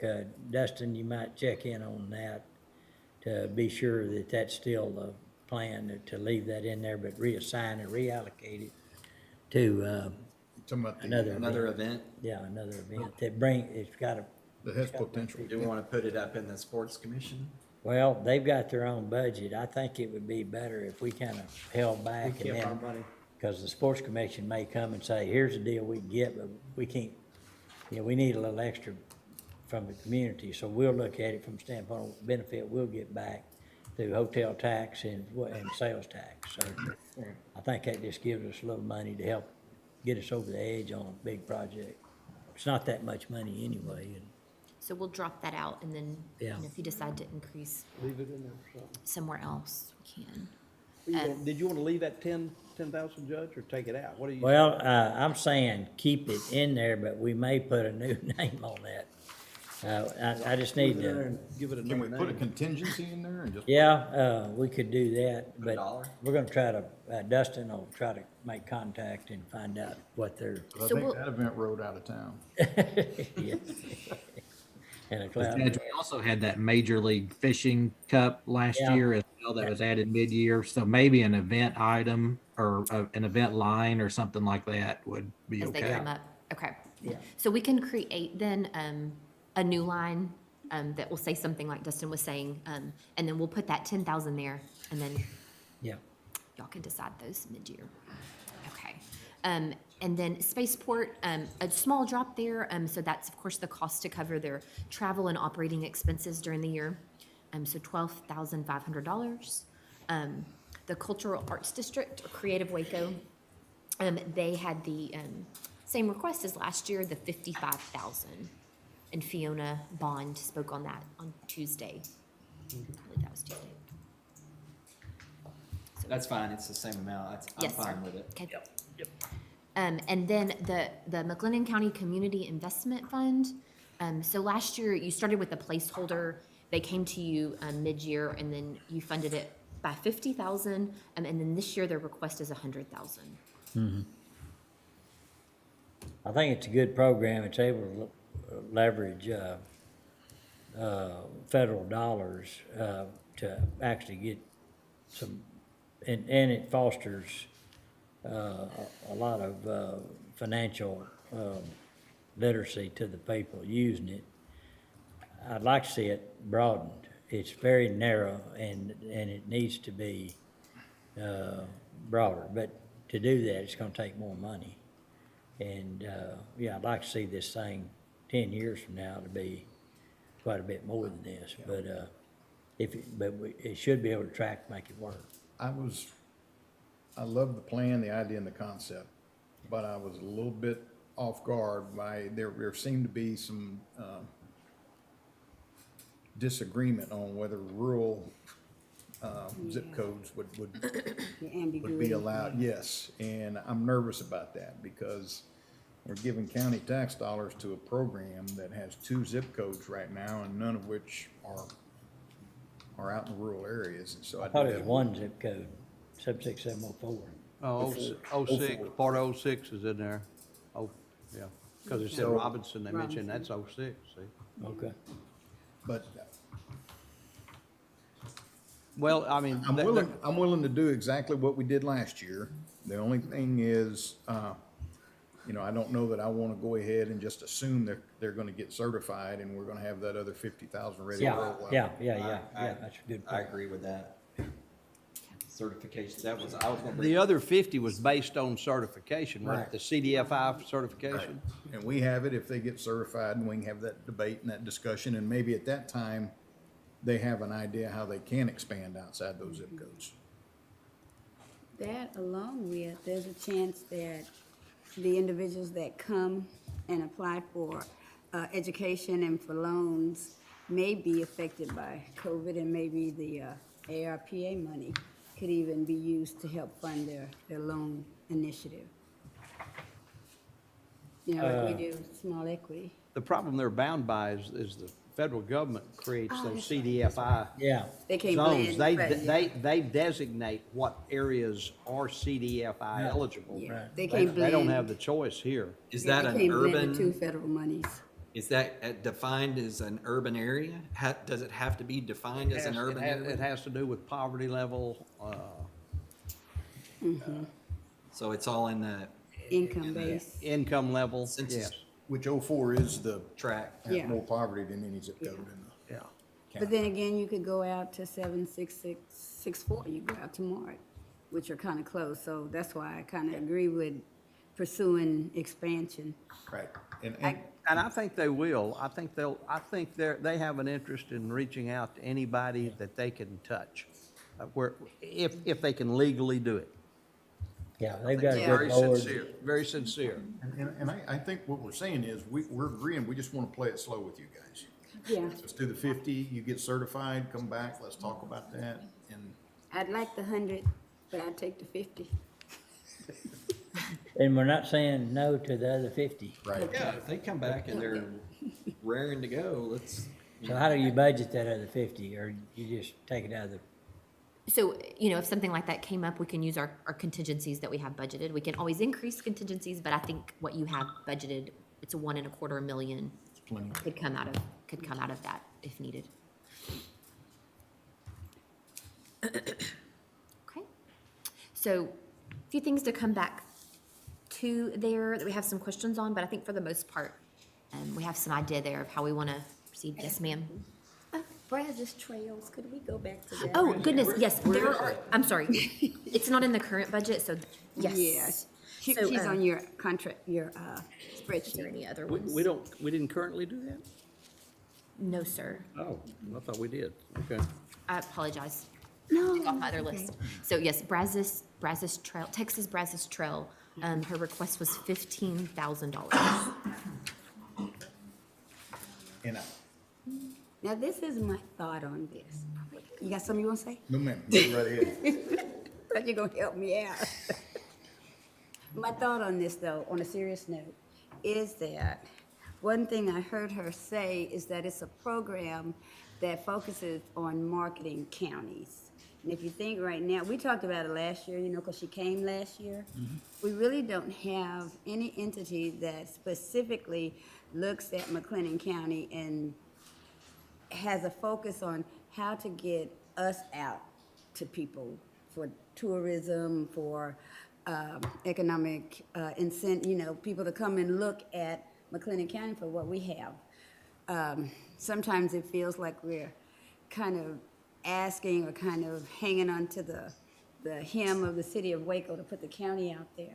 But we got a lot of good stuff going, especially like our financial COVID programs that we have to help people. I would like to see us fund her, but I would also like to see us bring her in, kind of tell her what we are thinking and see exactly specifically what she could do for us as far as maximizing our footprint And- across the state. Would that not be considered an effort to recoup lost revenues from tourism? I asked her to send us anything she had that showed that where they qualified for American Rescue Plan Act. And so she's gonna send that, so yeah, we can look at it. And on those things, what we can do is we could put a dollar plate, well, if we know we're gonna do it one way or the other, just go ahead and put it in the budget. If you would only do it subject to, or you think you might only want to do it subject to getting federal funding, then you don't put it in the budget. Or the difference would be, put a dollar placeholder there and try to get it out of here, and then you get, if you don't get it out of the federal money, then you can rethink how you want to do it on your budget. Your general fund. They're not big, these aren't, and what I'm talking about is not big dollar things. I like the fact that she addressed the needs of rural communities to try to market what they have out there, what they offer. And Yeah. that was one of her selling points, and that got my attention. Most of your rural communities don't have the funding to market some of the activities Sure. that they do. that So- They want to try to draw So- people to. Then would the court want to put it, go ahead and put it in the budget that we'll do it and then work and. Figure out where it then comes go- from. Then figure out where it's gonna come from, but we have it in the budget in case there's no way to get it out of the federal money. Got it. Would that be a good approach? Is that all right? Okay. Okay, so we will add that in there. Okay. Aren't there about 10 of those trails that are, I mean, you She can get said, the maps yeah. from the Yeah. highway department. They have the hill country trails, the lakes trails, the Brazos trails, I forget, and it takes you all over the state of Texas, all those different. Yeah, Happy Trails. Yeah, that may be there too. Yeah. Okay, yeah. All right. Okay. A few things, just I want to point out real quick. We did make an adjustment to our radio tower line item that's in maintenance of equipment.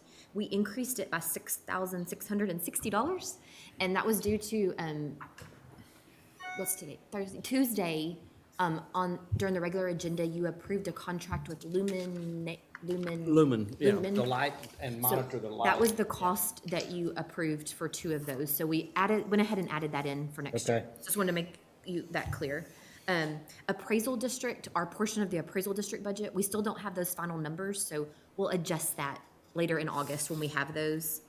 And then one other thing just to note, in Department 3650, that is our county-wide road and bridge department.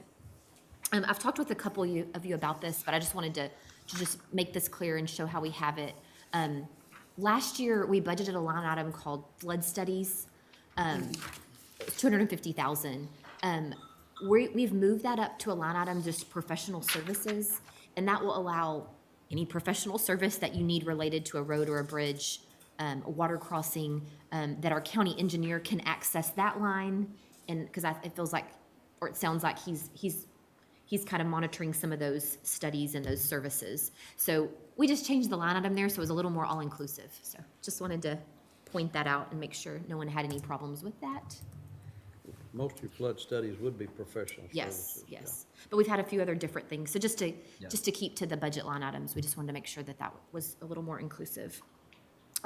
Also on our main summary, we had that 3 million plugged in for bridges. Is there any thought on that? Are you? You know, the only question I have on that is, can we get that much work done in a year on bridges? I'm not gonna be at that process. You know, like he did put 2 of my projects down, but I won't get both bridges built. And I think we were supposed to have a conversation with him and see exactly what we were going to get done in next year and how much that would cost and Where kind is of the tweak 3 that million? line. And keeping in mind that if they get above a certain level, we're gonna put them on. It's that not in line there at the anyway. moment. That's Right. right. So Right. I think we could drop it to 2 and then still go from there. I think, That's yeah. right, yeah. I was just asking where the 3 billion was located in the budget. We had it just on that main summary. For instance, you were saying no? I'm sorry. I think we could drop We were it to looking 2 and see, we still. thought Okay. about dropping it to 2. Okay. Okay. So we can, Okay. okay. A few more things. I have so Yes, while yes. we're in the road and bridge area, just a thought that I've had lately is that there's no such thing as McPups. You think they're never coming back? I need them. So, you know, these, I mean, I know that they're separate line items and, you know, they, do we want to maybe move those positions back to the jail where they are right now? Next year, if they're. You talk about the deputy Deputies. position? Uh-huh.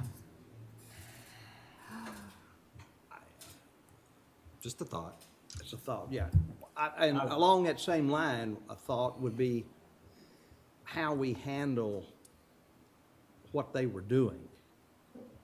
They were performing a much-needed Service, yeah. service to the county, and if there's any type of contracted service we can look at through some organization to help us, I think that's something we need to explore this year.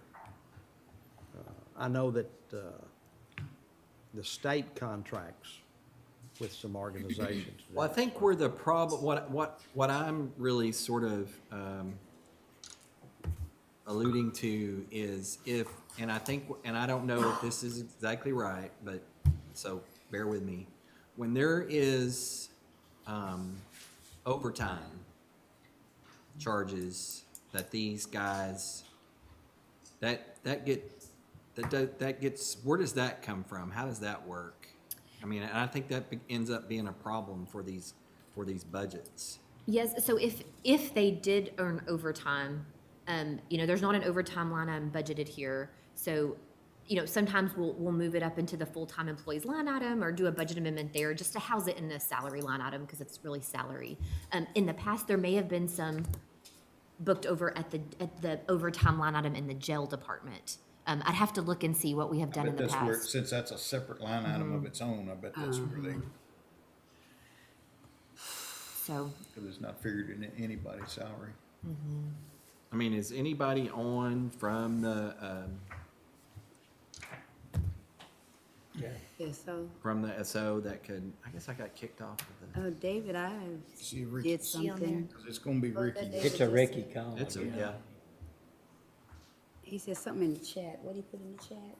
Well, see, there's I missed that. That David put something in the chat. Let's see. Oh, yeah, he said it's been charged to their overtime line. Yeah, y'all can see the chat up in the window now. Okay. So, yeah, so they are jailers, of course, but they are broken out here in different departments. So that because there's different management over them, so. I've been saving the truck. Maybe, can they address when we can expect to see those Got a crews brand back new up? van that hadn't even been. We do too. Yeah, so we still have, and we talked about it, but it's still, we've got two issues at hand, and one of them is trying to clear COVID. The other one is, he's having a hard time keeping misdemeanor offenders in long enough to qualify as trustees, because they're bonding Moving, out. bonding out fast. Rolling them out. That's what I've heard.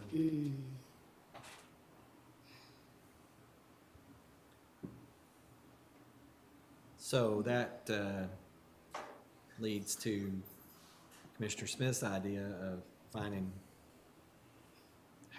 how are we gonna get this done? Because we're Yeah, I understand. we're shorthanded as it is. Right. I would say the next, I have a phone call into Goodwill right now to talk to their people who do it.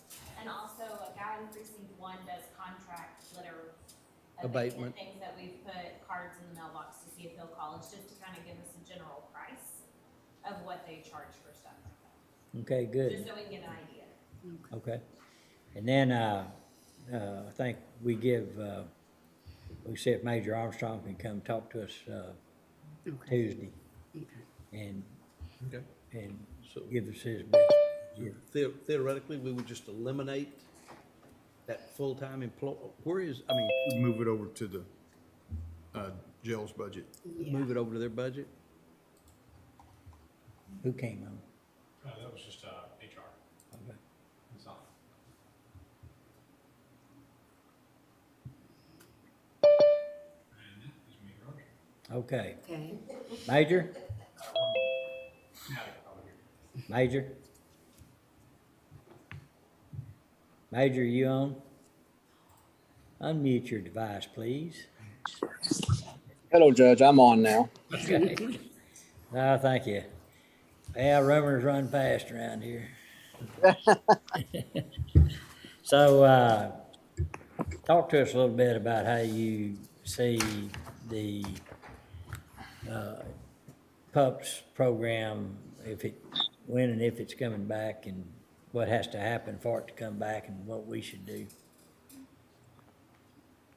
I don't see a reason for it not to come back. The issue I'm having right now is finding enough qualified trustees, which we are getting more and more of those that are qualifying because there's more arrests being made on these lower charges misdemeanors now, where during COVID there wasn't as many misdemeanor arrests. The other issue that I'm having right now is at this time, the sheriff's office requires certified peace officers to run those PUP crews. So I have talked to the chief and sheriff briefly about those requirements and what we want to do. And we just need to follow up on that. I don't have enough peace officers in the jail right now to make 3 more PUPS officers. There's still one out here working right now, but I don't have enough officers to make 3 PUPS officers without getting into my supervisory staff. So that's the other issue we have. So let me talk to the chief and sheriff, and maybe I can come back Tuesday and give you a little more information on where that would stand. Okay, we appreciate that very much. Yes, sir. Thank you. Thank you. I guess my question, I would want to ask you, would it hurt their feelings if that went away? Or is that an aggravation for them to try to come up with all that, or is that a plus for them? Well, I'm sorry. It's some planning that has to go on his part to know who can and who can't, and, Yeah.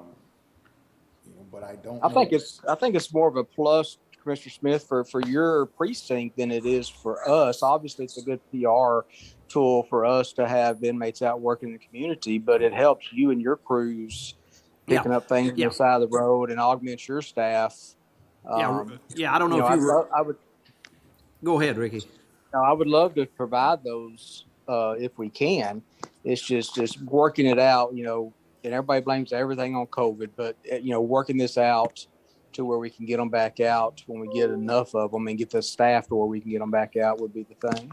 Sure. Well, what we were discussing, the reason I asked that question was we were discussing, and I don't know if you were on at that point in time, was a possibility of contracted services with a third-party vendor of some sort, like what the state does on some of our roads. And so, you know, I don't know how much we want to explore that if you think that this is coming back. And that was the reason why I asked, is it something that y'all do for us just to make it happen? Or is it something that actually is beneficial to y'all, or is it more of a pain to make it happen for us? Yeah. Well, again, like I said, let me talk to the chief and sheriff. I don't want to make that decision, and get their views on it and get back with y'all next week, and kind of let you know where we stand on it. Sure. Absolutely. I would like to explore the goodwill aspect of it. People that need community service hours, things like that from the probation department. How could we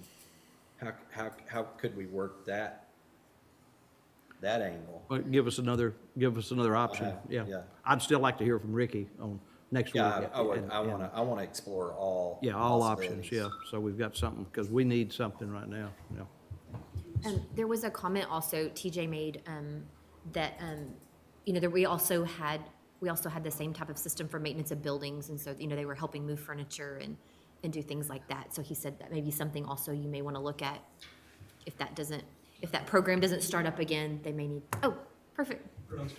You know, you may want to look at also supplementing that program as well with other help. Okay. Yeah, there'll be a lot of furniture moving coming up here in the future. Hey guys, can everybody hear me? Yep. Yeah, so I just kind of wanted to wait.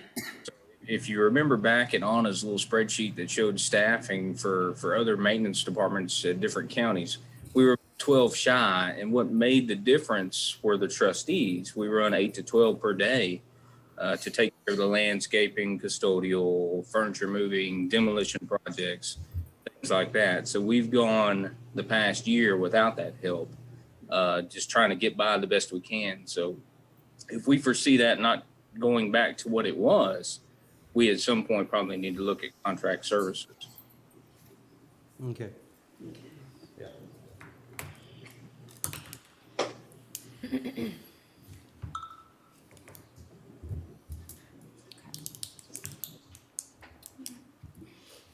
So it sounds like then we just need to continue this conversation a little Yes. more and see what. Okay. Perfect. Okay. All right, how much more do you have? We're We kind of need, hitting full capacity here. yes. Can I have? Well, okay. I'm tough, I can handle a little bit Okay, more. maybe like 15 more minutes. Can I get through some? 15, But y'all. it's a lifetime. I know. I know. And then we're gonna take a break, or we're gonna make this. Yeah, hey, Do you want to take a break? let's take a break. Thank you. Recess. Recording stopped.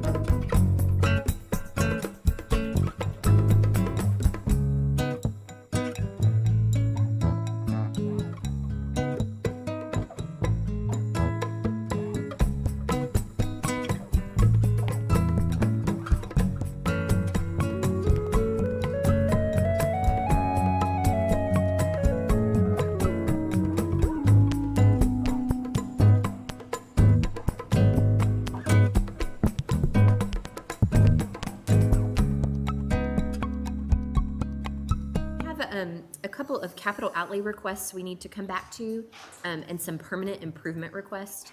If we want to go ahead and look at the two permanent improvement things that are outstanding, I know TJ's available, or I believe he is available. The tax office, there was a question about raising the level of the floor versus the countertops.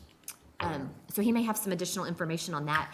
And then the treasurer's office, we were going to come back to because the request involved building out new offices for new positions. But you said okay to one of those positions, so he can add some information to that as well on what space would be needed for an additional position. Yeah, so I think the treasurer's office space is kind of a moot point right now because the original request was to build physical offices. So what we've got is a new position that we need to build an office for, and then an existing office that needs to be divided up. Right now, it's got 2 personnel that inhabit it. So I still see that request as being valid. So I can't see any recommended changes to that. Now, as far as the tax office counters are concerned, we did go back and look at lowering the countertops at each of the windows while keep a portion of the countertop up high for the personnel that come in and need to write or make changes to documentation.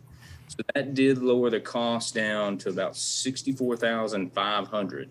So there's cost savings involved there, and that's at your discretion whether we go with the original plan to raise the floor or lower the countertops. But I think lowering the countertops is probably a wise decision.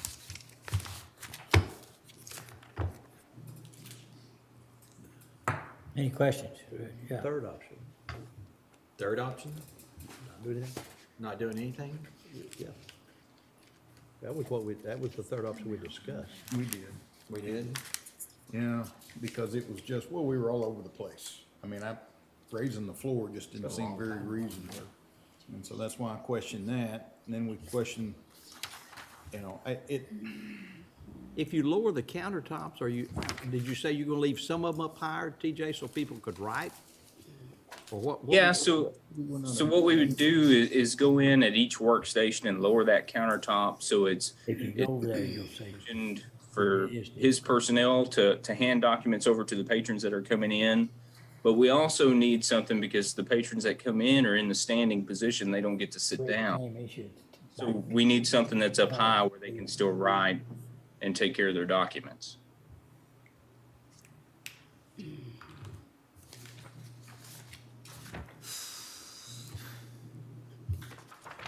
Does that make sense? Yes, absolutely. so we hadn't heard about this sooner. It's only been that way for. I'm sorry, I'm with Commissioner Smith on this.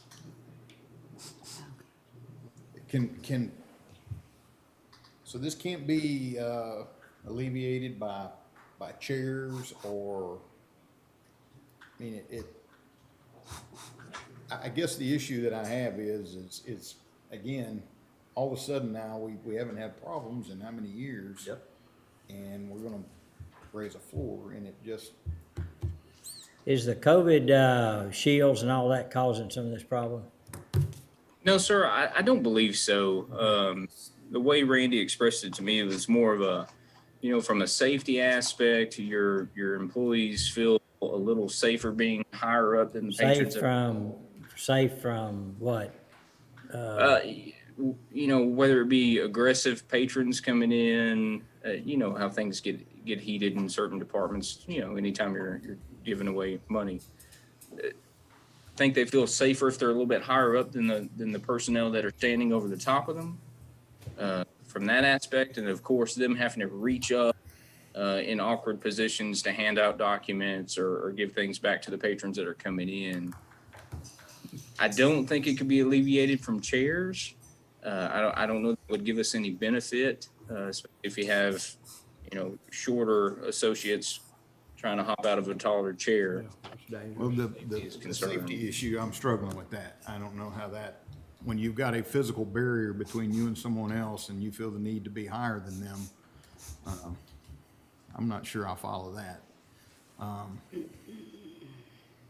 If it's ergonomics. I thought it was more, I was thinking the ergonomics piece, because I know in our tellers at the bank, it was where they're set to where the customer and them to reach and pick up things, but yet still have a barrier. So somebody didn't reach across and grab a handful of money and leave, but, was part of it. Now, one thing, and I don't know for this kind of project that you don't spend this kind of money, but an architect could tell you the proper way to adjust these things for whatever the circumstance that you're worried about. But like I say, it seems to me a pretty small project to bring an architect in, but. So, TJ, what's your recommendation? Do you have one, or do you just? I really don't have one. I mean, kind of either way. I'm kind of like Commissioner Perry. It's been this way for a number of years now. I know at some point in time here, another county, and they had the raised floor approach, and they really liked how it was, and the employees in that county really liked how it was from safety and ergonomics. I really don't have an opinion either way. I mean, this is for the benefit of his employees. So I think it's what works best for them. Have we had any incidents where a taxpayer came in to do business and got in that space of the employees? Not that I'm aware of. If so, it's never been mentioned to me. Okay.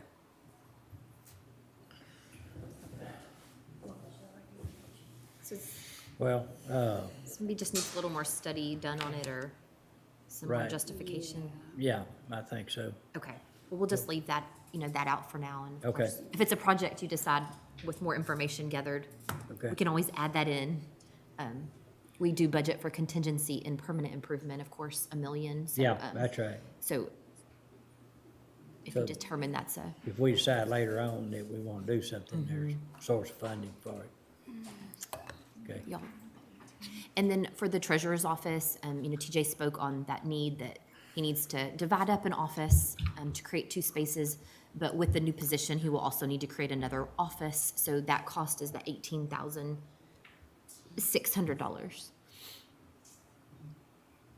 He's saying that this is not necessary now because, No, that request would still be, that is necessary. Correct, TJ? Yes, ma'am. For that one position? For the one position. There is, I think, currently 2 current employees that share an office. So I think, was that dividing the so it's office? contingent on the approval of the new position. Correct. I'm seeing in the notes, that's fine. So you're gonna build a new office and separate one office. Correct. Yes, sir. Wow, that's two offices. He has some nice spaces. Well, it's 3. If you divide up the one single office, that creates 2 hard spaces, and then we're building a 3rd hard space. He has some nice space. I know he has in that huge, lobby area. Yeah. It's 2 here and it's 1. When I thought about it, I thought about the concept of permanent improvement, meaning that I could see him wanting to turn an open area into office space. And I would agree with it because maybe down the line, 5 to 10 years, it may not be the treasurer's office in there. It could be another office in there. And so with that thinking, I would like for TJ to really look at that space with him and see how universally you make that into adequate office space. Because right now it looks like kind of like going into the bank. It's a big open area, and then the offices are back like that. So if he wants to turn into a traditional office space, I agree with that concept under the vein that it could be a universal office space that can be interchanged with any department based on how we're doing space and allocations into the future. What was the estimated cost on that? It's minimal, like 18. Yeah, but. Yeah, It's minimal.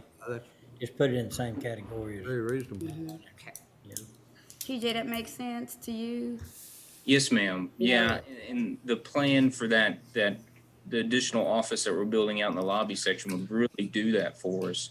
Kind of create a lobby area where you would walk into a receptionist with the 4 hard offices. So I think it's a perfect solution. Makes sense. Okay. So do we want to stick some in the budget there for the treasurer's office, but maybe look at options still? Right. The way I understood it. Perfect. Okay. Department 7920 is capital outlay.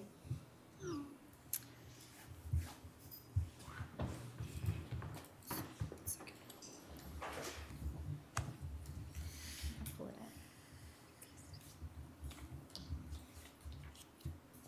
up. So we've gone through a lot of this. Of course, we've heard on all of them and talked about each of them. The section in blue, the first section in blue, it starts with maintenance of equipment and then continues with county sheriff. So those were the vehicles they requested. It's 16 vehicles total there. Of course, the ones that say county sheriff those are related to their vehicle turnover system that they have and that they retire and replace every so many every year. And then the top line, the maintenance of equipment, that was the truck that was needed for maintenance of equipment, but as well would be used to pull the boat, the trailer, the bomb squad equipment. Yeah, good luck getting those. So I know there was some thoughts on that truck and I think the size trucks- of it and things. Yeah, I think the 3/4 versus the half ton's what we were mainly discussing, which was a minimal difference, and I think it's be wise to get the 3/4 ton myself. So go ahead. But I know well, I don't know how you're gonna be able to get any this year, what I'm hearing. They're not there. When you say They don't 3/4 ton, exist. is that a 2,500? Is a 3/4 ton, would that be a 2,500? Yes. Yeah, it's a 25. That's 25. Sorry. The Just making Dodge is sure. 2,500, Okay, yeah. okay. So are y'all good with those? I mean, of course, like you said, Yeah. you could find what you can He find. chooses to accept this mission. Okay. Just try to find one. Going a little further down, voting equipment we talked about, of course, but we talked about using bond funds. But the Constable 1, that item in blue, he requested 4 vehicles to replace 4 of them at once, but it sounded, I think the consensus, I don't think I ever got a completely clear answer, but y'all were good with 1, continuing the same process that we had been, 1 per year for that department. Well, and But he did let's- ask for 4. Right, but let's bring this back into play too. We were saying we need to have this discussion sooner or later with the vehicles that are taken out of service. I think there's confusion as to who controls those vehicles and where they go. But as you made it a point earlier, once it's given back, it's the court's decision on where that goes. And it's always, any equipment bought is always under the court's authority. So they don't belong to any department. That's your authority to do with what you wish with those pieces of equipment or those vehicles. So yes, if you wanted to come up with a system, So they've gone to auction, I'm assuming. So if they went to auction, didn't the proceeds come to the general fund? allowing them to go to auction comes to court, as well as the proceeds after the fact. But a list always comes for you to approve to move those items to surplus to be auctioned. And then what happens to the funds when they come back? They are just general fund revenue, or Okay. So Every once in a while, there's a special We all revenue need fund. to be abiding by that then. Yeah. That's with all departments, Yes. all offices, all, But what about sometimes when we are exchanging our equipment in Road and Bridge? I mean, that's, and you certify. yeah, because that's sometimes how we, pay for. Yes, so, you can't increase the budget in total, only, for emergency and for public safety reasons, but you can certify revenue that you didn't originally anticipate in the budget. So we're, you know, we estimate revenues each year, not just tax revenue, but all the other revenues. And when you get something like the sale of a vehicle, something you didn't necessarily expect, or something that necessarily wasn't in the budget, you can certify that revenue. So it says the auditor is to certify the revenue, you know, state that it was not in the original budget, wasn't anticipated, and then you can set a new budget to match that revenue.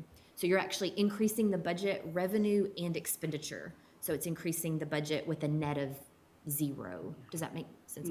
So anytime we get revenue and you certify it, you can certify it for any reason.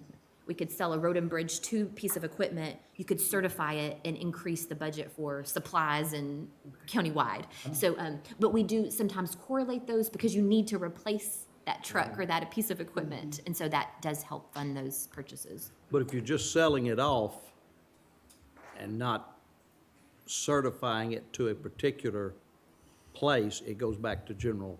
We just have a line item that says like sale of general fixed assets. So that revenue just goes in that one line item. I just want to make sure that we don't have other departments can come and say, hey, y'all are doing it totally different than we are. Exactly. And that's. We need to be fair Yeah. across the board. Because we expect them to put what they need in their budget.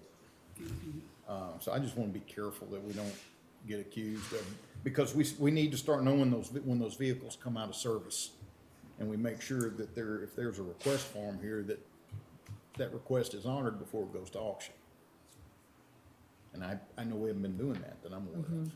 Well, next, you know, purchasing puts together those lists that get on the agenda. So You get next it. time we have one come through, we'll make sure we, you know, we'll try to highlight that and make sure we look at that and come up with a He plan. sends in everything that's gonna go to the Bates auction or whichever one, there's a list there, and those cars are on that. So if he's requesting 4, are we saying 1 and then the other 3 come vehicles? from surplus. Or do we cut it to half? What's the, I'm hearing y'all say 1 and then surplus? I think one new one was a thought, and then any of those that are, you know, the rest of them have 160,000 and less mileage on them, but if there was something, and more than likely, anything that rolls out of the sheriff's department is gonna have a higher mileage than that.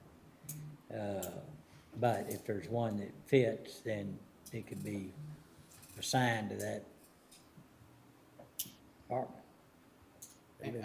I think we've established a pattern of one new one. The sheriff's department has said they're gonna stick with 16 vehicles per year. They seem to have done that. Their So, turnover rate, their program. So I'm, like I said the other week, 1 is, I'm fine with 1. Okay. And then also Constable 1 had the request for the body camera system that connected to the in-car camera system that they came and spoke on. So that was something that there was a cost spread out over a number of years. That was the year 1 cost. And they talked about the data being stored in those cloud. It's not, I won't even begin to go into details. But I didn't know if you had any thoughts on that, or if any of you had talked with him after that meeting about that request. How much does it cost per year after first year? Let's see. So, Part of me says I'm okay with this because it's kind of a safety issue and things like that, but is there It was 135,000, wasn't it, over the? is there a solution that's cheaper, or that our sheriff's department doesn't do this? Is that correct? I think they've got car cams, but not body cams. I know they have some system. I couldn't speak to exactly what they have, or I think when they came in, the constable said they have car cams, but not body cams. What's they Yeah, it saying? says car system. What are they saying? They have a car system. Car system in the car. watch guard. That's what it is. I know the constable is, I know he's real attentive on that best practices program that he does, as far as, Thank you. being one of the premier constable departments in the state. I agree with Commissioner Jones on the vehicle, and I could go with the body cameras. Because what I heard him say is that he's working on the best practices strategy. It's kind of what I heard him. Certification, Kinda saying. yeah, from, And the question about that cost, it was that 33,000 was the first year. Years 2 through 5 are $21,294 each year. So the total cost is $118,537 over 5 years.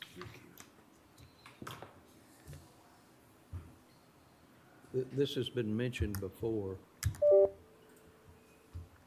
If it's a safety issue here, wouldn't it be a safety issue for all the constables? It is. Well, so, yes, in reality, it should be that way, but the other constables, to my knowledge, don't choose to work traffic DWIs and initiate cases. They just serve papers.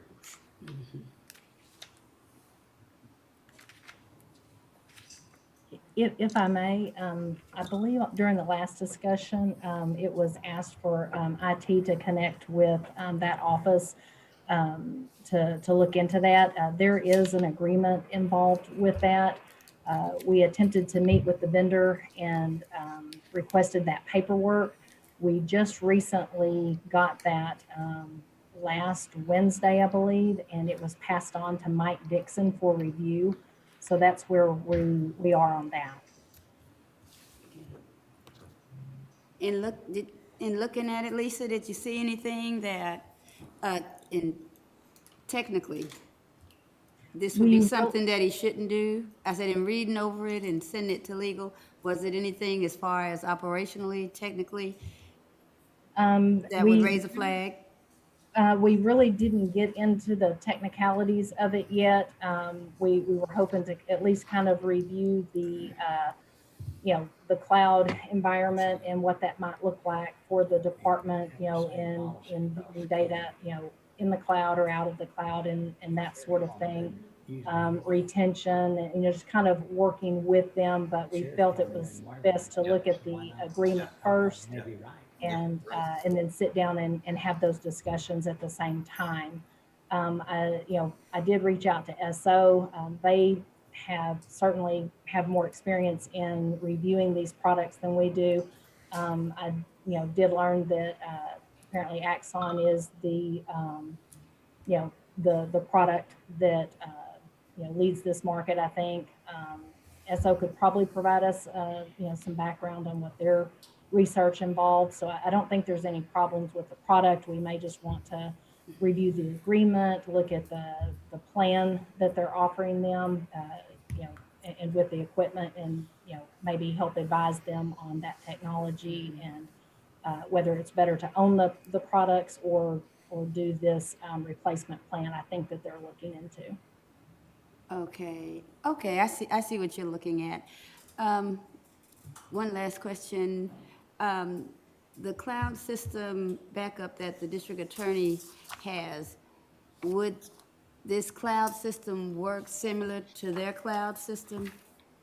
I would think so. In the evidence.com, I know there was, I think they're satisfied with their product. I will say, I think there was some initial surprise with the download and upload experience. It can be quite timely, or not timely actually. It takes a great deal of time to transfer those files.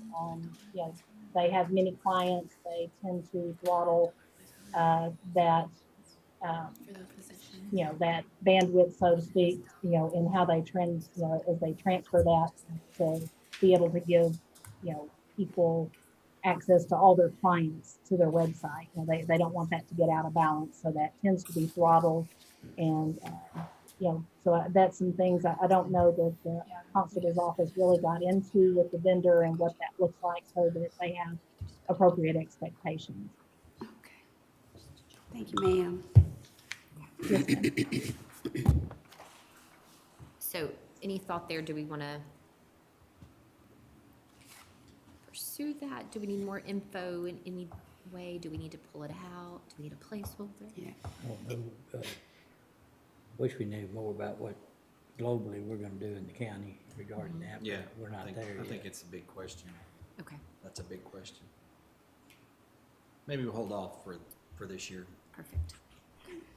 So commissioners, this is David Ives. Is this in regard to the cams that y'all are talking about this? The body cameras. So we can tell you from experience we can hook IT up with a contact at Waco PD who's their digital manager specifically for these cams and the IT hurdles that they had to get over to get these cloud systems in place. And as well, there are some grants out there for small departments. We at the sheriff's office do not qualify for it, for these camera systems through the federal government.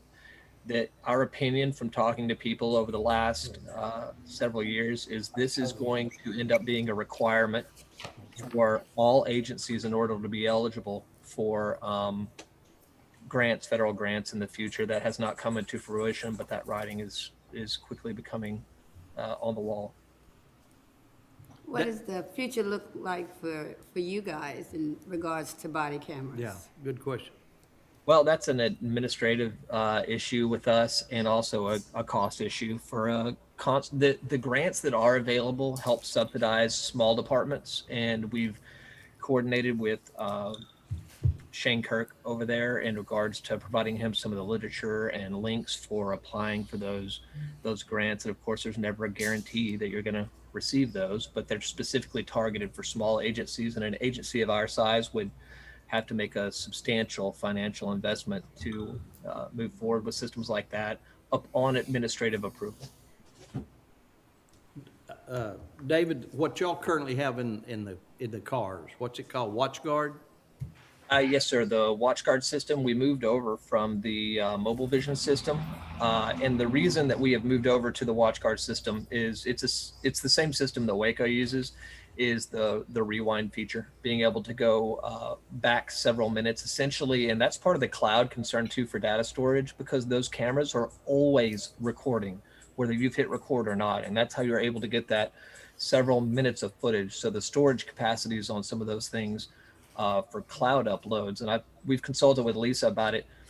It's going to upload, even if you recorded 5 minutes that day, the max capacity of whatever the card is or storage on that unit, because it's going to save the maximum amount and it's not going to rewrite over itself until you've marked that to go away for constant recording. Right. Well, are they compatible with body cameras, what you currently have, your system? If in the future you were to go to body cameras, is the system, does it coordinate, does it work with body cameras, what you have, WatchGuard? There are systems that integrate with that, and we have been approached by, Axon years and years ago when they became, a monopoly on it almost at this point. But the systems are not directly intertwined, but they all feed a similar cloud service. So your what you currently have, if you went to body cameras, wouldn't be compatible with each other then, as far as one working in, I guess, in tangent with the other. That's correct, Commissioner. It would be two separate systems that have a very similar cloud GUI. Okay. Thank you. City of Waco has body cams, don't they? Axon, yes, ma'am. Okay, because I remember they had a citizens committee to come in and help them pick which ones they were going to use. I know when he came and presented it, he spoke from how body cams do help the officer. That is true, but body cams also, they protect everybody out there. That's right. And I see the conversation continuing because I see law enforcement moving toward body cams as opposed to away from it. But I understand you want to get a holistic idea of what it's going to look like for all departments, all law enforcement throughout the county. Well, if we're moving that way, we should be consistent on how we, the technology we use, the storage, and what the consequences of it. far as well to be prepared to budget for it. And so, I guess, and of course, as David said, that they've done a lot of research on it, so it'd be interesting to kind of hear what their perspective and where we may be going in the next few years. So in regards to the constable's request, it's, do we want to approve it, hold it, till we get more information, or any other direction? Well, yes, because, you know, there for a while, just from a technology standpoint, we had different departments in the county that couldn't talk to each other.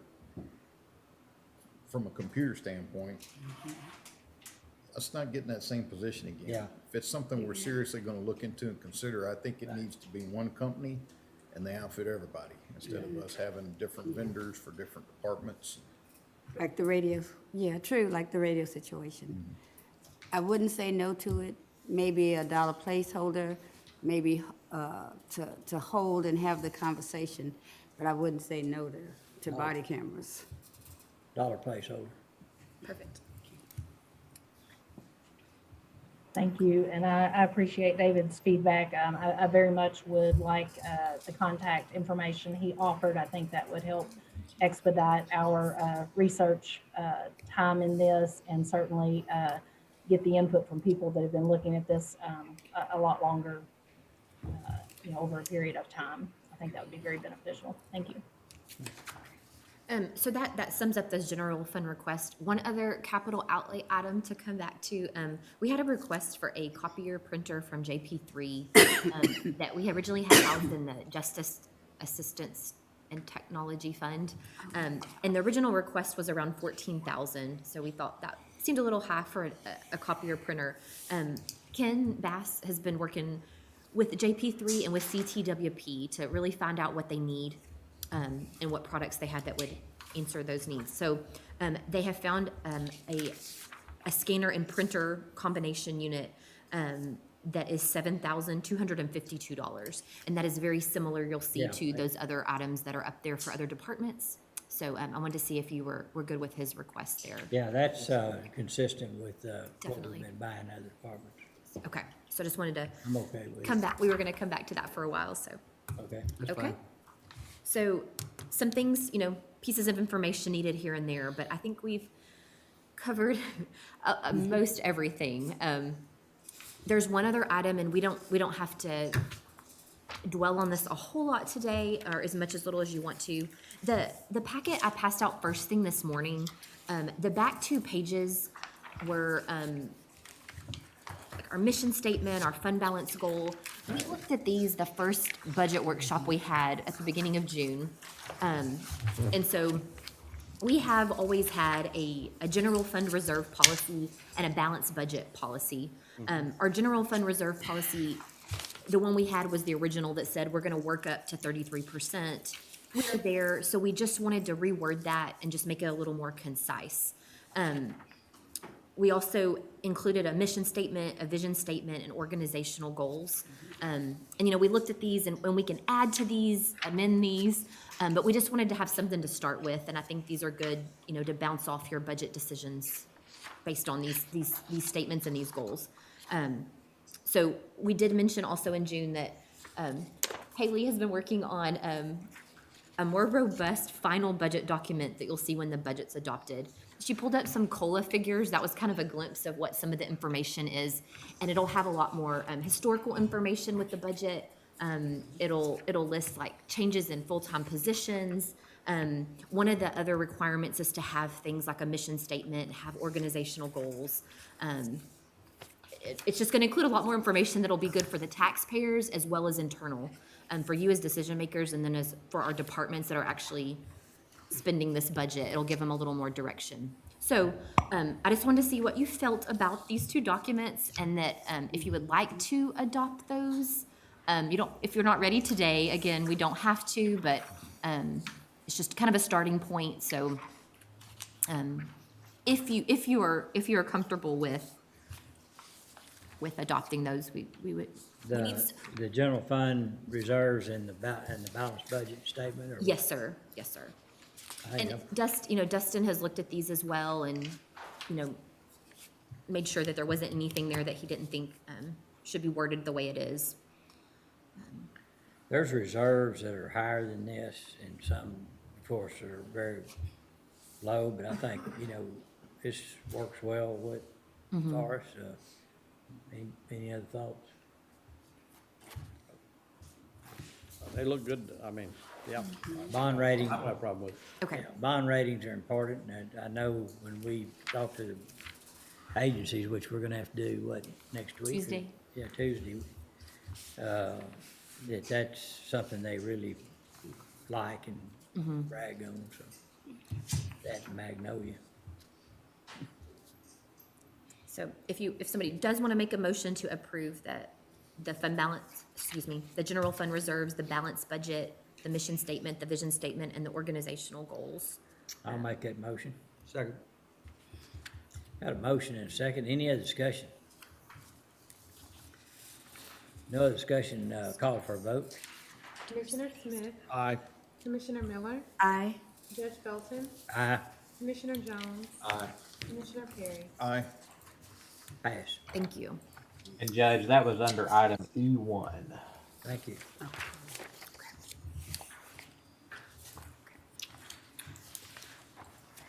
So, I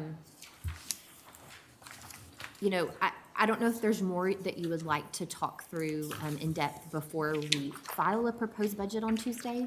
Of course, we can continue today, we can meet tomorrow if there is something that you want to come back to, if you want to have further discussion, and we can always, of course, talk on Tuesday as well. But while we were sitting here about 10 minutes ago, we did get the email from the appraisal district with the certified. Oh, you did? values. So that's one good step there, and then we will What get did our. it say? I didn't even open the attachment yet, but That's okay. I didn't want to get distracted from our conversation. I would, It's a little bit higher, just a little bit. 35 minutes ago, we said we would take 15 minutes. Uh-huh. And I've got a banquet I need to be at tonight, course. a Chamber of Commerce banquet, so. Not that it's important, but I'm emceeing it, so they may want me to be there. Yeah. Well, we can take, the amount that you came to a consensus on the COLA, all those things, the retirement rate, we'll incorporate those then into the entire budget document. Okay. So that's something we can use on Tuesday, but of course, still can talk about things on Tuesday if things come to your mind that. You can get everything updated though and get it back to us so we can review it. And if we have questions. Do we need to meet it tomorrow to I don't think so. finalize anything? Unless y'all just wanna get together. I mean, well, that's up to Frances. If she thinks there's a reason for us, I don't have a problem with it. I don't think there's really a reason. It takes us a little while to go in. We have to adjust all the positions individually and update retirement in each department. So just to give us some time to get all of that together before Tuesday. If we have tomorrow, that would be helpful. But we're open to meet Or whenever you Monday, all I are. guess We all Monday. mark off all these, We can meet Monday if we need to. accounts that are these, in your, there's some of these departments that aren't marked off on the, Yes, so some of that we came back today, and there's some things here and there that are depending on contracts we haven't got yet. So MHMR, the appraisal district, that budget, things that we're waiting on. So we'll work through some of those things that are lagging through August. But I think as far as the information we need from y'all, we are good. Okay. Well, And Judge, I heard somebody mention Monday. If the court does want to meet on Monday, we would need to post that agenda. right. I don't know that we need to. It sounds like we've got this thing pretty much saucered and blowed, so ready to go. So Tuesday, then we'll file, you'll vote on the proposed tax rate, we'll talk through those new recalculations. And then that'll start the timeline through August 24th is the date we will adopt both. Okay. We can Anything continue else? to meet. Pardon me? We can continue to meet through that month if you need to. Okay. Nothing's set in stone. All right, anything else to come before the court today? All right, it is 4:20, we stand adjourned. Recording stopped.